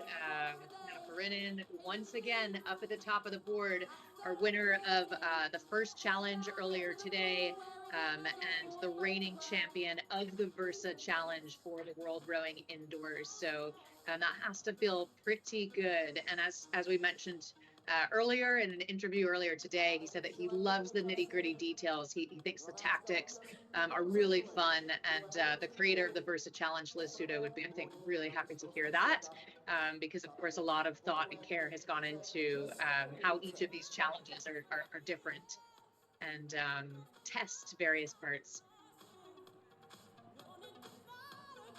Joel, 2 for 2 in the 2024 edition of the Versa Challenge. I'm curious, between events number 1 and events number 2, which one did you find the most difficult?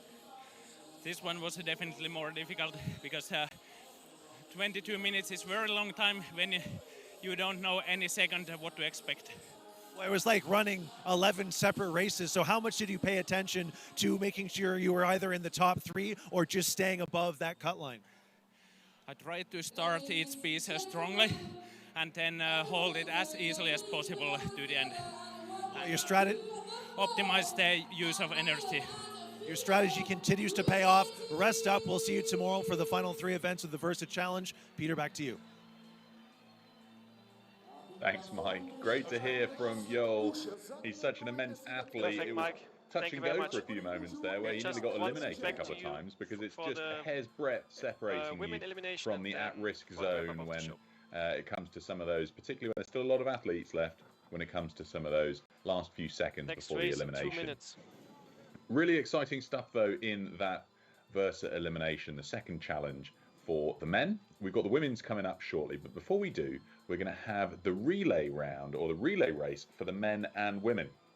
Exciting format, this. It's a 2,000-meter race, hybrid format, with 30 taking part in the venue at the O2 Universum in Prague, and 5 taking part from home around the world. So we're going to have a brief video that's going to explain how this relay system works. The team relay is a 2,000-meter row, completed by a team of 4 men, 4 women, or a mixed team of 2 men and 2 women. Using one machine per team, athletes will row one at a time, switching every 250 meters. Teams can switch however they wish and in whichever order, but each teammate must row twice and switch every 250 meters up to the 2,000-meter mark. Teams participating in the team relay will only be successful if they can handle smooth and fast transitions after a short sprint on the erg.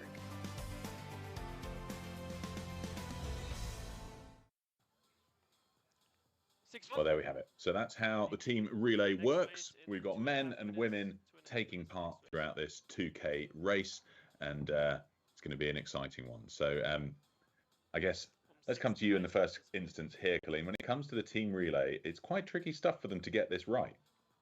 Yeah, the transitions are incredibly important, aren't they? So I think that's like the most important part, is being able to have that in mind and be really orderly, right? Because you can just lose loads of seconds if you don't nail that. Yeah, the handovers are so important. And I guess, Niamh, when it comes to pulling a team together, how do you make sure you get that right? Well, you want to be probably evenly matched if you can, but I'm sure we'll see it here now, where we'll have 1 or 2 really, really strong people. Particularly, we have a few kind of CrossFit teams, I think, coming up, and you'll always have like one exceptionally strong person who will usually start it and maybe finish the race as well, because you can obviously go in any order you want as long as you do 2 200-meter blocks each. So yeah, I guess if you're evenly matched, that's probably the best approach, but you know, it's really good to have someone who will just go for it at the end too. Yeah, interesting stuff, getting your sequencing right to give the people the right amount of rest where possible, and to put that strength where it can keep your team out in front. Now, I think we're going to go and look out onto the floor as these teams are getting themselves ready, and we'll see the different tactics for strapping your feet in and out and making sure that that happens quickly. It's like triathlon in terms of the transition discipline. They say in triathlon it's the 4th sport, the transition. I guess in rowing, this is the 2nd discipline, getting in and out of the seat. So, well, let's catch up with you guys then, Colleen and Niamh. What do you think is going to happen here? You've got the rundown. Any teams that we ought to be keeping our eyes peeled for? Yeah, definitely in the men's side, we can see quite a few British Army teams. They're always quite good, and they're actually in the women's as well. So they'll definitely be ones to watch. We then also have the Sub-7 Indoor Rowing Club in the men's as well. So of course they're an indoor rowing team. They have people from all over the world as part of that club, we'll say. So I'm sure they'll be ones to watch as well. But I am keen to see, we have the CrossFit team from USA in the women's relay team. These kind of competitions tend to suit them because it's only 250 meters, and you know, if you pick the right athletes, they're going to be powerful, they're going to be strong. So they're definitely ones that I'm looking forward to seeing. Niamh, I couldn't agree more with the CrossFitters, and I think one of the things I love to see in this event with CrossFit folks in particular is the team dynamics, because there's so much like pomp and circumstance and like love for one another, and as training partners and friends and all of that good stuff. So I think the emotion that comes through in this event is really special too. Absolutely, yeah. So I did a mixed relay in Paris 2020. So we had 2 men, 2 women. So I thought that was quite a cool race to have, and we kind of used the guys to do that sprint finish that I was talking about. They just had a little bit more in the tank at the end. Yeah, it's a big strategy session, I'm sure, to decide exactly how you want this to go. And as we mentioned, the transitions, just critically important, and yeah, akin to like a triathlon that Pete had mentioned. You can see the pan out of the full floor as we wait to get underway, and then scenes from truly around the world, including the People's Republic of China and all over. So we'll wait just a moment, making sure that the feet are strapped in. That is a big part of it, isn't it? It's just making sure that your feet are tight enough, but loose enough too. There's some strategy there. Absolutely, yeah. So you'll see, if you're watching the screens, you'll see that there's one person sitting on the rowing machine. There's 2 people either side. So the straps, usually they'd have them open out of the buckles. So the 2 people on the ground are literally just holding them over the shoes. Now, of course, as you said, Colleen, you don't want to have them too tight. You don't want to have the blood cut off from your toes. That wouldn't be good. So it's really important to practice these things. And we have a false start. I think people were very keen to get going there. So we'll just have to reset. I think this is the 3rd race that we've seen false starts in today, Colleen. Yeah, I think that's right. And I think keen is the word. No one wants to be the last one to start moving the handle. So I think in some ways your mind, whether knowingly or unknowingly, just starts to get that little bit of a pull. But again, there's such precision, which is good. We want, this competition needs to be perfectly fair. And there are lane judges walking throughout on site in Prague to make sure everything is fair. And of course, the at-home setup too. But the second that wheel starts to move, if you do pull it the handle a little bit too soon, that will trigger a false start. So we'll certainly give these athletes grace. We'll point from the camera there. We saw from some of our remote competitors, and some waves and smiles. Love to see that, but and the families, of course, supporters. We'll give this just a second to have this team relay underway. And fantastic programming. We're just coming out of the Versa Challenge. We had 500-meter sprints earlier, 2,000-meter races, and now we're on to the team relay. So there's really loads of race opportunities at the indoor championships. Yes, we're seeing the Quad Squad. Yeah, great name.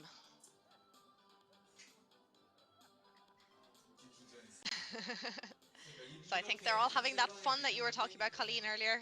They seem to be enjoying it. And I think that's the thing with the relay. It's just good fun. I agree. It is good fun. And I think you see that represented in the team names. I mean, some of the ones from last year were just hilarious. No rowing for old men, the International Men of Mystery, and fantastic names submitted this year as well. You mentioned the British Army, totally with you. I think that's one to keep an eye on, that they tend to come and have a strong performance. So as we prepare to get underway, we'll recognize that this is not a new format to this group of people, even if it's new individuals. There's a legacy to live up to. So we'll look forward to seeing how this unfolds in just a moment.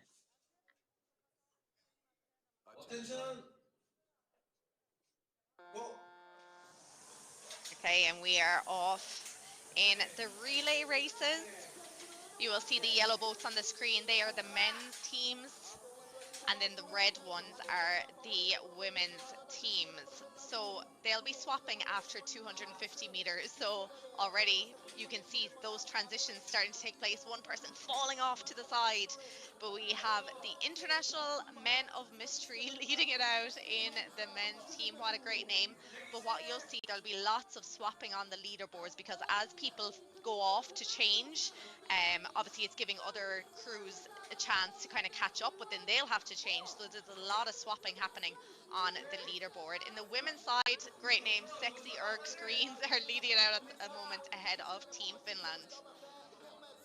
Yeah, taking a look then in these early goings, old but still hot. Oh, these names are very funny. International Men of Mystery, we mentioned, they're back this year and currently leading. So you see the teammates holding the feet of the person that's currently rowing. And again, that's, as we've said, is because that transition is so important, and they don't want their feet to fall out. They don't want the erg to also just like move back. The acceleration and the power in these really short, fast sprints means that sometimes the erg kind of like buck or jump. So that's part of it too. That's a little bit of the strategy. And we see our first switching going off. Seamless, seamless. Seamless. I think they've practiced this one once or twice. In the men's now, the Czech team have moved up into second place. Team Finland, very original names there, have moved themselves into third, while it is still the international men of mystery leading it out. We can see them there on the screen. Nothing mysterious about them at all, Colleen, really, is there? Yeah, we'll have to wait and see until the end. But yeah, so far nothing too mysterious. Taking a look then as we pan over, this is the Team Finland combination, and we'll get a sense of the leaderboard and where these teams stand. International Men of Mystery still up at the top, so we see those yellow graphics, again, yellow for the men, red for the women. So International Men of Mystery just continuing to carry on, not quite at this halfway mark, with Team Finland just behind them, then the Czech team, and all the way down. We'll take a look at the women. Team Finland up there as well, and happy to tell you that Sexy Erg Screens is running in a really confident second. So Team Dominus from Great Britain just behind them. That's the 1, 2, 3 for the women. Just absolutely thrilling, and as you said, Neve, I think a load of fun, this team relay. It is. It's a lot of fun. You've sat on the erg, and before you know it, you're off again. You're just pulling those few strokes, going as hard as you can for that time while you're on it, and getting out of the way of the next person coming in. Looking like the international men of mystery are holding on now as they come into their next changeover. Everyone is generally well over halfway now. They're coming up to 750 meters to go, so another couple of changes to go. Team Finland then still in that second position ahead of Czech team. New wave from Great Britain now after moving themselves into fourth. In the women's then, it is still Team Finland leading that one out. It is Sexy Erg Screen still in that second position, and a nice little battle happening between Team Dominus and Impeccable Transitions. That's a great name, actually. Impeccable Transitions. That is a great name, and so you know where their strategy, where their mind's at, don't you? Closing in to the final stages of this race. And again, certainly you can make the time up on when you're seated on the erg, but you see like these transitions just really matter. Keeping the wheel spinning in terms of strategy, getting on and just getting your feet in so you don't fall off the erg, right? That's why your teammates are there to help hold your feet, make sure that you're strapped in, and then just ripping it when it's your turn. That's the goal of these team relays as we look toward the final 250 meters. International Men of Mystery continuing to hold, currently at about a 1:17. Team Finland nipping at their heels, but we'll see if there's time as we close into the final 250. That's for the men. The women, their Finnish teammates would be happy to know that the women are doing quite well at the same time and able to hold off Sexy Erg Screens. So it's getting quite heated, I think, in this last stretch, Neve. It's getting quite heated. It's great to see like the final changeovers have happened in a lot of the men's teams. It is still International Men of Mystery, but Team Finland, whoever they've put on there the last time, he's down at a 1:14 split, so much lower than International Men of Mystery. They have it down to 15 meters, but I think there's too little left here. Yes, indeed it is International Men of Mystery who have crossed the line in first place. Look at them celebrating. That just shows how much it means. 5 minutes, 0.3 of a second, followed in by Team Finland, 5:02.4. And then in third position, it was the Czech team who held out 5:04.8. So final few men's teams coming in here now. And then the final changeover after happening in a lot of the women's teams, it is still Team Finland there. They're down at 1:29. Sexy Erg Screens putting on a big push here now, but there is 25 meters between them, so I'm not sure if they have enough room now to catch up. And then we have Impeccable Transitions in that third position. Here we are, the Sexy Erg Screens are up on our screen, coming in here, still holding on to that second position. Yeah, they're so close, aren't they? Up at 40 strokes per minute, 41 strokes per minute. They'll finish just behind Team Finland because indeed Team Finland has made it through the line, and like fantastic to see those moments. We love that. Just huge hugs and huge celebrations. Sexy Eric Screens, understandably quite happy with themselves as well. So job well done to that group of women as the remaining crews roll in. Taking a look at times from last year, well, for the men, the International Men of Mystery, 3 of the 4 are returning athletes. They finished last year with a time of 5:05.9. So they've done themselves one better this year as they finished just at 5 minutes 0.3. So not breaking that 5, but maybe that's a goal for them next year. That would be a pretty good goal to have. Yeah, that's a very impressive quick time. But final few women's teams now coming in to the finish line. We have Mission Impossible now, just coming in 7 minutes 01.1. And Amazoni Sport Life coming in to the final 30 meters of their race. We're seeing lots of hugs, lots of celebrations here on the competition floor. Yeah, big hugs and big celebrations. Team Finland for the women, as we mentioned, they are also the reigning champions.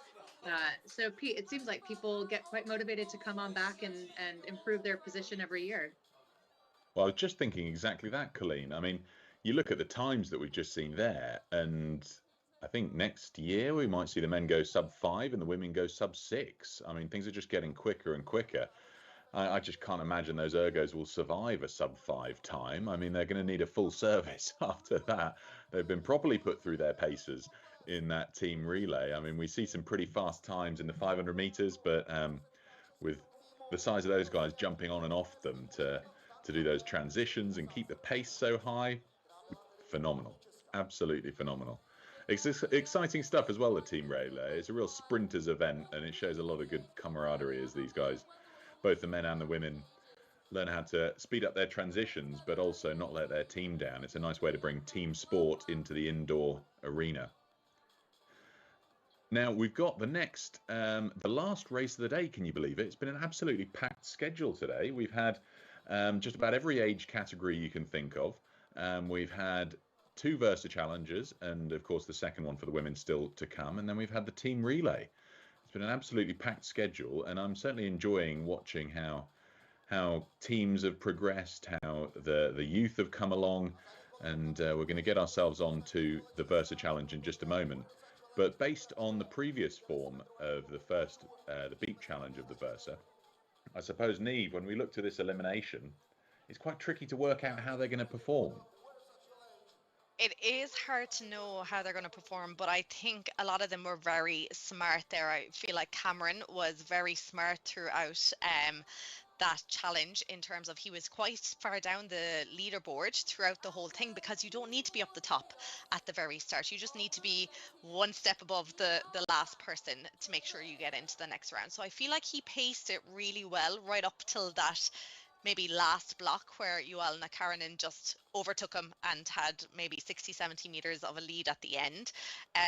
But it's all about that pacing from the very start, and not having to go out and not having to be the leader for those first 2, 4, 6, 8, 10 minutes. It's really just about pacing yourself, because that 22 minutes is very long when you're sitting on an erg. Certainly is. Looks like we've got the walk on then for the women's Versa. Let's look at Charlotte Dixon from Canada, the 24-year-old. And Taryn Sharp started erging 8 months ago, she says. Well, that's fantastic. Look how far you can come in just a short amount of time. Ella Fox of the USA. Some records, world records, she says, in sprint erging. Well, she might like this competition, or maybe this is not, it's 22 minutes, as we know. Marcia Boniglio of the USA, age 37.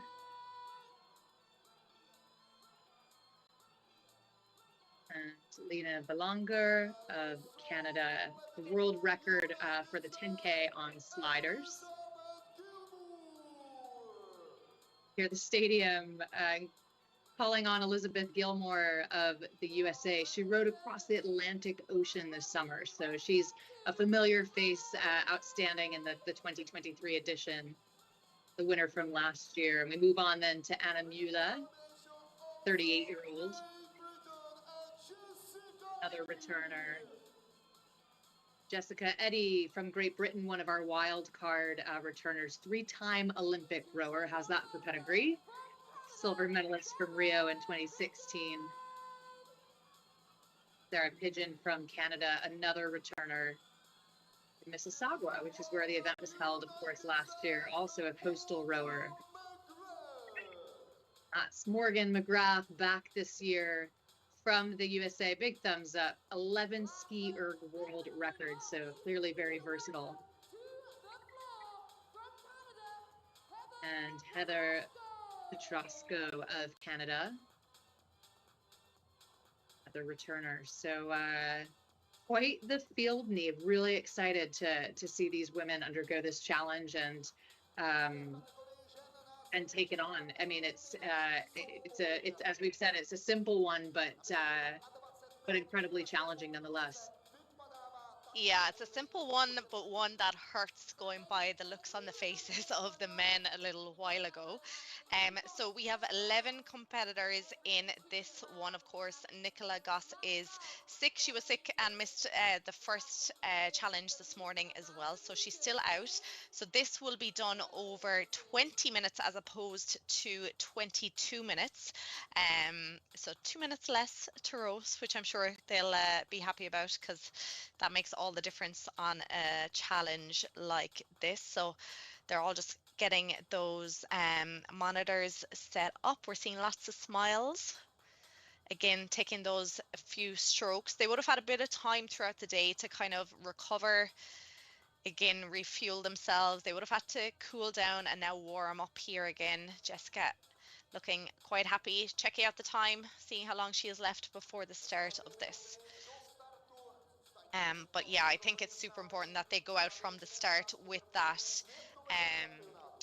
that in the back of the mind. They know that they don't have to be on the leaderboard from the very start. They just need to be just a little bit above it, just to stay into the next 2 meter block, just so they can, if they want to hope to, or if they plan to stay until the very last block, it's really important to pace yourselves here.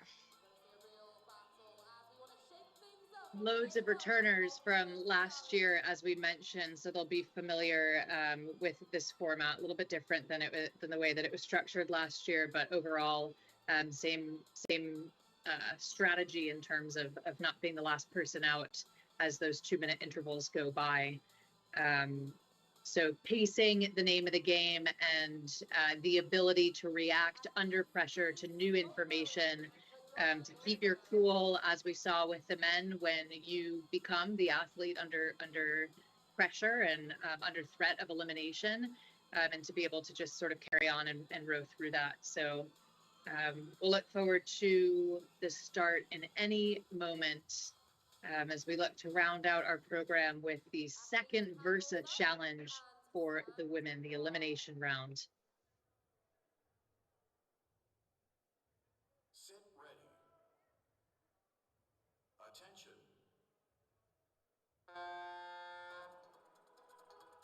And we are off in the elimination for the women.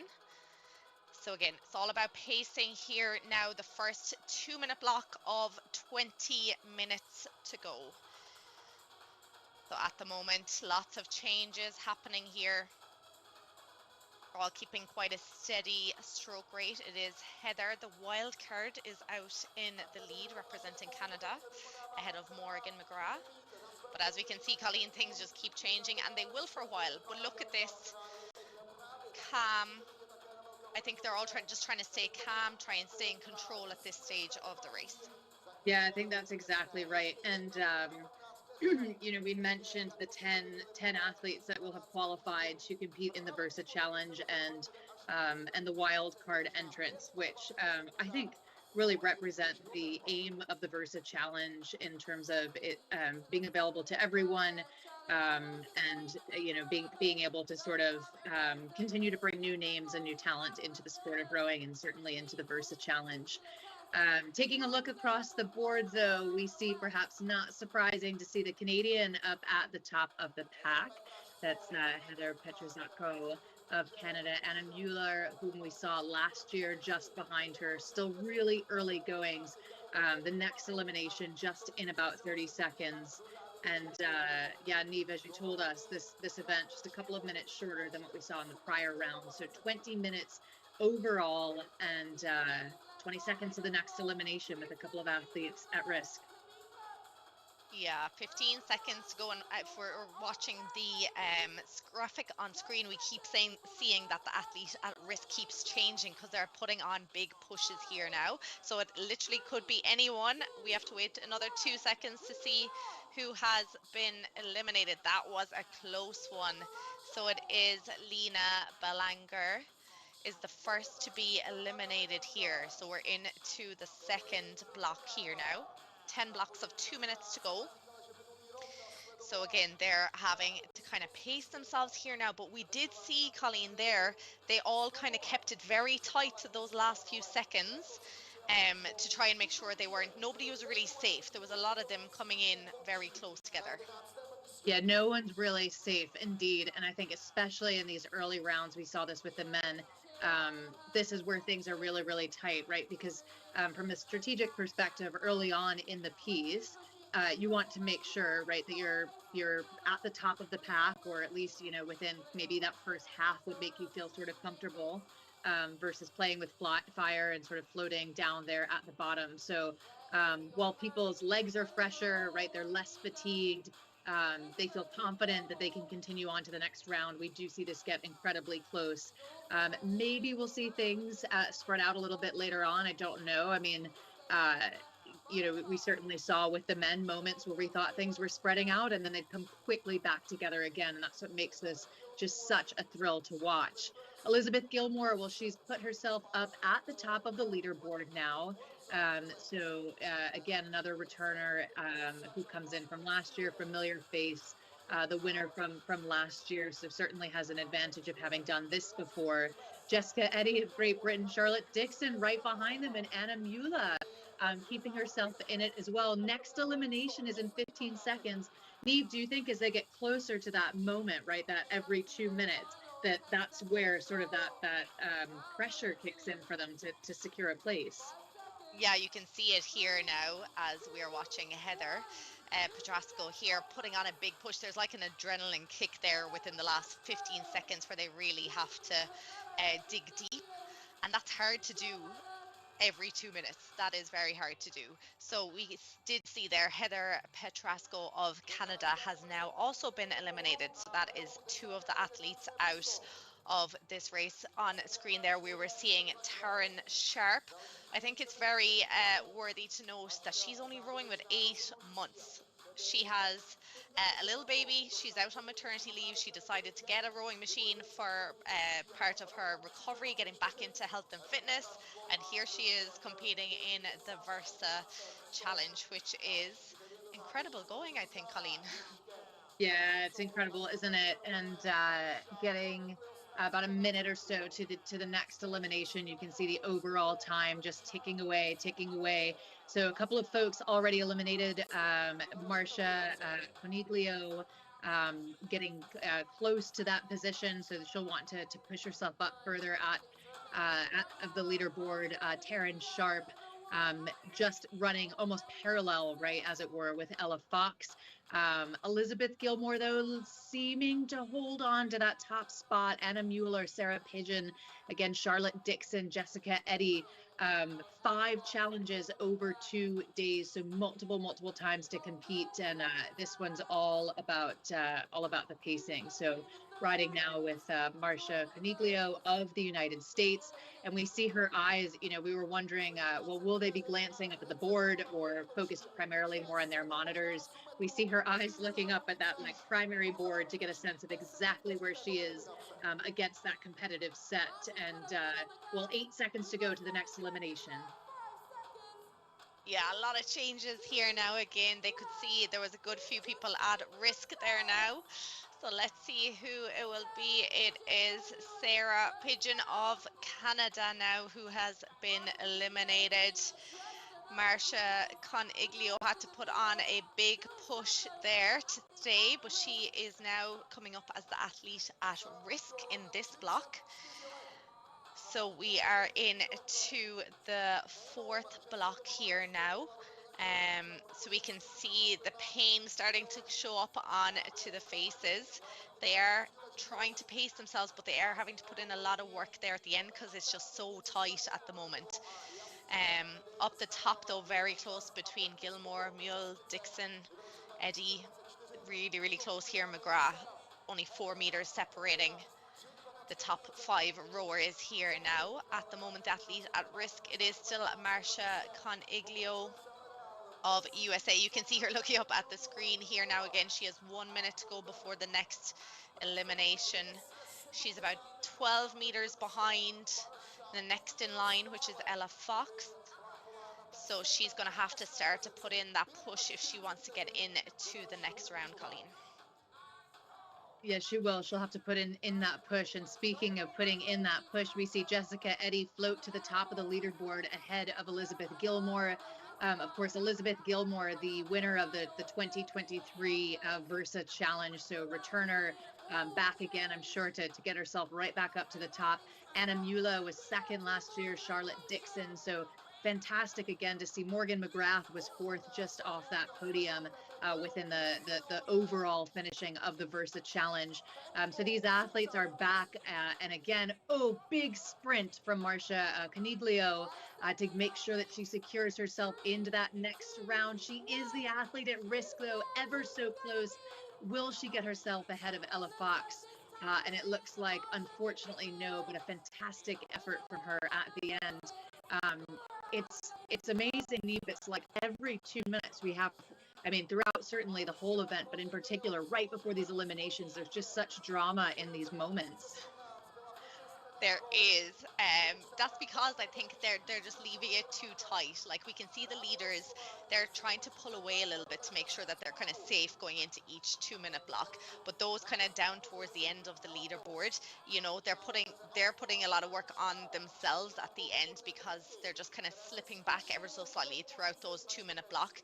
Maybe they're not keeping up a pace that they should, and then they're having to do that extra bit of work, and then they're going into the next block and they're wrecked, you know, and having to face another 2 minutes of it before they have to put in that sprint again.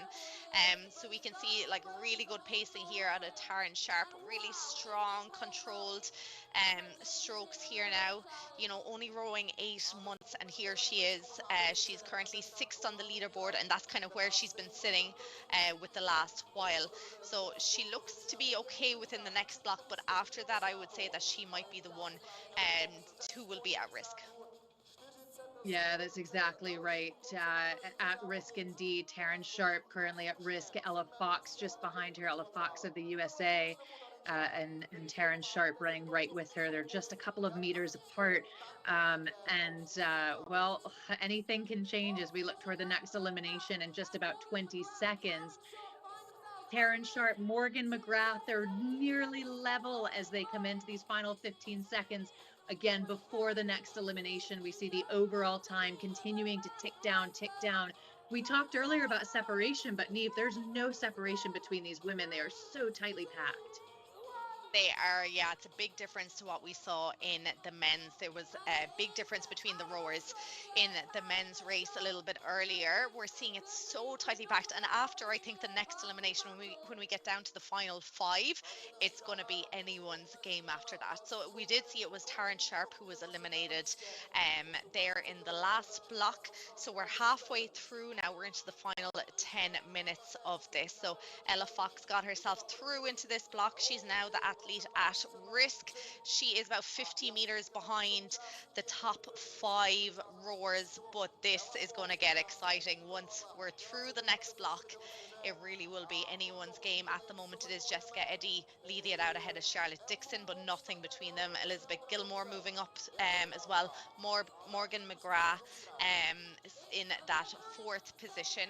But Ella Fox, I think she knows that there's too much work to do now, so she's just preserving that energy. There'll be more challenges to come tomorrow. She's about 90 meters now behind, so she does know she is the one at risk in this final minute. So Colleen, I think she's being smart here and actually kind of preserving a little bit of energy. Yeah, I think that's exactly right, Neve. Once you know that you won't be advancing to the next round, you do know that there's 3 more challenges ahead, and so perhaps best to conserve some of that energy in the legs and just carry on. And that's part of the strategy too, right? Is the ability to take in that new information and make decisions in real time, including what's best for you as you look across the full Versa challenge over 2 days. So it is looking like Ella Fox has made that decision. That's good news for the athletes up at the top of the list here, because they know that, especially for someone maybe like an Anna Mula or a Morgan McGrath, that they can kind of just cruise, and that Ella Fox is going to be the next athlete eliminated right now. So we move then into the final 8 minutes. Nice fist bump that we see. The board sort of reshuffles a little bit, and Elizabeth Gilmore, again, Elizabeth Gilmore, familiar face, outstanding performance in the 2023 edition, and the winner from last year, back up at the top. I think Morgan McGrath is going to run right with her, Anna Mueller as well. And, Neve, Jessica Eddy and Charlotte Dixon are almost absolutely identical in level at the moment.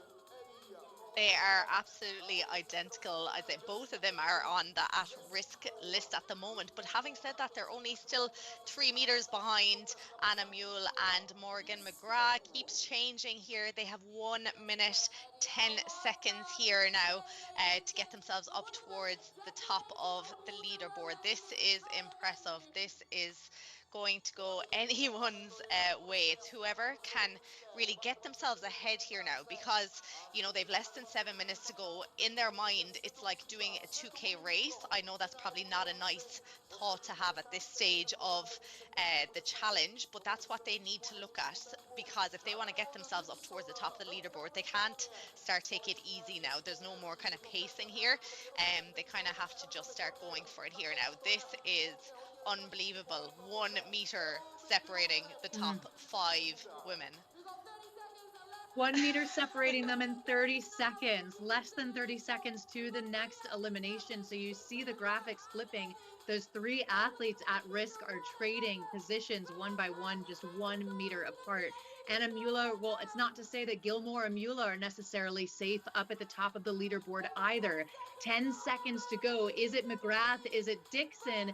Continuing to just see them trade places one by one. Gilmore leading by just barely a meter. And we'll take a look. It is Anna Mula, just heartbreak for her as she's eliminated from this second challenge. Again, 2 days of racing, 5 challenges to go. She made it quite far, but it's McGrath, Dixon, Eddy, and Gilmore back into the race. Gilmore, who discovered indoor rowing as a low-impact cross-training option to complement her running. And after a running injury, a fracture, put a stop to her running season, she started spending more time on the erg, and we'll look at that. It's already gotten her to a Versa Challenge championship last year, and we'll see over the next couple of days how she's able to stack up and potentially run at it again.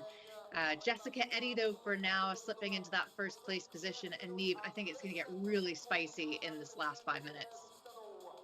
It is, but we are seeing a bit of a change here now. So there's more than 20 meters of a gap now after opening up between second place and third and fourth. So all these 4 rowers were neck and neck going into the end of the last block, whereas Jessica Eddy and Elizabeth Gilmore are starting to open up that bit of a lead here now. But look, there's still 45 seconds left in this block.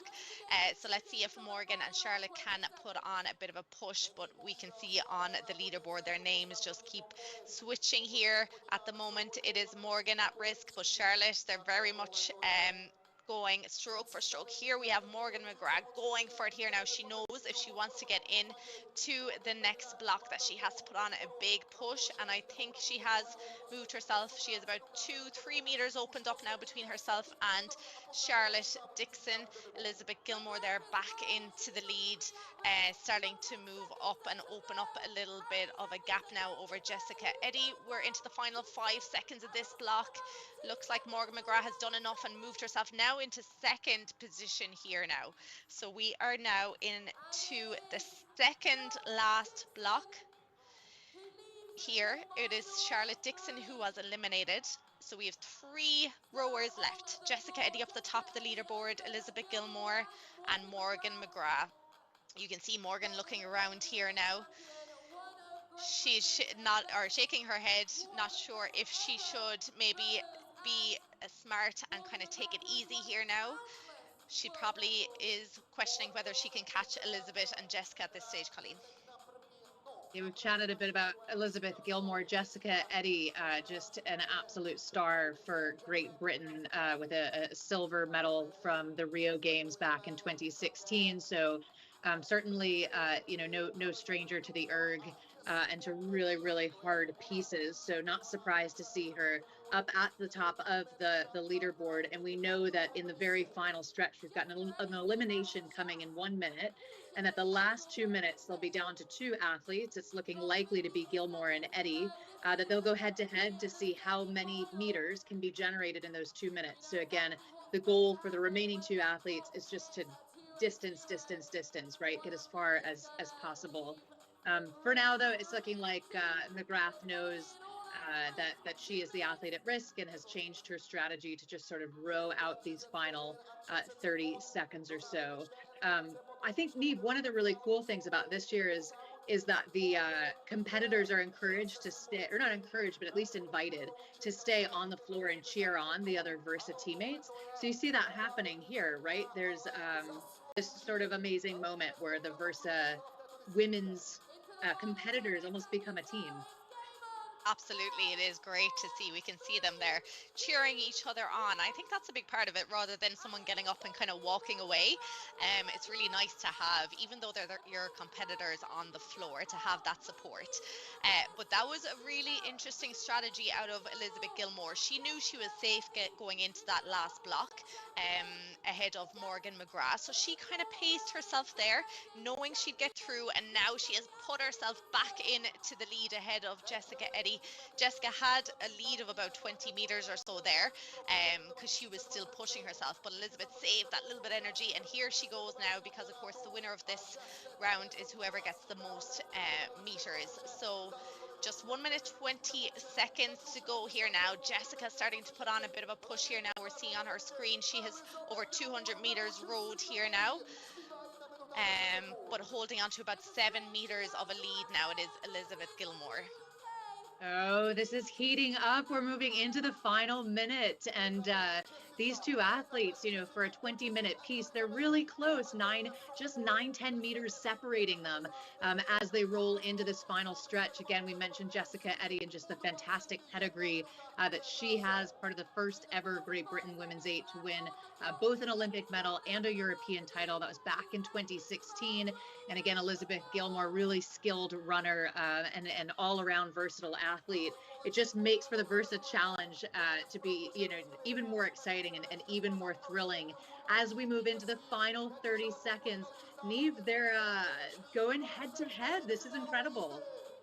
They are going head to head, and Jessica is putting on a bit of a push. There's 10 meters though of a difference here with 15 seconds to go. Jessica is certainly moving up here now, but I don't know, does Elizabeth have enough done? She has 5 seconds to go. Looks like she's going to hang on to the lead here now again. What an incredible finish. And smiles. And you can see, as you mentioned, all the other competitors around them there. That is beautiful to see. It's fantastic to see.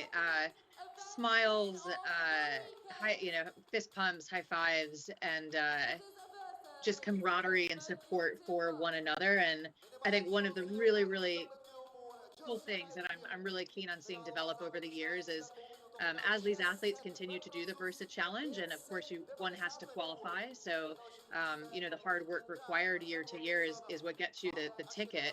But as the Versa Challenge continues to develop, is to see the camaraderie, the friendships, the respect that these athletes will develop for one another over the years is one of the really nice things. So, whew.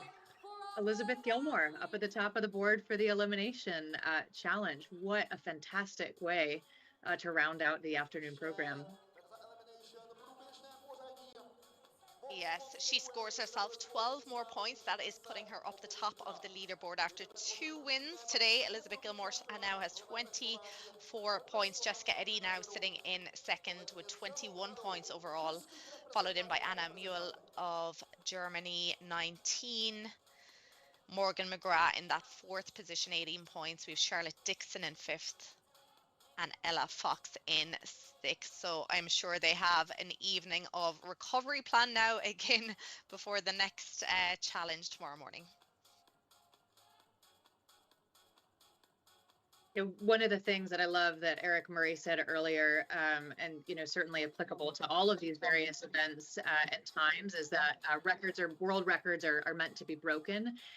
They're getting faster and faster, as we've commented on, and that they're meant to be broken. So really looking forward again to seeing both the progression of the Versa Challenge as mentioned, and then for all of these events as indoor rowing just continues to grow across the globe, as we've seen.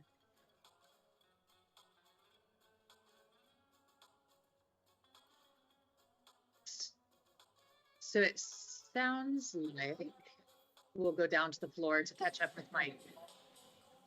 Elizabeth, 2 for 2. What a performance. I think if we just watched you row there and didn't actually see where the position was, based on your facial expression in the last round compared to Jess, just looked very comfortable. You looked like you were in intense pain. You ended up getting the first place position. So just how did that last round feel? It actually felt not that bad, so I'm surprised to hear that. I was just trying to tell myself this is 2K pace for 2 minutes. You can do that. It was almost 10 separate races that you had to go through. So how much did you try and stay at the top of the leaderboard for each one, or just stay above that cut line and maybe risk a potential cut? Because again, everyone is so tightly bunched, you don't really know where you're going to finish off there.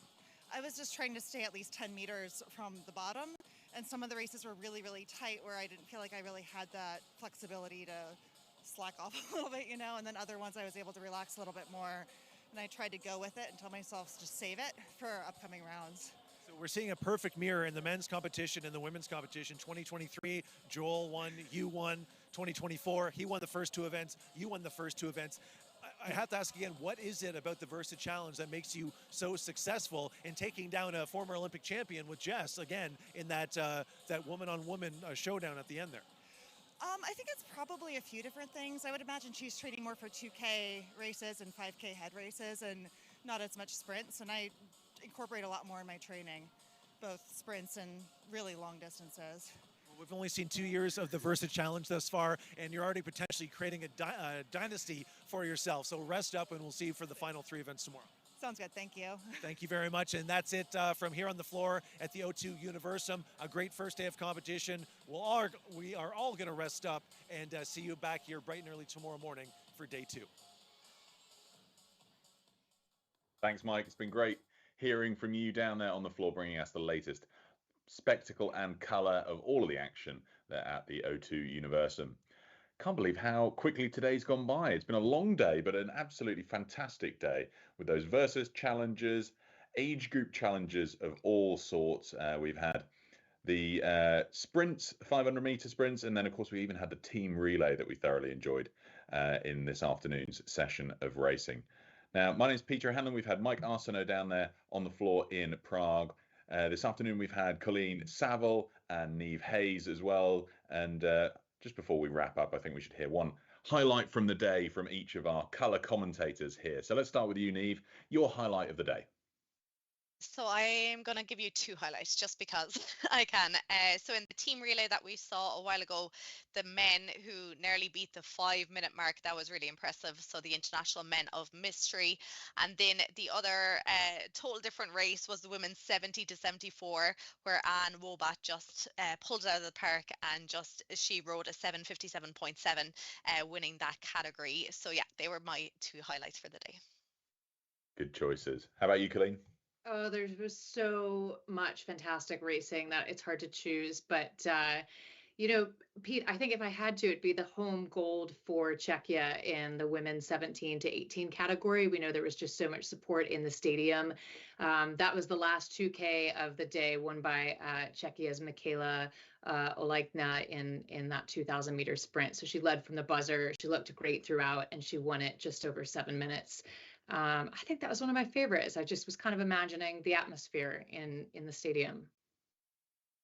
Yeah, it's certainly an electric atmosphere there in the O2 Universum. But sadly, that's it for day one. We've got loads more coming tomorrow, and of course, the conclusion of the Versa Challenge with 3 more challenges to go. So loads to look forward to. Back at the same time schedule tomorrow. So do come and join us for the 2024 World Rowing Indoor Championships presented by Concept 2, bright and early tomorrow or evening, wherever you might be joining us from the world. But for the time being, it's a huge thank you from all of us here in the studio and there in the venue in Prague. Have a great evening. We look forward to seeing you tomorrow.